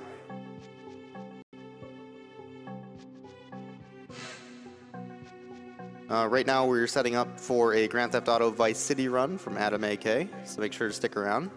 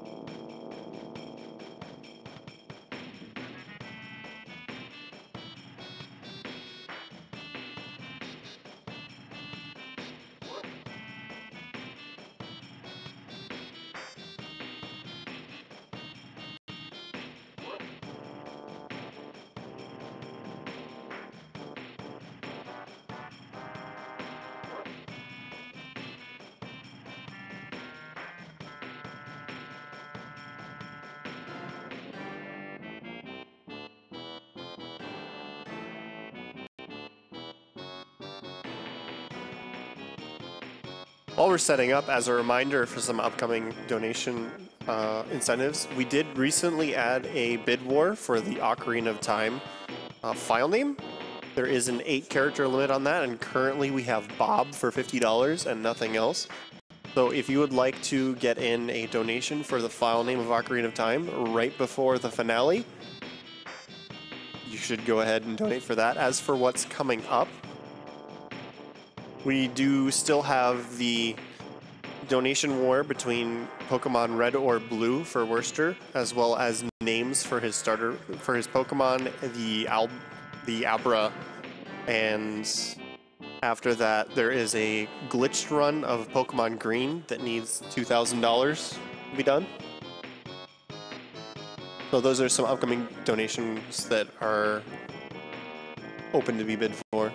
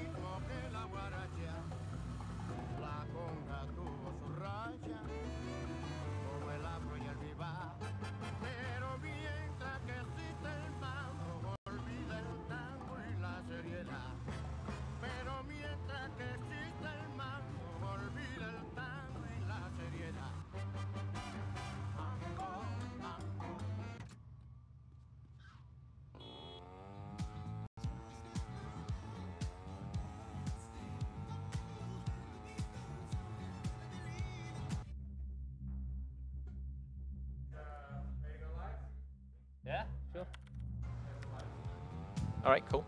I have a donation for you, Adam, if you're ready for one. Come again? I have a donation for you here, Adam. Oh, yeah, sure. All right, we're ready when you guys are. Yeah, we have before we get started, we have a $125 donation from Dime. Oh, wow. He says, when's speed mapping? Tonight's the night, man. Shout out to Dime, really cool Doom runner. Glad to hear that he's actually tuning in at this awful hour. All right, you guys ready as well? Okay, shall I give you a countdown? Okay, 3, 2, 1, let's go. So this is Vice City Any %.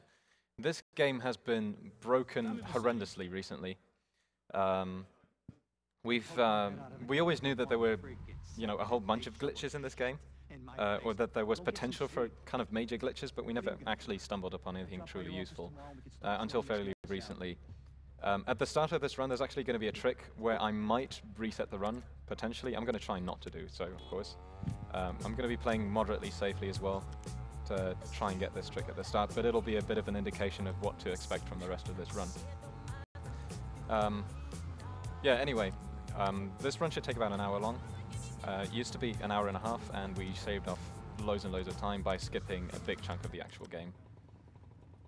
Whenever you see me drive a bike, I'll always be tapping the right mouse button, always leaning forward on them, because that speeds things up a lot. Okay, so as you might have noticed, I'm actually playing in French. At the start of a run, you always want to play in either French or German, because those versions are censored. And they don't have any rampages. So right here, where I'm walking right now, there's supposed to be a rampage, but there isn't one. I'm making a replay on top of the spot where you would normally encounter the rampage. And then I switch back to English because the English version is not censored. So the rampage is now spawned. And I'm going to be activating this rampage via this replay that I just recorded. And the idea is to start a mission and the rampage at the exact same time, around here. And I got it. Perfect. So I'm technically on 2 missions at the same time right now. I'm doing the rampage, which only lasts for 2 minutes, and I'm not actually going to bother to complete it, and I'm doing the story mission. So whenever you're on a mission or on a rampage, you can't start more missions or anything like that. You're kind of limited in what you can do. But as soon as the rampage fails, and it will in about a minute and a half, I'll suddenly be kind of freed up, and I can just pick up another mission if I want to. This means that I could also pick up the same mission twice at the same time. And in 99% of the cases, that just crashes the game or it causes a bunch of issues. But as it turns out, there are certain missions where it speeds things up considerably. So you'll be seeing one of those missions coming up soon.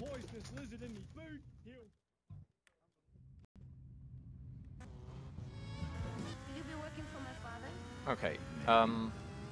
Whenever there's a passenger sitting on a bike, the bike actually behaves quite differently as well. So you have to get used to not only regular bike driving, but you have to get used to the physics of having a passenger on board. Like, it can slide a bit too far as well, which is unfortunate. Okay, so now I'm technically not on a mission anymore because I just completed a mission, even though the rampage is still running. This might sound a bit confusing, but hopefully you guys get the idea behind it. So, I'm able to start a new mission as well if I want to, and that's exactly what I'm doing. Back alley brawl. During this one, the rampage timer is going to run out, and I'll again be playing the mission, but the game will think that I'm not actually on a mission, which is, it's weird as hell. I have to reach a specific marker at Malibu here, this club, and if I reach it quickly enough, then I won't be teleported inside. I actually managed to barely make it there. If you'd be a little bit later there, like 2-3 seconds later at the club, you'd be teleported inside the club and you'd have to exit it twice for some reason. It just glitches out and you have to leave the building twice. At the start of this game, I guess the programmers didn't really expect you to have any good weapons, but they did put a shotgun at the park. So I just drive by there real quickly to pick it up. Oh yeah, you're supposed to have like a long cutscene with him and shoot him, but it's slightly faster to just drive into him. Okay, so as I said, the game thinks that I'm no longer on a mission, even though I'm in the middle of a mission. So what I can do here is start the rampage again by the replay. And again, it's going to take 2 minutes for this rampage to end. The reason why I started here is because I want it to end exactly as I'm picking up the next mission, which will cause me to pick up 2 missions at the same time, and, well, you'll see what happens then. You'll see why it's useful in a speedrun. There's a minor chance that I'll be screwed over by bad traffic after this, because I have to get a good vehicle at the end of this mission to make it in time to the next mission marker. But, like in 99% of the cases, it works out fine. Oh.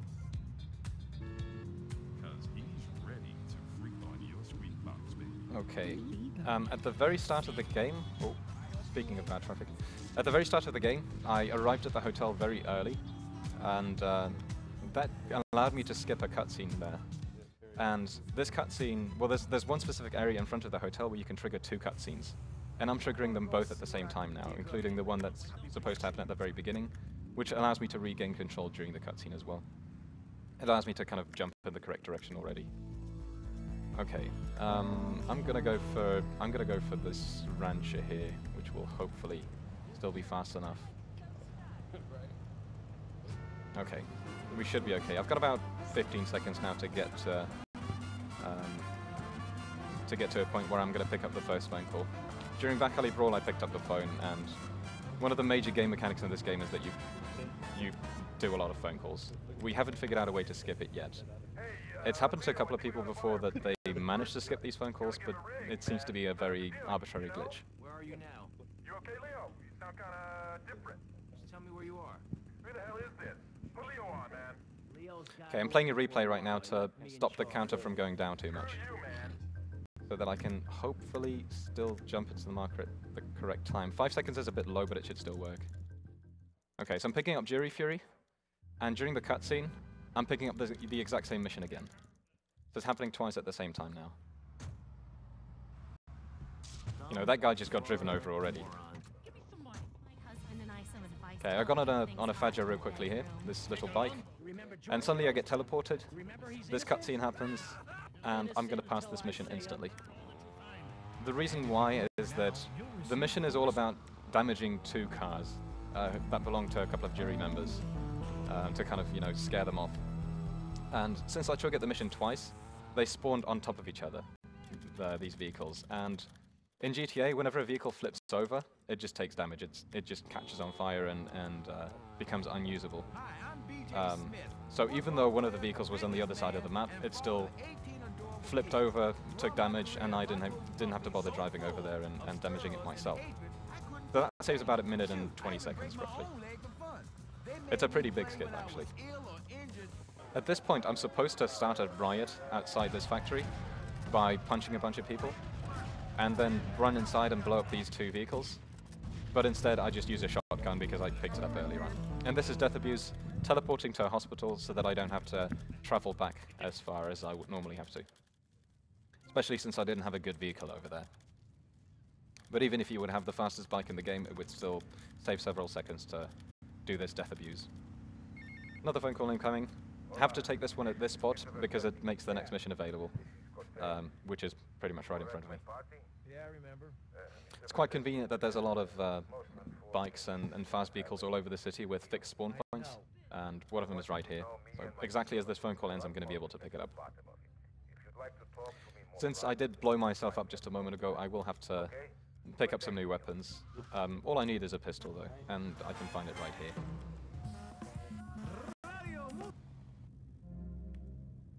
Terrible weapon, but it should suit me fine. I only need it for 2 missions. Okay, during this mission I'm going to take a bit of a weird detour to make another one of those replays. Instead of having one of those rampage replays where I trigger a rampage during a replay, I'm going to do something else. I'm going to make it in a seemingly empty spot. And in one of the upcoming missions, something is going to spawn right there, and I'll be able to pick it up instantly, and the game will teleport me there. So it's going to save me some driving time. And this is kind of on the way towards the mission destination that I'm doing right now anyways. So this spot looks empty, but there will be something there later on.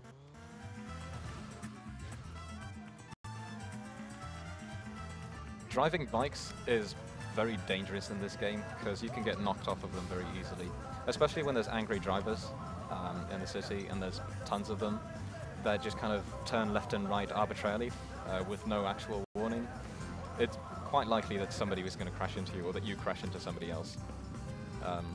Crashing into people on a bike is very unfortunate. It costs up to 10 seconds and it can cost you a bunch of HP as well, so hopefully I'll be able to avoid most of them. In this mission I'm expected to use the chainsaw, but I picked up a pistol, so, you know, it's slightly faster that way. I have to get rid of 2 wanted stars. There's a convenient cop bribe right next to me, and the other wanted star should vanish on its own, unless I accidentally kill a cop or a pedestrian, which I will try to avoid. Okay, I'm going to drive a bit carefully in this area, because it tends to be filled with bad traffic. So far it seems alright. Another major mechanic in Vice City speedrunning is that if you use reverse camera, if you just flip it around like this, no traffic will spawn in front of you. The road will always be completely empty. So there's a bit of a trade-off between being able to see where you're actually going and, you know, having clear roads. I only recently started trying to use that as much as possible, and it's very difficult to work with, especially because the roads in Vice City are not smooth. There's a lot of bumps in them, and they can launch you all over the place. Instead of picking up that phone call, I just cancelled it. I still have to pick it up later on, but I'm just kind of postponing it. Okay. Next mission is a nice and short one.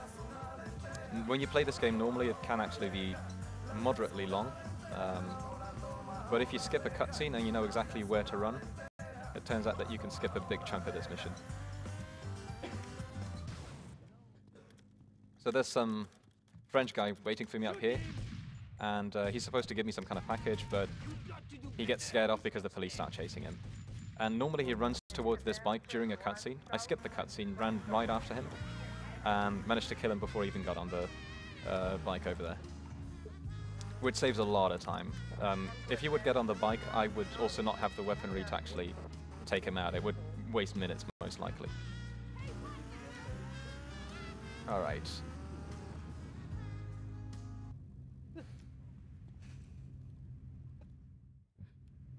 Next mission, and this is going to be the last mission for Cortez for now, and then I'm going to be moving on to the next kind of mission hub.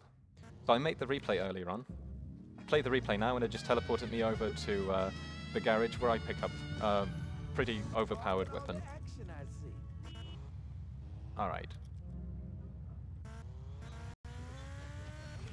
And now, with Lance sitting on the back, I have to jump across one of these walls again. This is a tricky one, and the worst thing that can happen is that Lance falls off the bike and gets stuck behind you. And then you have to drive all the way around, enter the garage again to pick him up. Fortunately, I got it first try. Making another replay here. I picked up some clean clothing, which might seem completely pointless, but it turns out that you can regain control over Tommy during cutscenes if you use a replay at the correct timing.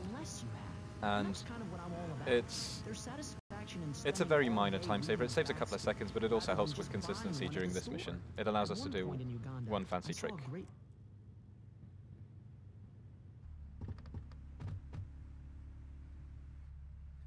This mission is kind of auto-scroller-like because you can't really speed it up much. You just have to wait for certain NPCs to spawn and take them out, and then at the end there's going to be a cutscene, and you have to chase 2 guys on a bike to regain this kind of stolen briefcase. So for the first part, there's very little that you can do to speed it up. I know exactly where everybody is going to spawn, and it's going to be fairly trivial to actually take them out. But just for shits and giggles, we always try to jump off this roof and take as little damage as possible. Sometimes you can even jump off and take 0 damage. Completely pointless, but you have to wait for a moment anyways. Alright, so the first 2 guys are showing up, and conveniently I just have to shoot forward and can take off their heads. Lance is completely useless during this mission. He never actually gets around to shooting anybody because they're always gone already. Never understood these guys. Like, if you see that somebody's attacking your car with a chainsaw, I don't think I would exit, but... Alright, let's see if I can get a double explosion on this car. For some bizarre reason, there's a glitch where cars can explode twice for no apparent reason. Yeah, I got it.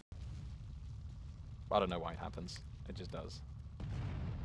Okay, so now I'm going to try and use this this cutscene glitch by activating a replay exactly as the cutscene is being activated as well. This is fairly tricky, but hopefully I'll get it. Yeah, got it. And now I can run around during this cutscene. You can't see me, I'm kind of off camera, but there I am.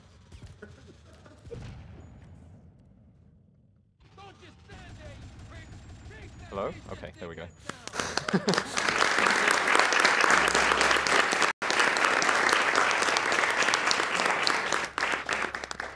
You can actually shoot them down during the cutscene itself as well, but that's kind of tricky because you can't really see where they are.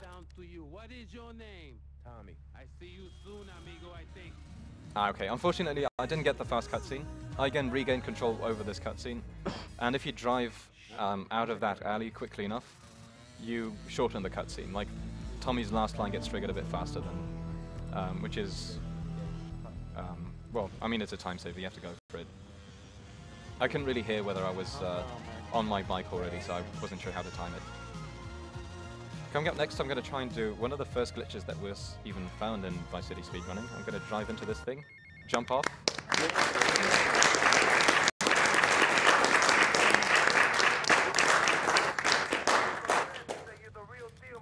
I actually did 2 glitches in one go pretty much, but the first one was that I jumped off the bike while driving into the wall, and that actually pushes you out of bounds, and the game kind of freaks out. It doesn't really know what to do with it, and just decides to put you at some kind of origin coordinates on this central island.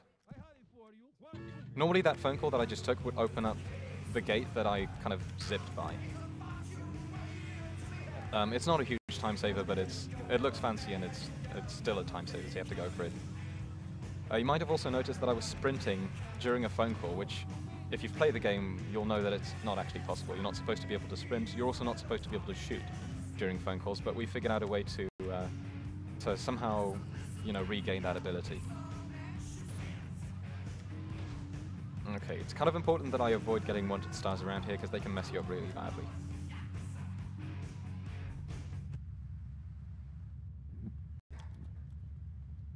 Okay, this mission is going to have an interesting ending as well, somewhat different from what you might expect.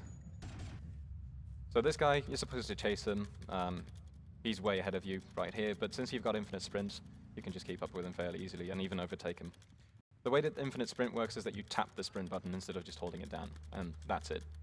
It's very, very simple. You just have to do it in the correct rhythm, not too quickly because you might still run out of sprint. So yeah, I'm already down here and he's going to jump off in a second. And I'm going to steal his car, the BF injection. I'm supposed to chase him in it, but I'm just going to drag the driver out. He's going to fall out of it, and then I'm going to block off the driver's side, and he's going to get inside. I'm going to start driving already, and then he can't kick me out anymore because I'm driving too quickly. This game has this mechanic where if the driver's side is blocked off, and you're driving at a certain speed, then NPCs just can't kick you out. So even though I'm supposed to chase him and he's supposed to be shooting me, I'm actually driving him to, you know, the place that I'm supposed to figure out through this mission. This is a very major time saver.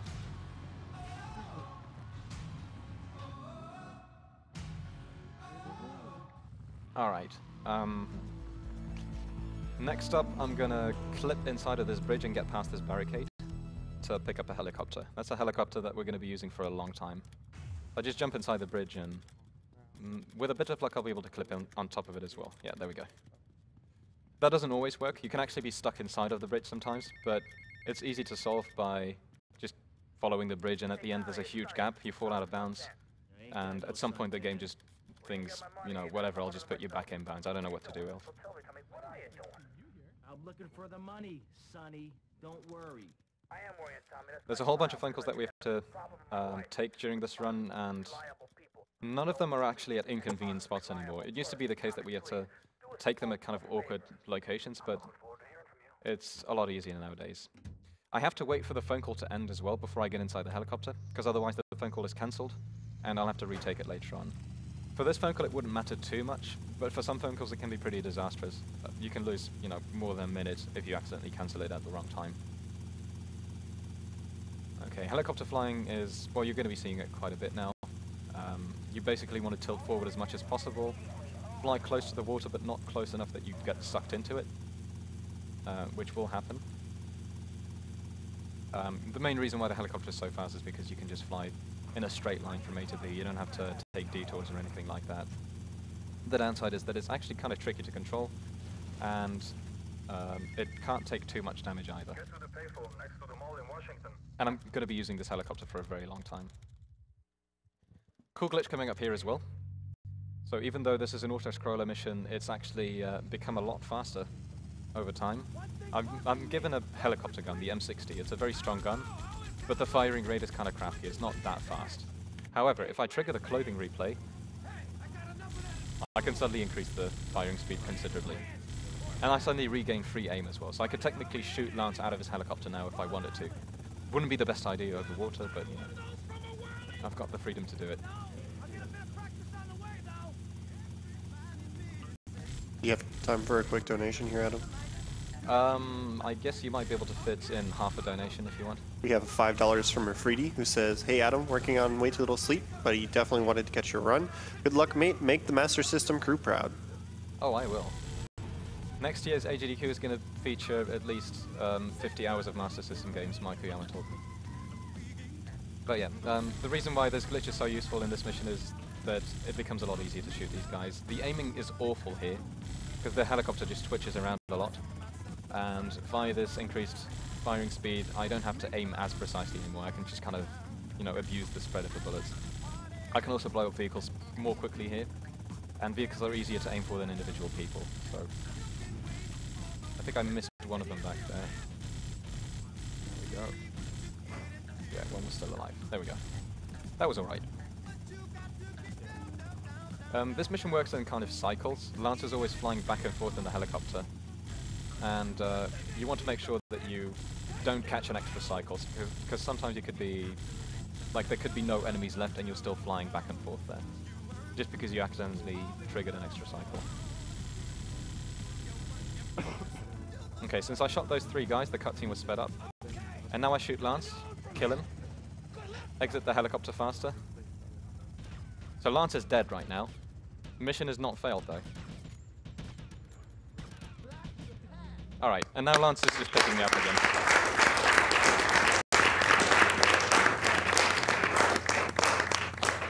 So even though the helicopter crashed and I killed Lance, he's conveniently picking me up again.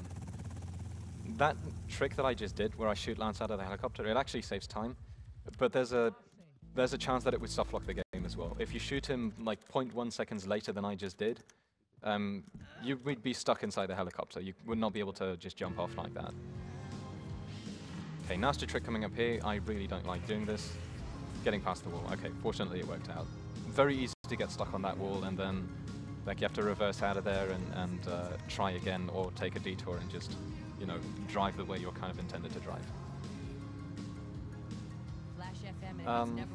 This mission is all about sealing a boat. There's supposed to be, you know, kind of fancy mechanic where you lower the boat first. Well, you have to kill all the guards first. You have to lower the boat into the water, and then you get inside and you kind of head off out of there. But as it turns out, you can enter the boat straight away. And the way that boats work in this game is that you have to stand within a certain radius of them. And if you press the vehicle entry button, you just get teleported inside. As it turns out, it works out perfectly over there, and you can just enter it through a gate. It looks like a glitch, but it's actually using intended game mechanics, so it's not really, well, I guess technically it is kind of an intended strat, as odd as it may seem. We used to drop into the boat with a helicopter before as well, which was a bit of a fancier strat. This one is a lot nicer. Okay, very important that I don't bump into anything right now, and that I reach the mission marker as quickly as possible, because there's a phone call being buffered right now, and I don't want to take it. It's a long phone call, and cancelling it would be slow, taking it would be even worse. Ideally, I just want to take it later on when I'm actually running around for a longer time anyways. This is easy to make, but, you know, if I was like 1 second later there, I would have gotten the phone call anyways.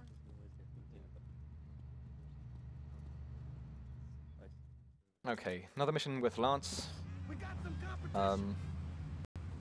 In this mission, funnily enough, you can actually kill Lance as well if you want to, at the very end. I'm not going to do so because there's a slightly faster strategy that I'm going to use instead. But yeah, you're supposed to take this route through some canals here on the right in between these islands and reach some kind of drug deal as quickly as possible. But I just take a detour and arrive there way ahead of everybody else. And then all the other drug dealers get pissed off at me and they try to kill me. But I'm going to use the clothing replay glitch again to increase my firing rate a bit, and I'll take them out in a matter of seconds. Yeah, now Lance is taking over and I'm supposed to shoot them all down. I'm going to trigger this replay. And suddenly this machine gun that's normally not firing this quickly becomes one of the strongest weapons in the game. Yeah, so in this section they're essentially supposed to chase you down and you're like trying to shoot them down. And but yeah, with this overpowered weapon it becomes a little bit easier. Still an auto-scroller section. Sadly there's no way to speed this up. You can softlock the game. Actually, can you softlock the game? You can almost softlock the game here as well. Lance is a very poor driver, and sometimes when you shoot one of the captains of these boats down, Lance will just crash straight into the wreck, and he can actually flip the boat upside down and make you drown, or he can flip the boat upside down and make you land on one of these bridges. I don't know how he pulls that off, because it's actually pretty difficult, but he can. Managed to shoot the pilot out of the helicopter, by the way, but doesn't help much. The reason why I don't blow up this boat is precisely because Lance will just crash into it, and he could potentially flip the boat over and land on this bridge if I do that. So I'd rather just play it safe and wait for a moment. Wouldn't want to lose the 2 minutes that this mission takes. I can blow him up now, though. Okay, and as soon as I'm going to be triggering this cutscene here, I'll trigger the replay first for the clothing changing, and that will allow me to regain control during the cutscene, so you'll just see me run off screen. This should be good enough. There we go. You're a real, proper grade A lunatic. Well, thank you. See you around, Tommy. Okay, Mr. Lance Vance Dance. And I'm trying to run in a specific direction, which is difficult because I can't see where I'm going.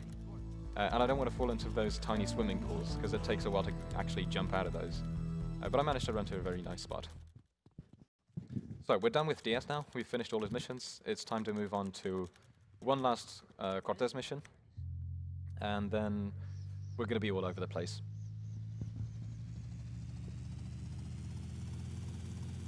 This next mission revolves around me stealing a tank, which is surprisingly easy.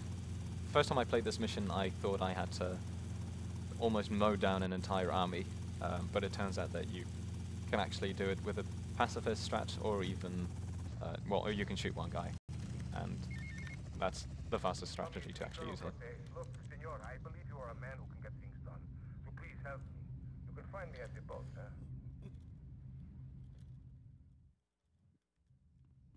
Once again, the helicopter saves a whole bunch of time on this mission, just because you can fly in a straight line.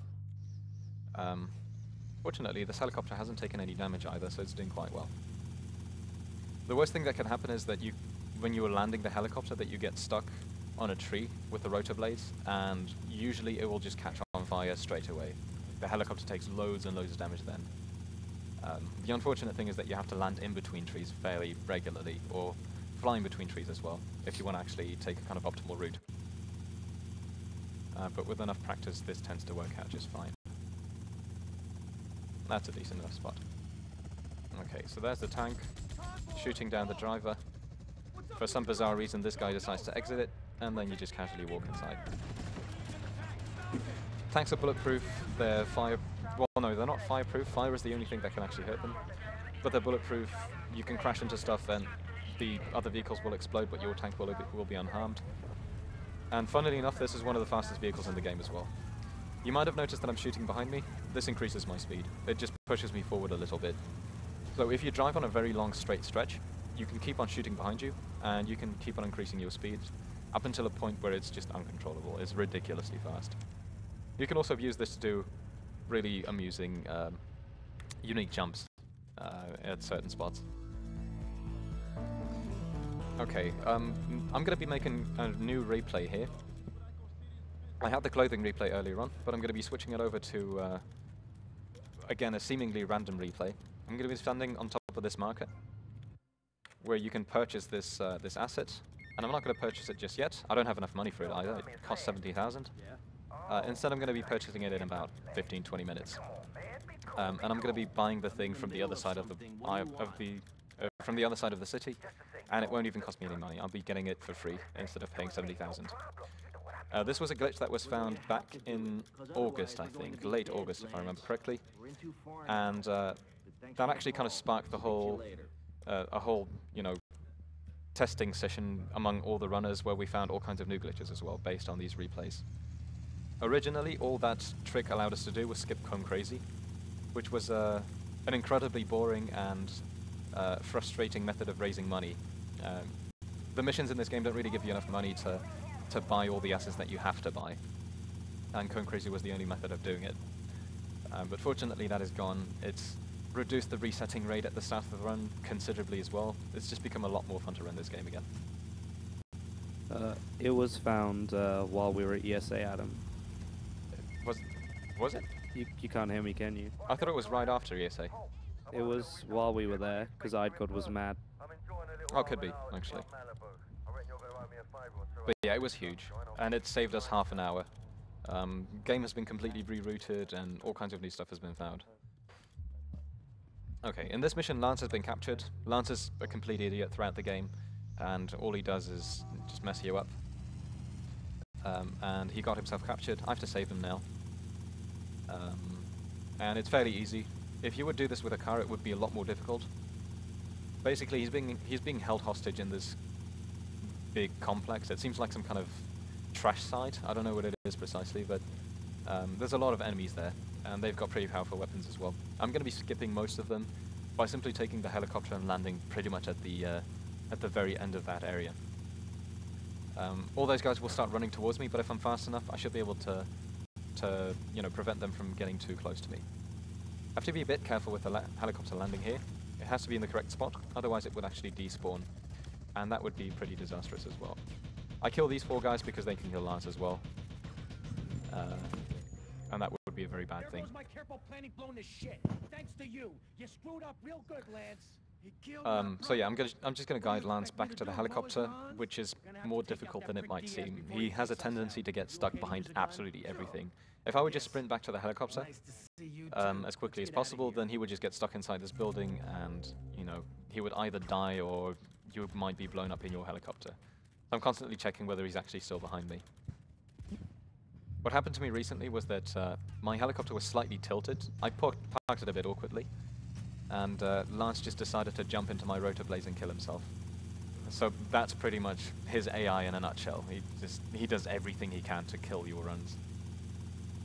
Ever since I started running this game, he's just been killing runs and nothing else. Once you've picked up Lance, there's actually a couple of comets filled with gang members chasing you, and they try to kill you. They try to ram your car and destroy your car and kill Lance actually. But if you fly the helicopter, that's not difficult.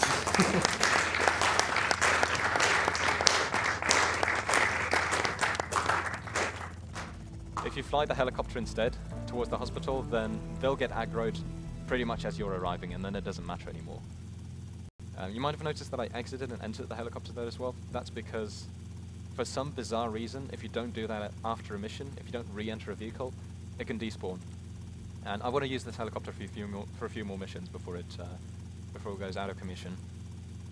I'll be ditching it after I've done all of the Vassetti Mansion missions. So yeah. This game, as I mentioned, it got really broken, mostly because of the replays. It's so broken, in fact, that a lot of content that you're really supposed to be doing in the kind of second half of the game, after you've taken Diaz out, is no longer necessary. What you're supposed to do after you kill Diaz is that you build up this empire. You get all kinds of assets, you complete missions for these assets, and then at some point, Sonny gives you a phone call saying that, he wants some of your money, because you're a bit too successful for his liking. But instead of building this entire empire, I'm actually going to be doing the same mission 5 times at the exact same time and confuse the game into thinking that I've done 5 different missions. And that will allow me to skip a lot of the remainder of the game. Anyway, first of all, got to kill Diaz. I'm looking at the floor most of the time, That's not because this is, you know, a terrible speed game and I have to reduce lag or anything like that. It's simply because the AI is dumb, and for some bizarre reason, when you look at the floor, they don't shoot you as much. So I've taken only... Oh no, Lance is going to die. Okay, that sucks. Maybe he's going to survive? Ah, okay, that sucks as well. I triggered the cutscene there accidentally. You can bounce off the wall sometimes, and then you hit the trigger for the cutscene. Yeah, Lance is dead. Yeah, that's an example of Lance just screwing everything up. Can't do much about that. You know, you always take the same route running into the building, and sometimes he just messes you up. Okay. So let's just try this again. Due to the fact that Lance died, there's going to be a new glitch happening here. Not a useful glitch, completely useless actually. It's not beneficial. It's kind of weird. I'm going to be entering this mansion, but for some bizarre reason the geometry just glitches out, and I'm going to be exiting it first. So I just entered the mansion twice, and now I'm suddenly inside. I don't know why this happens. It's strange. And one of the guys is missing? What? That threw me off. Okay, there was supposed to be another guy over there, but he didn't spawn. Okay, I'm just going to play this differently now. Just going to shoot him from over here, not going to run all the way around. You can skip this cutscene if you run all the way around and then you just chainsaw Diaz to death, but I'll just use the old strategy instead. Alright. So, now that Diaz is dead, I'm basically taking over the entire city, starting with his mansion, and slowly going to turn myself into a bit of a millionaire. Health-wise, I'm actually doing surprisingly well. I only took 47 damage despite doing the same mission twice, so that's pretty good. Yeah, my helicopter is still here, and I'm going to use this one to fly to a shopping center and shoot a bunch of windows. Because a bunch of shopkeepers think that they can get away with not paying me any protection money, and I'm going to prove them otherwise by just destroying their stores.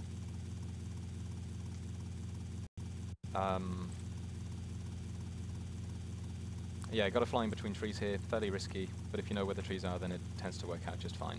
If you crash into a tree, though, it can be, like, run-destroying. I have a couple more quick donations if I have time, Adam. You've got time for another half of a donation if you want. Okay, here's a fast one. Rezi donated $15. It says, Adam, try not to get ultra-copped. Have fun. You know, I wouldn't even mind if I got ultra-cop during a live run. For those who are wondering, ultra-cop is... We've given kind of nicknames to the cops in this game because they sometimes do absolutely incredible stuff. And ultra-cop is when a cop teleports towards you and drags you out of your car even though you're driving at full speed, which is truly impossible, but they somehow pull it off. Okay, this guy is being a bit of a dick, but he's not a super cop, not an ultra cop, nothing like that. Wow, are you kidding me? Okay, the HP for these windows, we haven't figured out how it works. It seems completely random because sometimes you shoot like 5 bullets at a window and it'll break. Other times you need, you know, 25 bullets or something, and it still won't break. It's very bizarre. These cops are being a huge pain in the ass. I lost a lot of HP here so far, but that's all right. I trigger a replay every time I'm low on ammo because that instantly reloads, you know, all my ammo. I don't have to do a manual reload. Saves me a little bit of time. 68 HP should be okay for the rest of the run, but just for safety, I'm going to pick up some extra HP. I entered this helicopter without opening up the door because for some reason the game thinks that the door is already open. But I can close it again if I want to as well, like so. That tends to happen after you've used replays. No idea why. To me, it kind of seems like replays were a feature that they programmed in like half an afternoon and forgot to kind of remove. Replays are also PC exclusive. You can't do a lot of these strategies on, let's say, PlayStation 2 because there is no replay feature. It just doesn't exist. Which is unfortunate. But running this game on a console is awful in general. Would not recommend it. The free aim and better movement on PC is necessary to actually run this properly. Tommy, son, have I got a surprise for you? I'm down at recording studios with some major artists. Why don't you pay us a visit? I'm going to pick up some health over here. It cost me like 2 seconds or something, so it doesn't matter too much. And I'm actually not going to use the helicopter for this mission. It's slightly better to use the car instead. Supposed to grab those 2 AIs with me as well, but I just ditched them. I don't need them. It's a waste of time to wait for them. They would not help me out during the mission. Gonna break up my door by grinding against this rail. Not having a car door speeds things up a little bit because you don't have to open it up or close it whenever you're driving, or whenever you want to start driving. So we actually do that as often as possible. There's only a few areas where that works conveniently in Vice City though, because you need a bit of a, you need like a flat wall to kind of grind against, and sometimes even then it won't be knocked off. You can also punch off doors if you want to. You punch a door 3 times and then it just falls off. Tommy's a pretty strong guy. Driving over them is the fastest way to take them out. Skipping this cutscene because it's irrelevant.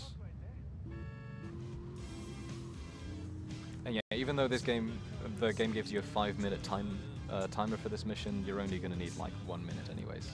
They're being extremely generous, which is actually true for a lot of missions throughout the game anyway. Okay, I'm going to try and not aggro these guys. I'm just going to blow up a car, which kills almost all of them. And then there's one last guy that I have to just drive into. I've only got 1 wanted star, which is pretty good. I've had 2 or 3 wanted stars here before. 2 happens fairly regularly. And the issue with that is that the cops start chasing you pretty badly then, and they can actually destroy your car during the cutscene as well.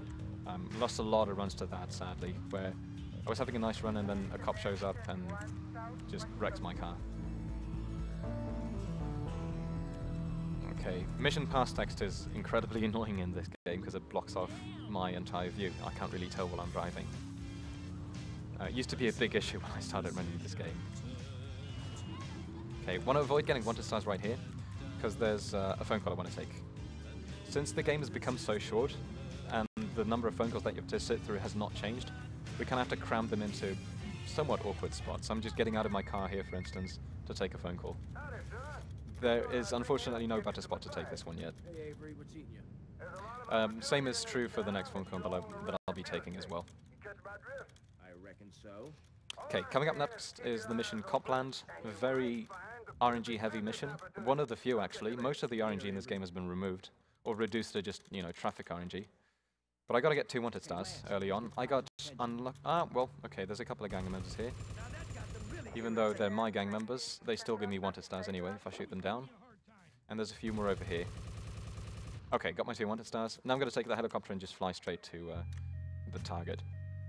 The reason why I get 2 wanted stars is because I'm supposed to steal a cop uniform. Well, 2 cop uniforms actually.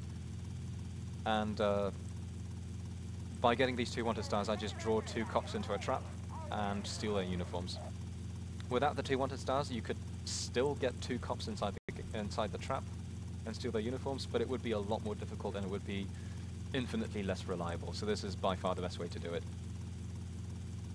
Okay, going to land my helicopter around here. Hopefully the cops won't crash into it during a cutscene as well. That can happen. You can lose this heli sometimes. I heard a car coming in this direction. Okay, fortunately it worked out. Tie him up and gag him. Ooh, that's perfect. And yeah, the police just completely forgets about me. Like, Yeah, mine too. pedestrians are not the brightest. Okay, let me check. My heli's still here. I'm going to punch Lance now. And I'm going to take off with this helicopter. And I'm actually going to leave Lance behind. So the punch has a purpose. It's just to make sure that he doesn't reach the helicopter on time. He tries to open up the door, but he's too slow. So the game tells you that you're supposed to have Lance with you, but it turns out that you don't. You can just ditch him, and it skips a couple of lines of dialogue.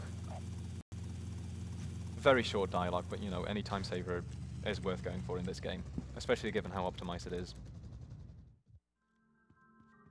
And now you're going to see the shortest 5 seconds in the game. Okay, timers are set. 5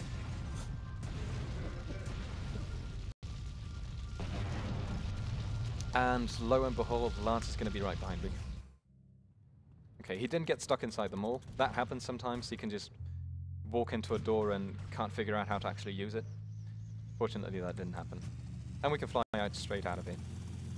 With 5 wanted stars, by the way. Driving a car out of here would be... It's... You know, once you're experienced, it's not that hard, dodging the cops. But I remember on my first playthrough, it was kind of tricky. Because at 5 wanted stars, they really want you dead. They'll do anything to kill you. But with a helicopter, you just fly, you know, over them, and even these guys in the boats can't shoot me either, though they still try. This is the last mission for the Versetti Mansion. I'm basically done with the first asset then, and I'm going to do the second one, which is Boatyard. The mission is called Checkpoint Charlie. Horribly nasty mission. Hopefully I won't have to show you why. Oh god, this glitch.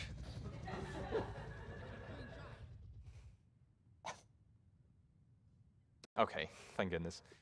Yeah, Tommy and Lance are not the brightest. What can also happen is that Tommy just runs into the door a couple of times and then decides, oh, I should just go around it and enter the mansion instead. Okay, I'm going to be ditching the helicopter in a moment. Pretty much done with it now. Won't be using helicopters in the future either. Parked a little bit awkwardly, but I should be able to take off here without crashing into my house. Yeah, we're good. Doing well health-wise as well, so all is well right now. But yeah, coming up next is probably my least favorite mission in the entire run. Checkpoint Charlie can mess you up for all the wrong reasons. The physics in this game are not incredibly reliable, especially when you're using boats and you try to jump out of the water using rams. This is another one of those phone calls that's kind of awkward. It doesn't really fit anywhere in the run because there's too little content that we have to go through. So this is the best spot to take it. Don't forget about us, Tommy, because I can assure you, I ain't forgotten about you. Perfect timing right there, because I reached the marker exactly as I finished the phone call. There's two boats here. The left one is faster than the right one. It's also a bit less reliable, I find. I prefer using the right one, but you know, since the left one is faster, we have to go for this one. And okay, so this mission involves picking up all these packages. I'm actually going to try and pass by the side of all these packages because they can be solid for no apparent reason. That happens to a bunch of objects in this game. They can just be solid, even though you're supposed to clip through them and pick them up.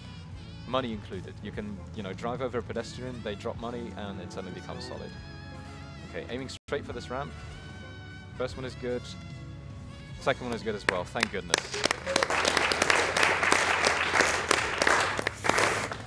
Oh. Yeah, so this can happen, badly. This is not the worst case scenario though. It's only the last ramp, so that's not too bad. I can still readjust and still finish the mission on time.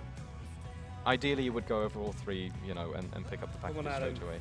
Go on, Adam. Okay, yes. Thank goodness.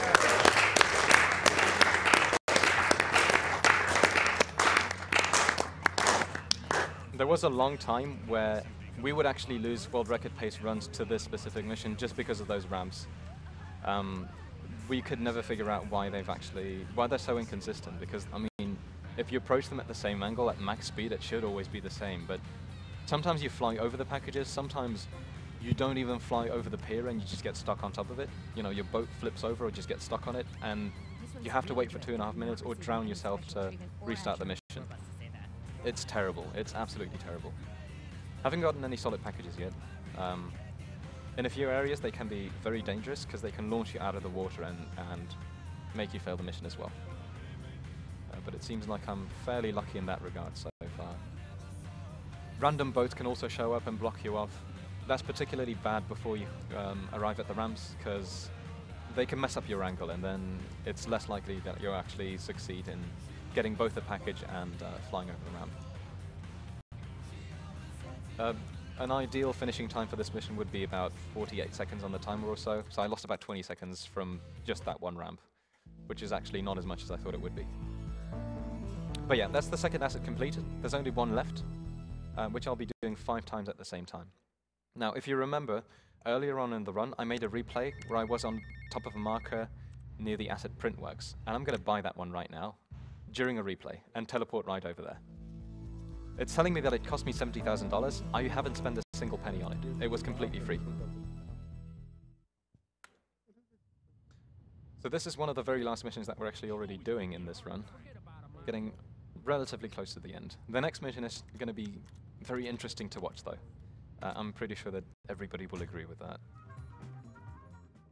Gonna shoot the taxi driver just to steal his taxi after he drives me.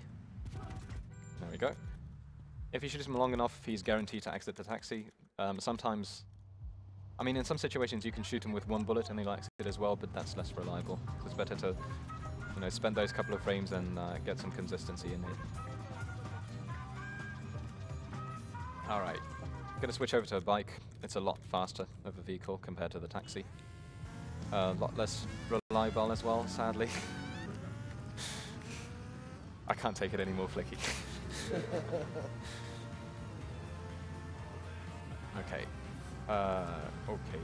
Pedestrians are very dangerous when you're driving a bike. If you crash into a pedestrian, there's one of three things that can happen. Either the pedestrian gets launched into space, they just fly up really incredibly high. Alternatively, you can be launched off your bike, and the last option is that you get launched off your bike and then get driven over by your own bike because it somehow catches up to you. And that can actually kill you. So, yeah, driving bikes, you just have to be very careful with them. I'm playing it moderately safe. I'm not driving at max speed all the time, and I'm not, you know, taking the riskiest turns just for the sake of actually being able to finish a run.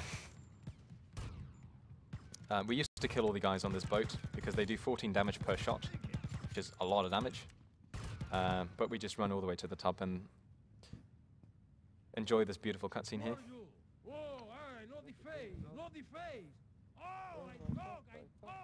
It's by far the fastest interrogation ever, I think. And then you can just jump off the boat. Fall damage is minimal in this game. You can jump off the tallest skyscraper in this game and it'll do like 17 damage or something. What's even better is that it's dealing damage to your armor. So, you know, you'd think you're breaking your legs or something, or, you know, you should be crushed. But instead it just damages your armor, you know, like a bulletproof vest. Okay. Oh. Okay, I thought I was going too fast, but I managed to get a fancy wall ride instead. Uh-huh. I'm just gonna run. Okay, so that's that mission completed. I'm gonna make a save now, and the next section is gonna seem fairly weird, but I'm gonna explain what I'm doing. So I'm gonna overwrite this save real quickly. That's the top save. Okay, in-game timer is at 17:20-ish roughly. I'm gonna wait for about 2 minutes and 45 seconds before I make a new replay, and then I'm gonna reload that save. It's gonna be a rampage replay, because rampage replays are used to duplicate missions. You can start them, you know, as I did at the start of this run. I did Jury Fury twice, and it passed the mission instantly. In this case, it's not gonna pass the mission instantly, but it will permit me to complete the same mission 5 times at the same time. And since this is the last mission for this specific asset, the game will think that I'm actually completing 5 assets at the same time, not just 5 missions.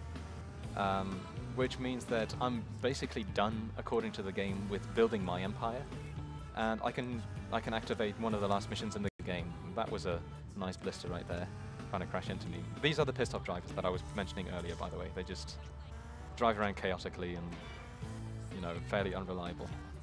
But yeah, I have to wait for about 2 more minutes, so I'm just gonna enjoy the out-of-bounds scenery and such. I've got another really quick donation for you, Adam. Yeah, sure thing. Jordan2 donated $20 and just said, Adam, tender love.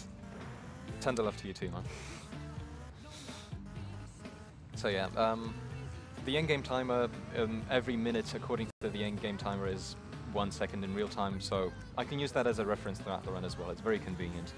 And I can tell, for instance, that I'm about like 40 or 50 seconds behind PB at this point, which isn't even that bad. Not that my PB is great, because I never finish runs. But this is a surprisingly decent run, especially for a marathon. But yeah, there's a Molotov Rampage that I'm going to be picking up. And I'm picking up a Molotov Rampage specifically because it'll allow me to throw a Molotov at a helicopter, which speeds things up a little bit. The Rampage spawns right here. I can take phone calls in the meantime if I want to as well. Doesn't really matter because I have to retake them later on anyways. Now, as I was explaining earlier on, I made one of these Rampage replays as well. And I triggered Jury Fury twice with it. However, I didn't fail the Rampage instantly. I had to go through a couple of missions first before I even failed the Rampage and like picked up the mission twice. Now, as it turns out, if you make a replay that is at least 2 minutes into the future in game time compared to, let's say, a save point, and you reload the save and then you start playing the Rampage, you can instantly fail a Rampage as well. So that's what I'm going to be trying to do. It sounds weird. You'll see in a moment what it looks like in action. Basically, I can pick up a Rampage, play the same replay, and the game will think, oh, more than 2 minutes have passed, hence you failed the Rampage. which allows me to trigger it again and duplicate another mission, etc.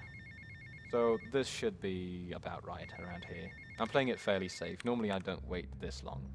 But yeah, gonna reload the save, and I'm gonna pick up this mission several times. This might take a couple of tries. It's difficult to do this correctly. So there's the first time. And I'm gonna do this 4 more times. There's number 2, hopefully. Yeah, there we go.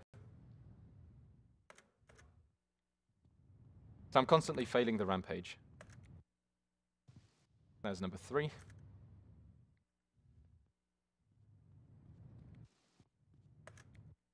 This might be too late. Yeah, this is too late. So unfortunately I have to reload the game now, because I only duplicated the mission 3 or 4 times, and that's not enough. So I have to reload. This is always unfortunate in PB attempts when you get this far, but it's difficult to do this very consistently. Triggering it too early is not too big of a deal, because I can easily cancel it as well. Triggering it too late is the worst thing, because then I'm stuck inside the mission and I can't trigger it again. But yeah, you have to do this 5 times in a row perfectly. It's kind of tricky. So that's number 3 already.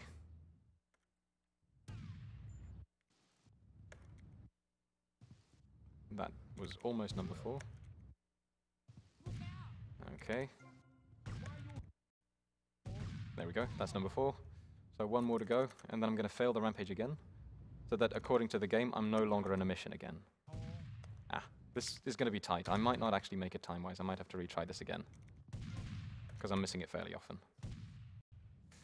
Okay, I've duped it 5 times now, but I might not be able to fail the rampage. Let's see. Ah, still made it. Gonna make a new replay over there. Again, a seemingly empty spot, but as it turns out, there's gonna be a safe spot over there, and I'm gonna be using that to teleport back to the building really quickly later on.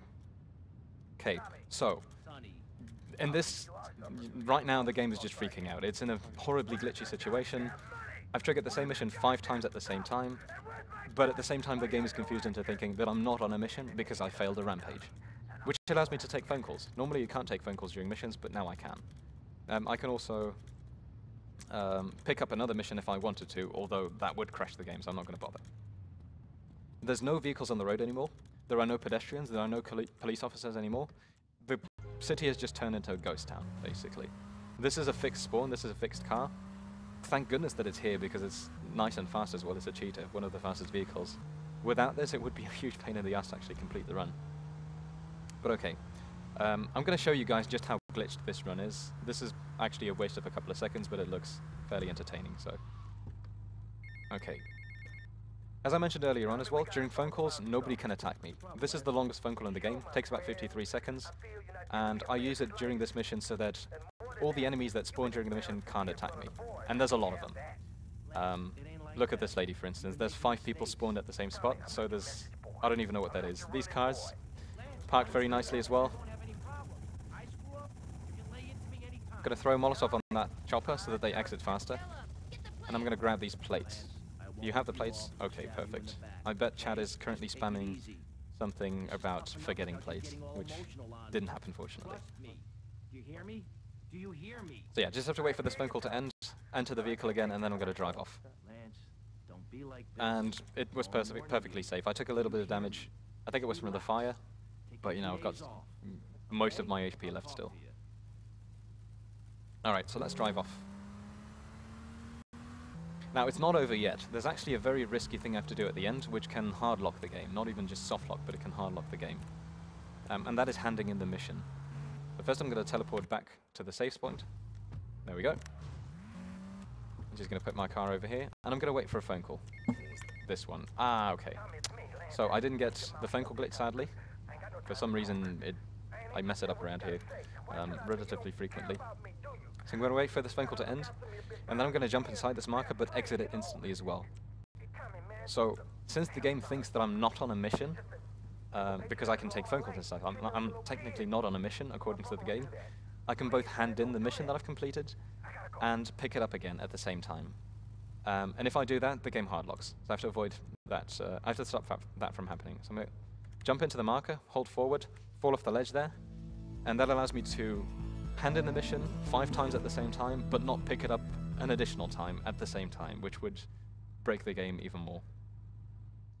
Okay, so thank goodness that this worked out. We are pretty much at the end of this run now. There's only 2 missions left, and then we're going to be done. So I entered this car again, knocked off the door as well. Saves me a few seconds later on. I had to re-enter the car anyways, because otherwise it would despawn, and it would make me fail the next mission, guaranteed. Just waiting for a phone call now. So normally this phone call would appear only after you've completed 6 separate assets. I've done 2 of them. But I did one of them 5 times at the same time, hence the game is confused into thinking I did 6 of them.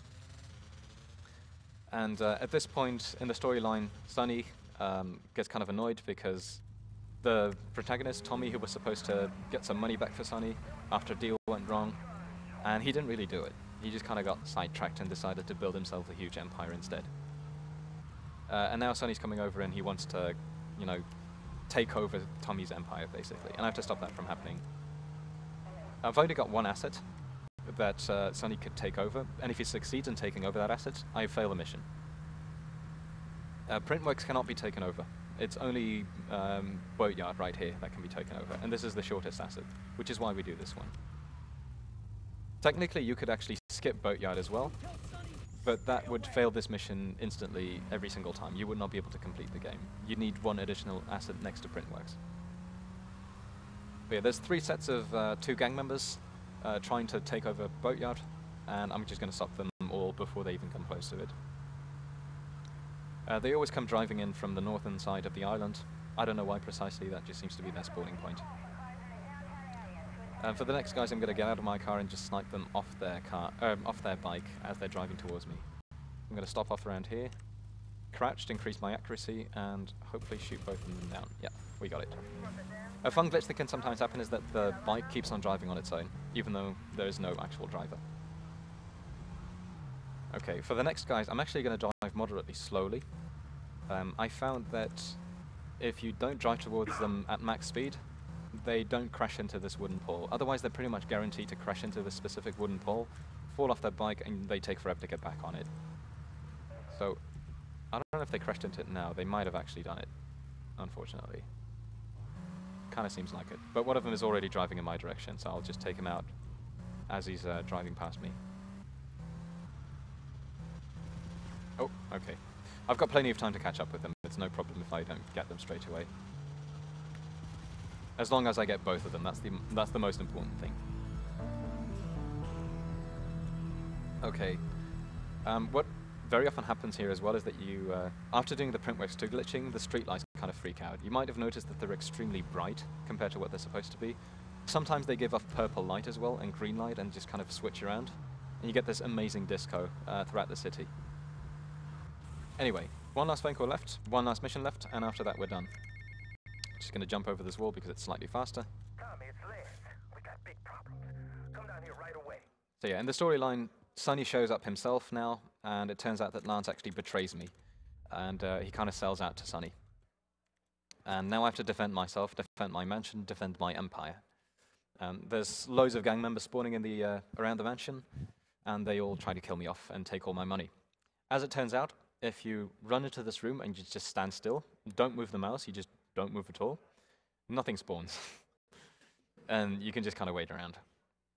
As soon as you start moving the mouse, the AI suddenly figures out how to actually enter the mansion and they'll start attacking you. So yeah, there's basically like 1 minute where you can kind of relax and have a drink or whatever, have a toilet break. Although at the end of the run, that's not the most useful timing for that, I guess. But yeah, after the first minute, Lance is going to spawn. I'm going to take out Lance. There's 2 ways of doing it. You can either just kill him with a chainsaw, which is the fancy way of doing it, but also very risky. I'm going to go for the standard way and just chase him down, chase him up on the roof and shoot him down over there. Once Lance is dead, it takes exactly a minute for Sunny to spawn as well. And once you take Sunny out, the game is over. You've won. No one to cover your ass now, eh, Tommy? You're going down, you backstabbing prick. Oh, you think so? This mission is actually on a timer. Like, the entire mission is on a timer. It takes about 2.5 minutes to complete, and there's very little you can do to speed it up.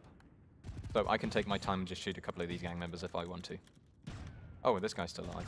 That's surprising. Lance does a lot of damage, by the way, and I have to be careful that I don't bump into a bunch of guys, because Tommy can actually kind of stumble and die because of it. I think I'm going to go for the fancy ending. Okay, I'll go for the fancy ending because I'm going to be way ahead of estimate anyways, and this is risky because I could die because of it, but it looks a lot more entertaining. So instead of shooting Sonny, I'm just going to drive over him inside the mansion. I've got a flat tire already, and that's actually really bad. So we'll see how this works out. Okay, never mind. I can't do it, unfortunately. My car is too damaged, and it's facing a terrible angle. If I would have to correct that, it would not work out anymore. That's a shame. Because you can make the car stay inside the building as well and glitch out a cutscene completely. Anyway, get ready on time, because as soon as Sonny is dead, this run is going to be over. You still don't get it, do you? I own you, Tommy. Those 15 years were mine to spend. You get fully healed up as well after this cutscene, fortunately. Alright, he's dead. So, time.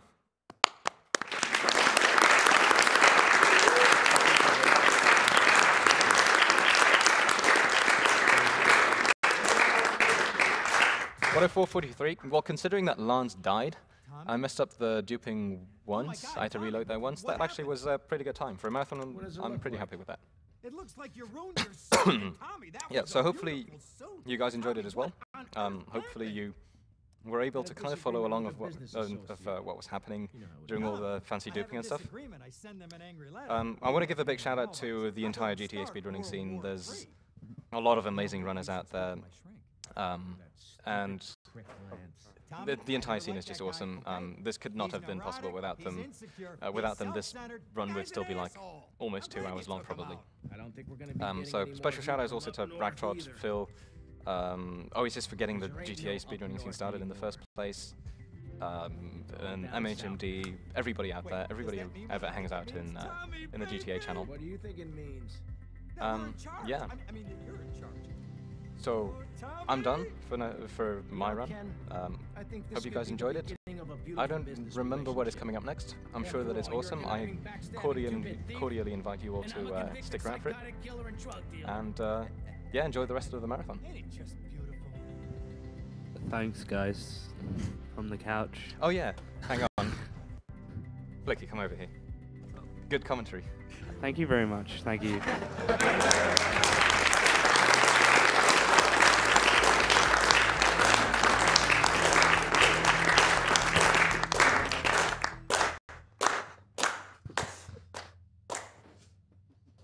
All right, thanks very much to Adam for running GTA Vice City.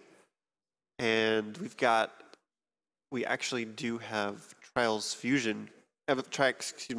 Evolution coming up next.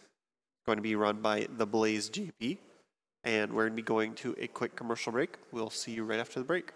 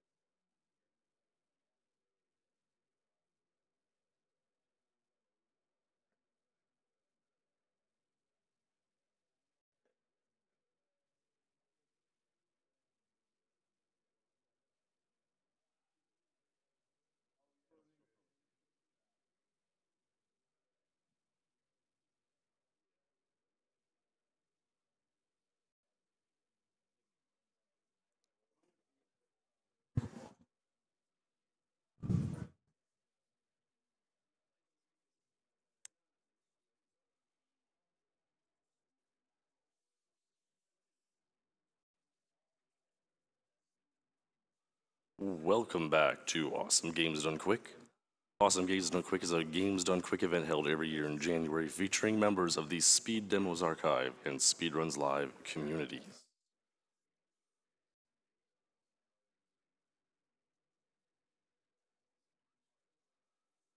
The Prevent Cancer Foundation is a nonprofit organization that focuses on prevention and early detection of cancer via research, education, outreach, and advocacy. Their staff has worked towards this goal in countries such as China, South Korea, Australia, Canada, England, and other countries spanning a total of 6 continents. PCF has invested over $138 million over the last 29 years and funded more than 480 grants and fellowships. Stay tuned, we're setting up the run for Trials Evolution.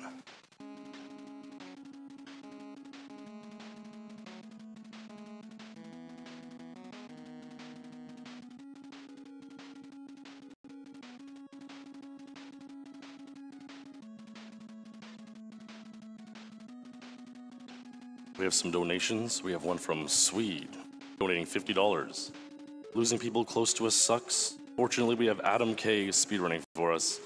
Give us that Dark Souls 2 any percent. Thank you, Swede.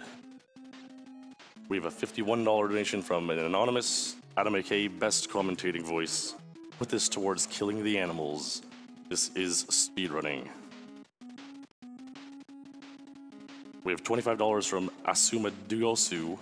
AGDQ has brought me much joy over the past years, so it is time I return the favor. Thank you for everything. And thank you all for the wonderful donations.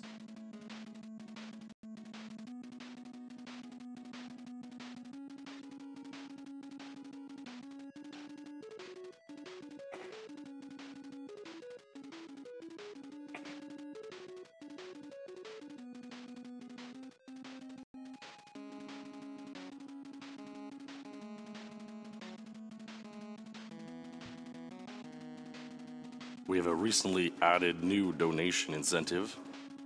If we get $2,000 towards Pokemon, we can have a glitched run of Pokemon Green by Shenanigans. Or $20 into that $2,000, so keep them coming. Let's meet that goal.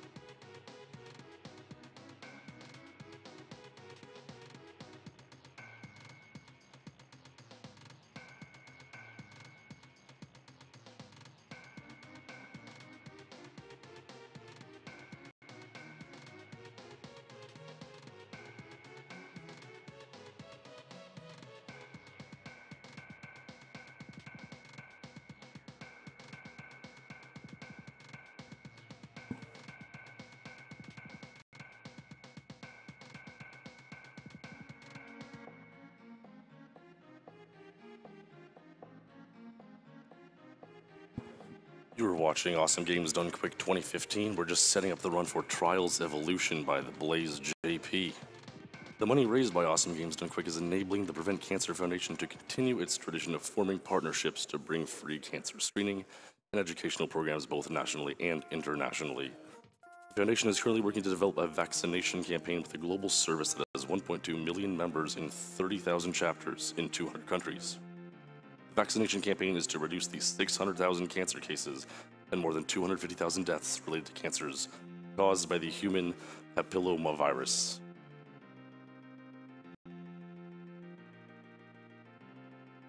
Pinball Joe has donated a Swords of Fury pinball machine as a grand prize for AGDQ 2015. This is a chance to own your very own pinball machine at home and help an awesome charity. It's a very special prize. A minimum bid is $50 with up to 4 bids or $200. Pinball Joe has also provided pinball machines at the AGDQ venue for people to play. Throughout the marathon, you can watch AGDQ attendees speedrunning pinball for new world records at pinballdonequick.com or their Twitch channel, twitch.tv/pinballjoe.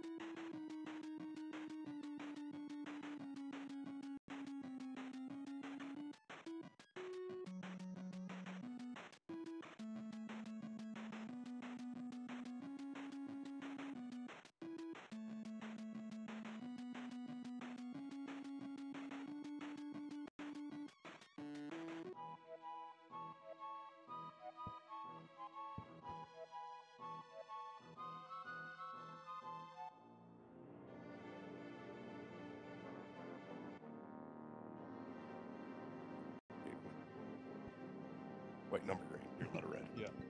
You just have a mic. I think I got this now. I understand everything. Are you? Apparently. Not here. So we're good with the mic, yeah? You can hear? Technically, yes. Cool. So let me know when you need to test, because I've got the test for you. Oh, yes. Hey, Blaze. Hand me the keys to this motorcycle, let me start it up. Yeah.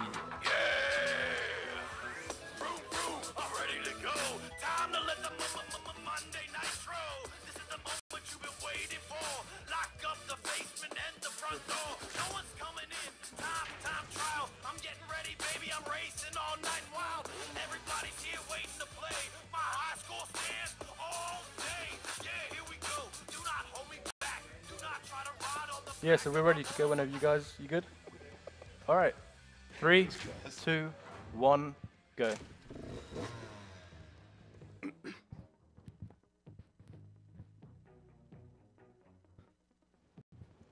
Whoa, the lag.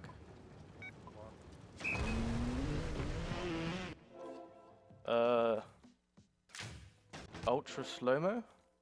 What happened? That's a lot of lag. Can we? It's. Yeah. The FPS ate it compared to what we had yesterday. Even compared to what we had earlier. It's like 10 frames a second. Should we restart the game?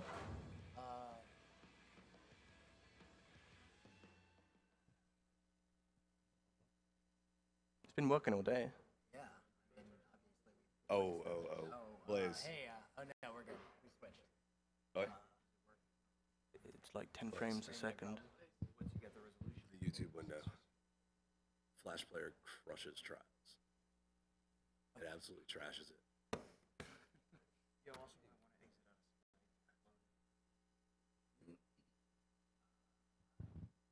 Oh yeah, Skype's there. Kill Skype. It auto loads.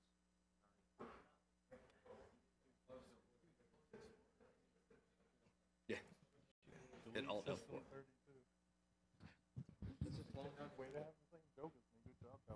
Dang. These joke snipes. No, you got it.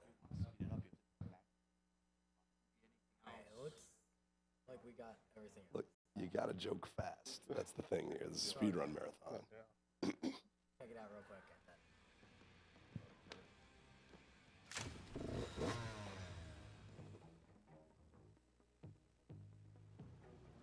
It seems a lot better. Yeah, we're it's, getting some frames. It seriously is a YouTube window that will. Okay, we're good. We're good. That's the reason I have to stream, like, monitor my stream on my laptop. Any flash window will crush trials. We in there. Let's try that one. Okay, we're ready for the countdown again. 3, 2, 1, go. Sorry about that, guys. So this is Trials Evolution Gold Edition any %, and I'm gonna be going through this explaining the goals of the speedrun. Essentially, we're gonna be getting to 235 medals, and that's when the game's credits roll. And there's a variety of core games and skill games, and we'll be explaining them as we go. We're going to be starting off with a few skill games here, and this one's called Inside the Ball. We're stuck inside a steel cage, and what we're doing here is we're riding against the outside, trying to gain a little bit of momentum to try and push this ball down the track. It's an absolutely classic circus thing. Only a lot more deadly.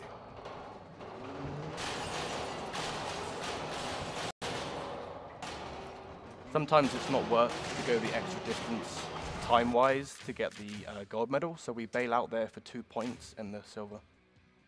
And you'll be seeing that a lot in this run.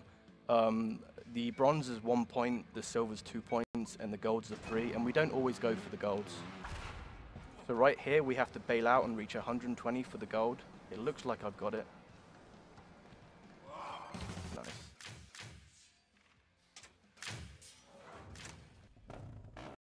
In this skill game, there's a mechanic called Nitro. It's the little yellow disc that you see in front here, and we pick it up, and what it does is it propels us into the air, at super speed, and we have to, with subtle stick movements, lefts and rights, we have to maneuver ourselves into these rings. And the goal here is to reach 25, and we bail out again for the gold. This is not nearly as easy as Blaze is making it look. Controlling the afterburner in flight is probably one of the most frustrating things in Trials I can think of. I've been playing for a couple of years now. I absolutely detest these stages.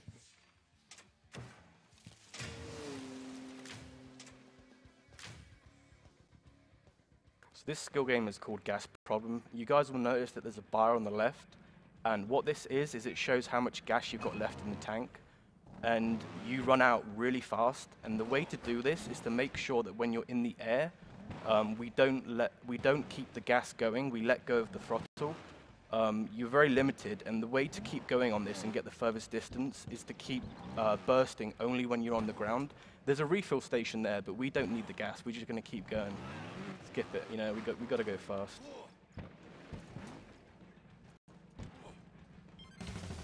Unfortunately, we only got the silver there. We were a little bit off the gold. We just ran out before the gold came.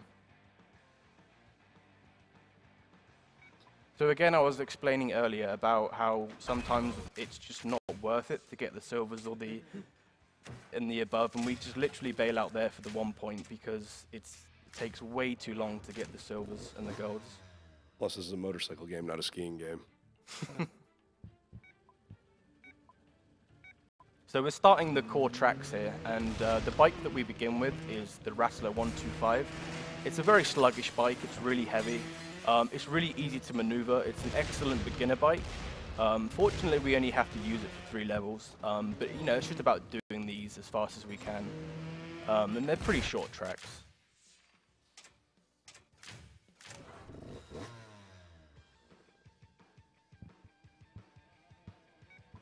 This level is called the breakdown. If you don't go fast enough on this one, the objects, as you can see behind us, are breaking. They all have hit points on. If we don't go fast enough here, it is actually possible to fall through to the bottom of this level and crash, but it doesn't usually happen in speedruns.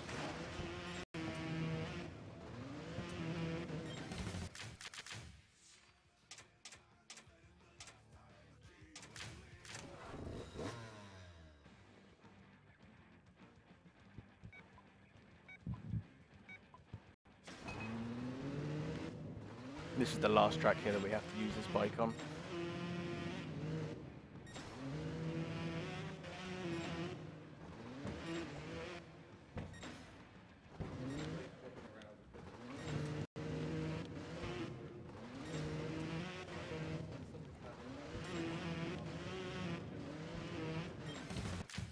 Yeah, there's one track later in the game that's about a 7-minute long platinum, and yeah, we kind of skipped that one in a speedrun.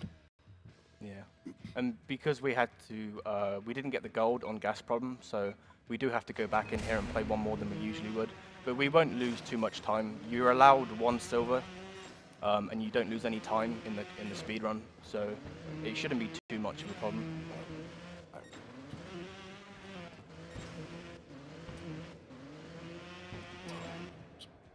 You'll notice that when I'm not on the ground, I let go of the gas, and it's called coasting. What you want to do is you want to get back on the track as soon as possible. So the reason we let go of gas is just to get the acceleration going again as fast as we can. And we're into the first license test here. We're going to be unlocking the Piranha.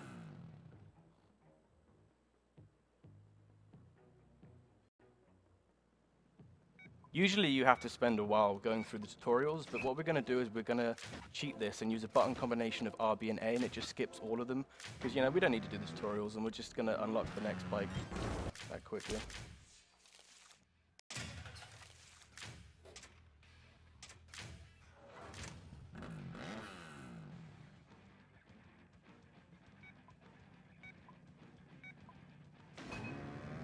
The bike that we just unlocked here is the Piranha, and it's twice as fast as the bike that we start with. It's just a little bit more smoother, a bit more agile, and it makes it to where the tracks just feel that little bit more smooth because it's a bit more of a varied bike. You can do more techniques, and we'll start to do more advanced techniques with the tracks coming up. That said, it's still pretty much a weak bike, and we'll be getting rid of it as fast as possible. Yeah, because of course we're starting from a 0% state, and in any percent we have to unlock the bikes in order.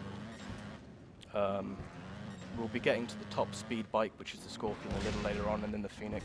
So right here, the coasting again, when I get to this hump, I'll let go of gas, and it allows me to get down as soon as I can. So it's just another example to show, to minimize the air that you can get on the bike, it is important to let go of the gas at certain parts on the tracks to get back down. Blaze is correct. One of the things that you're trying to do basically in a trials game is try to make your line through a track as flat as possible. Too much time spent going down large dips and up large hills, that's time wasted. If you can get across them flat, so much the better. So there was a load of bombs behind us there on that cart, and we were dragging them. Just a teensy one. Yeah. So this one's called Down the Stairs, and the idea here is to bail out and try and impact your rider as much as you can. We actually got a bit of glass wedged in between him there. He went through a few rocks, and yeah, the idea is to break 65 bones. That's one of my favorite skill games. There's a nice set of bowling pins down at the bottom if you get all the way down there as well. This one's a pretty interesting skill game. So we have to stay on fire here for the entire skill game, and the idea is to keep our top speed. If you slow down or pause at all, the bar on the right will build up and you will explode. So the idea is just to keep going as fast as we can and not stop, not slow down. We bail out 170 for the gold.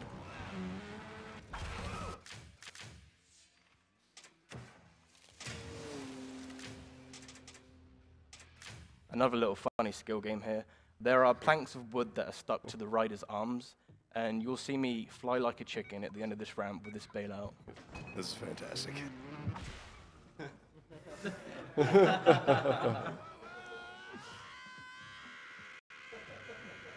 Wham! So, you know, I'm fed up of playing Trials, so I'm going to jump over to Marble Madness here.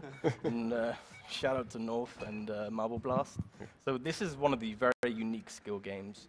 And what we're going to be doing here, actually, I did slip up there. We're going to be trying to skip over these as fast as we can. We're going to try and be clipping off this and cutting that corner. Of course, I didn't really intend you to go that fast around there, but with enough speed, you just jump straight over those. And this game really shows off how flexible the Trials editor is. You can build all kinds of stuff that you wouldn't imagine in a game like this, just from the physics primitives they provide. It's true. People who build stuff like first-person shooters, like, you know, fairly basic ones, or Space Invaders and stuff like that. Usually here you have to go the entire way around the tower, but we're going to skip the corner, bounce off the edge there, and get into the gold.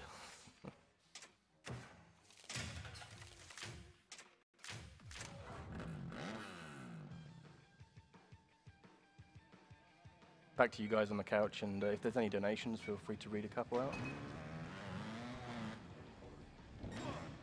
Says $20 from Wild Conjecture. Says, I first saw Trials Evolution back at AGDQ 2013, and now it's one of my favorite games.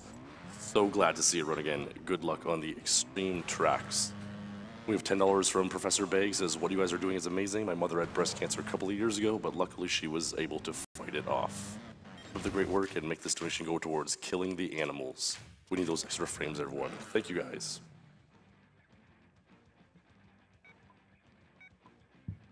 And I guess here on the couch we should do a little bit of a roll call.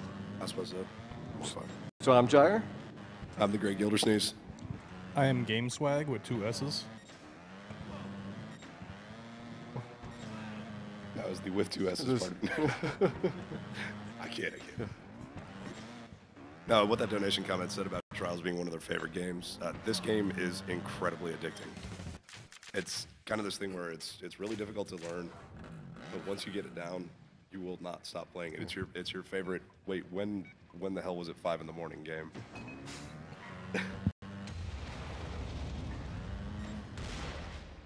And one of the things that just makes it so addictive is they do have global leaderboards. So you get into rivalries with people, and you're shaving off hundredths of a second. Like, Gilder, I think you and I got into a little bit of a competition the last couple of months, and we would trade tracks back like 10 or 15 times. Beat muscles now. Crushing confused muscles, having fun on that one track. What was it? Temple Trouble Infusion? Oh yes. The game will hook you, and you will suddenly have this competitive spirit, and you will want to speedrun, even if you're only doing individual levels for better times. You will want to. So here we're going back into the next bike unlock, and this is the bike with the top speed. It's the Scorpion. Again, we're just using the button combination and cheating these tutorials. We don't need to go through them. It's RB and A, and we just spam it and just skip the entire tutorial to unlock it fast. And so a lot of you guys might be wondering what the Gold Edition part means for Trials Evolution. It's on the PC, and Trials HD and Trials Evolution were the two Xbox games. And what this game is it's a combination of both of them. You guys saw me playing the Trials HD tracks earlier, and we're now going on to the Trials Evolution outside. But they have an outside theme, you know, and you'll see a lot of different themed tracks that I'll point out in a minute. And both the PC and the Xbox versions have some redeeming features that make them very different. PC, you get both of the games in one, and it actually has a combined scoring system for all the medals. Xbox, you have a ton of great DLC that unfortunately the PC never got on Steam. Yeah, the DLC on the Xbox version was actually very well priced and contained a lot of content. So talking about themes, you guys can see here that this is reminiscent of the Normandy D-Day World War II bombings. You can see the beachfront with all the bombs falling down. The bombs don't come onto the driving line. They're just there for added effect. They make a nice little effect. And yeah, it's a very well done themed track there. Beachhead. Yeah, you won't get to see it while Blaze is playing because he needs to get past the endings as fast as possible since it's a speed run. But one of the more amusing things about Trials is the rider dies in a hilarious way at the end of every single track. So we're going to talk a bit about bike techniques here, and coming up we're going to be doing a 360 rotation to miss this pipe. And we got it. So what happened there was, if we didn't do that, we would have impacted the pipe. Oh god, that was recovery. Got a little bit of a tire glitch there. Yeah, but we would have lost all our speed, and it is possible to completely skip over obstacles by doing rotations. And I guess maybe this is a good time to talk about the tire glitch. Yeah, that it is. Oh yeah. Because we just had it. Tire glitch is a bit of a frustrating thing, and it's part of any 3D game. Sometimes you hit the ground too hard and you break the collision detection and your tire kind of gets wedged in the ground a little bit. You suddenly find yourself losing a heck of a lot of momentum while your tire frees itself. That can lead to a lot of frustration and a really strong IL attempt. Or heck, a single segment run, doesn't matter. It'll really tick you off. Again, the coasting technique on this, we're hardly using the gas at all here. We're letting the gravity and the downhills do the work for us. Just coasting to the finish line. And the reason for that is you can exceed the bike's top speed if you just let the engine go in neutral and let gravity pull you. And for beginners, you typically want to try to get as the big air because you're having fun with the game, but that turns out to be really bad for speed. Yes. Like I said, try to keep your line as flat as possible. You're looking to stay low as possible. So this track is called Motor Madness, and we have to string together a set of jumps here, which we're going to try a big time saver coming up here by doing all 3 of these in a row. And see if we can hit it.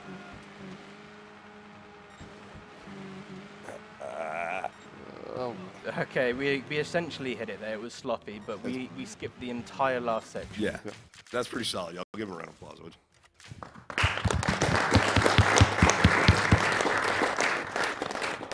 Sorry, clapping with a mic, bad idea.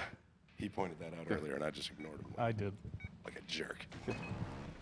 And so some of the more bike techniques here, and this is the introduction of the wheelie flip. So what happens is you get your front tire over and you brake, and instead of getting major airtime, you just get back down onto the track as soon as possible. The wheelie flip is a technique that is used a lot in the more advanced stages, and in the next track in particular, I'll be pointing out a hell of a lot of them.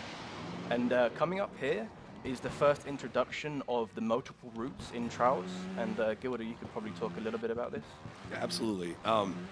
You'll notice as he comes up over this building and jumps over the top, he could actually go down to the lower level there instead of landing on this big plank up top. But the lower level is a much longer route. It's more hilly. Again, it's not a flat line. and that's your goal. Is you need to find that perfect route that keeps you as flat and fast as possible. Some you can keep your tire down, keep the power, like basically keep the power to the wheel, and the wheel to the ground, so you're moving very, very quickly through the stages. And we call this track here Wheelie Flip Central because there's about 8 of them. And see if you can count. This is the second one coming up here. Again, we're getting the front tire over. We're not letting the front tire hit. We've got a third one here that we brake and flip again. And coming up here is the biggest wheelie flip in the game. And let's see if I get it. Nice. Very nice. He calls it wheelie flip central. I tend to call it 4-letter words, but... So right there was a 360-degree rotation after a wheelie flip. And what that is we use that to regrip the surface better after a wheelie flip. Because if you don't flip, your bike suspension will bounce you up. And the rotation kind of makes it a little bit inert. And that is why we do the flips after doing wheelie flips. Or I should say, rotate the bike.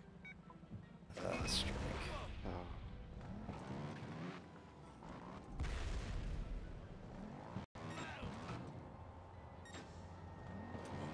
Strike is so simple, but so infuriating to individual level. Coming up on the next track is probably the biggest time saver of the entire run.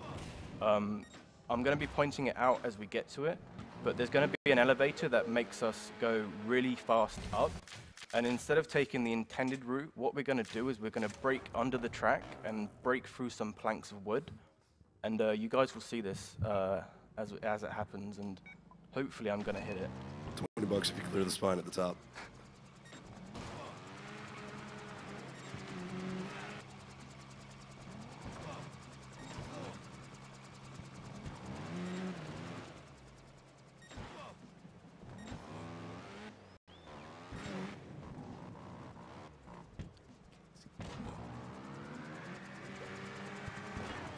Nice, so we got it. We broke through the bottom of the track there. You can clear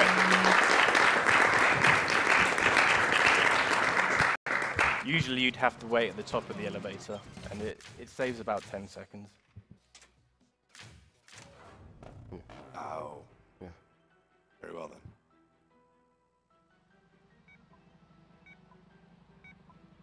Yeah, back to you guys on the couch, and if there's any more donations, feel free to come up. Yeah, we have a few more donations. We have a $10 donation. Cheers to everyone running trials, Pilot Wings, and Bomberman. Let's kick cancer's butt and save them animals. We have $15 saying, finally able to donate to this amazing cause. Looking to be able to start practicing some new games, and this has inspired me even more. Also, save frames, kill animals. We have $10 saying, my mom was diagnosed with cancer 3 hours ago, hoping she gets better. And we hope so too. Thank you guys for your generous donations. We have $25 from Uzi Gorilla saying, Blaze, between your menu leg at home and 10 FPS here at AGDQ, it's a wonder you ever have a good run. But I jest, good luck on your run. The couch stops you. I'm not sitting in Guy's lap. We'll get comfy. You guys can always get up and slide the couch along. Yeah, I suppose we could slide the couch over a little bit. So I don't think we talked much about what differentiates IL play from any percent like this. And there is a big difference between the two of those. Absolutely huge. There's a lot of time savers Blaze is going for here. But you have to absolutely, if you're going for a single segment run, you're trying to clear all these tracks in one segment, you have to sacrifice some of them. Some of the individual level time savers are absolutely ridiculous. They're very dangerous. You bail, obviously you fail the track, you're not getting that platinum medal, you're not getting that low time. So there are times where Blaze is going to look like he's going a little bit slow through the track, but these are all carefully calculated. This isn't like it's not an idle decision to not go for the ultimate time savers on every single track. Some of them are just way too difficult to throw into a single segment run or way too unreliable. They require absolutely flawless execution at all times. So if you're an IL player and you're looking at this and you're like, well, he's not going for that strat. And it's like, yes, of course he's not. He's not crazy. He'd like to finish the speed run with a decent time. And note it's more about not faulting, because if you fault, that's where the time really is lost in the trial speed run. And I haven't faulted yet, and hopefully I'm going to be able to get the 0 faults. for the entire run, but maybe I jinxed it. Here's a big time saver here. Ow, get over there. Saved it. Not bad. Nice. Yeah. That was definitely a good save. Yeah. And tracks like this, which have weird physics collision things in them, are really difficult for any percent because, again, you can't have any faults until he gets up to some of the later tracks, where they might allow you to have like one fault and still get the gold medal. Right. Just keep in mind, the success of this speedrun is based on the fact that he gets gold medals. Yeah, give it up for that. That track is way harder than it looks. Way harder. Ah, this is my favorite track. We sold 13th on this on Xbox Live for a while. I love suspense. But, yeah, those physics cannons are an absolute pain. There was one extremely major skip that I completely understood, like exactly a perfect example of what we're talking about. The very first physics cannon on the last level, you can hit it just right to launch yourself clear over a huge chunk of the level. But obviously failing it means restart the level, restart the level, restart the level. I usually can get it once out of every 25 times or so. And it's just a hassle. Right here is taking the lower route. It used to be the strat a long time ago. Like when I had 13th, you took the higher route. But it was found out that the lower route is a little bit faster, just slightly. And some of these tracks over time have actually switched back and forth between whether you want to have the top speed bike versus the top acceleration bike.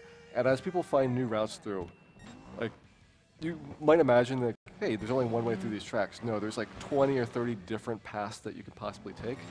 And you're going to have different trade-off characteristics based on how people have found these little time savers and tricks that you can perform to get to the level as quickly as possible. That's true. We haven't unlocked the top acceleration bike. It handles a little bit better. It flips a little bit faster. It's like more acrobatic, I suppose. It's also very, very finicky on acceleration. You can flip yourself over backwards with it heavily. In general, on the hard tracks, it's always best to use the top acceleration bike, but you'll see that they unlock in a row. And in most video games, you know, it's like, well, the last bike I unlocked has always got to be the best. That's not necessarily true. Sometimes you want this top speed bike. Basically, any course where you're always going to have the back tire on the ground, you're not doing very many flips or jumps over ramps or anything like that, you're going to want more top speed than you're going to want acceleration. So the goal is to get the top speed and keep top speed as best as you can.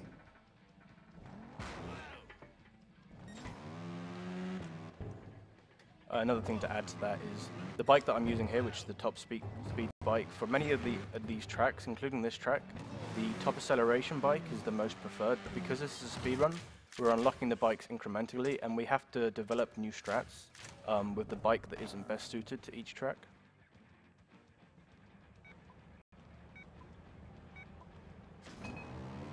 For example, this is another track where the Scorpion is the second best bike. That's true. Like I said, no, he's hitting a lot of ramps. He's not going to be keeping the back tire on the ground very often.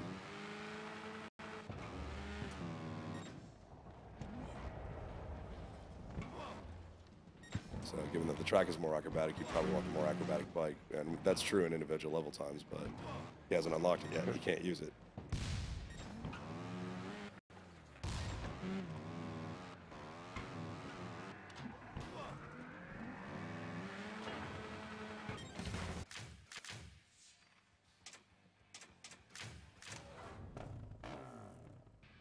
And another thing to know is, I guess we can talk about how each level finishes. The goal is, of course, to get over the finish line. It's not the middle of the bike or the middle of the rider. It's actually the head. So on every single track, you'll see me push my head at the very end of the finish line just to finish those milliseconds faster on each track. And of course, it all adds up because there's a lot of tracks in this speedrun. Yeah, the rider's head triggers checkpoints. It's also the most vulnerable point on the rider. Well, at least in Trials Evolution. If I remember right, in Trials HD, you could really pull some kind of BS with the rider's head and smack it around a little bit and still somehow manage to live.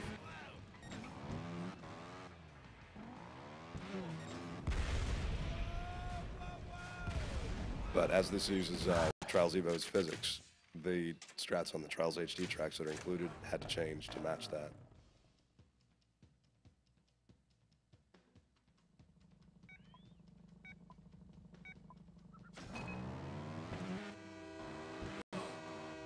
The debt collector. Oh, yes. Doing this level is fun because you have that annoying horn at the beginning, and then you start off with this really hand-cramping motion where you go hard left, hard right. Yep.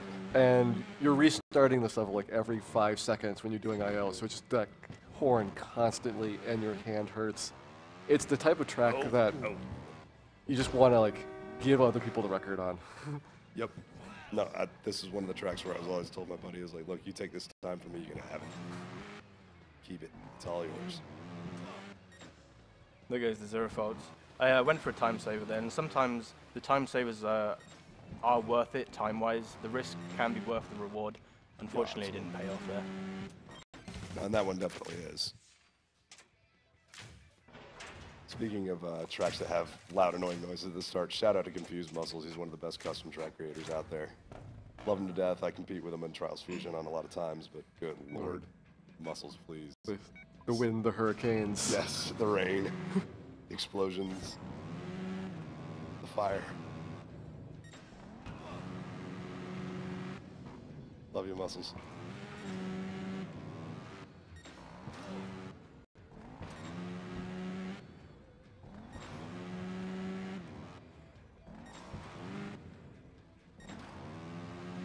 So yeah, if we've got any more donations, now would be a great time to read some.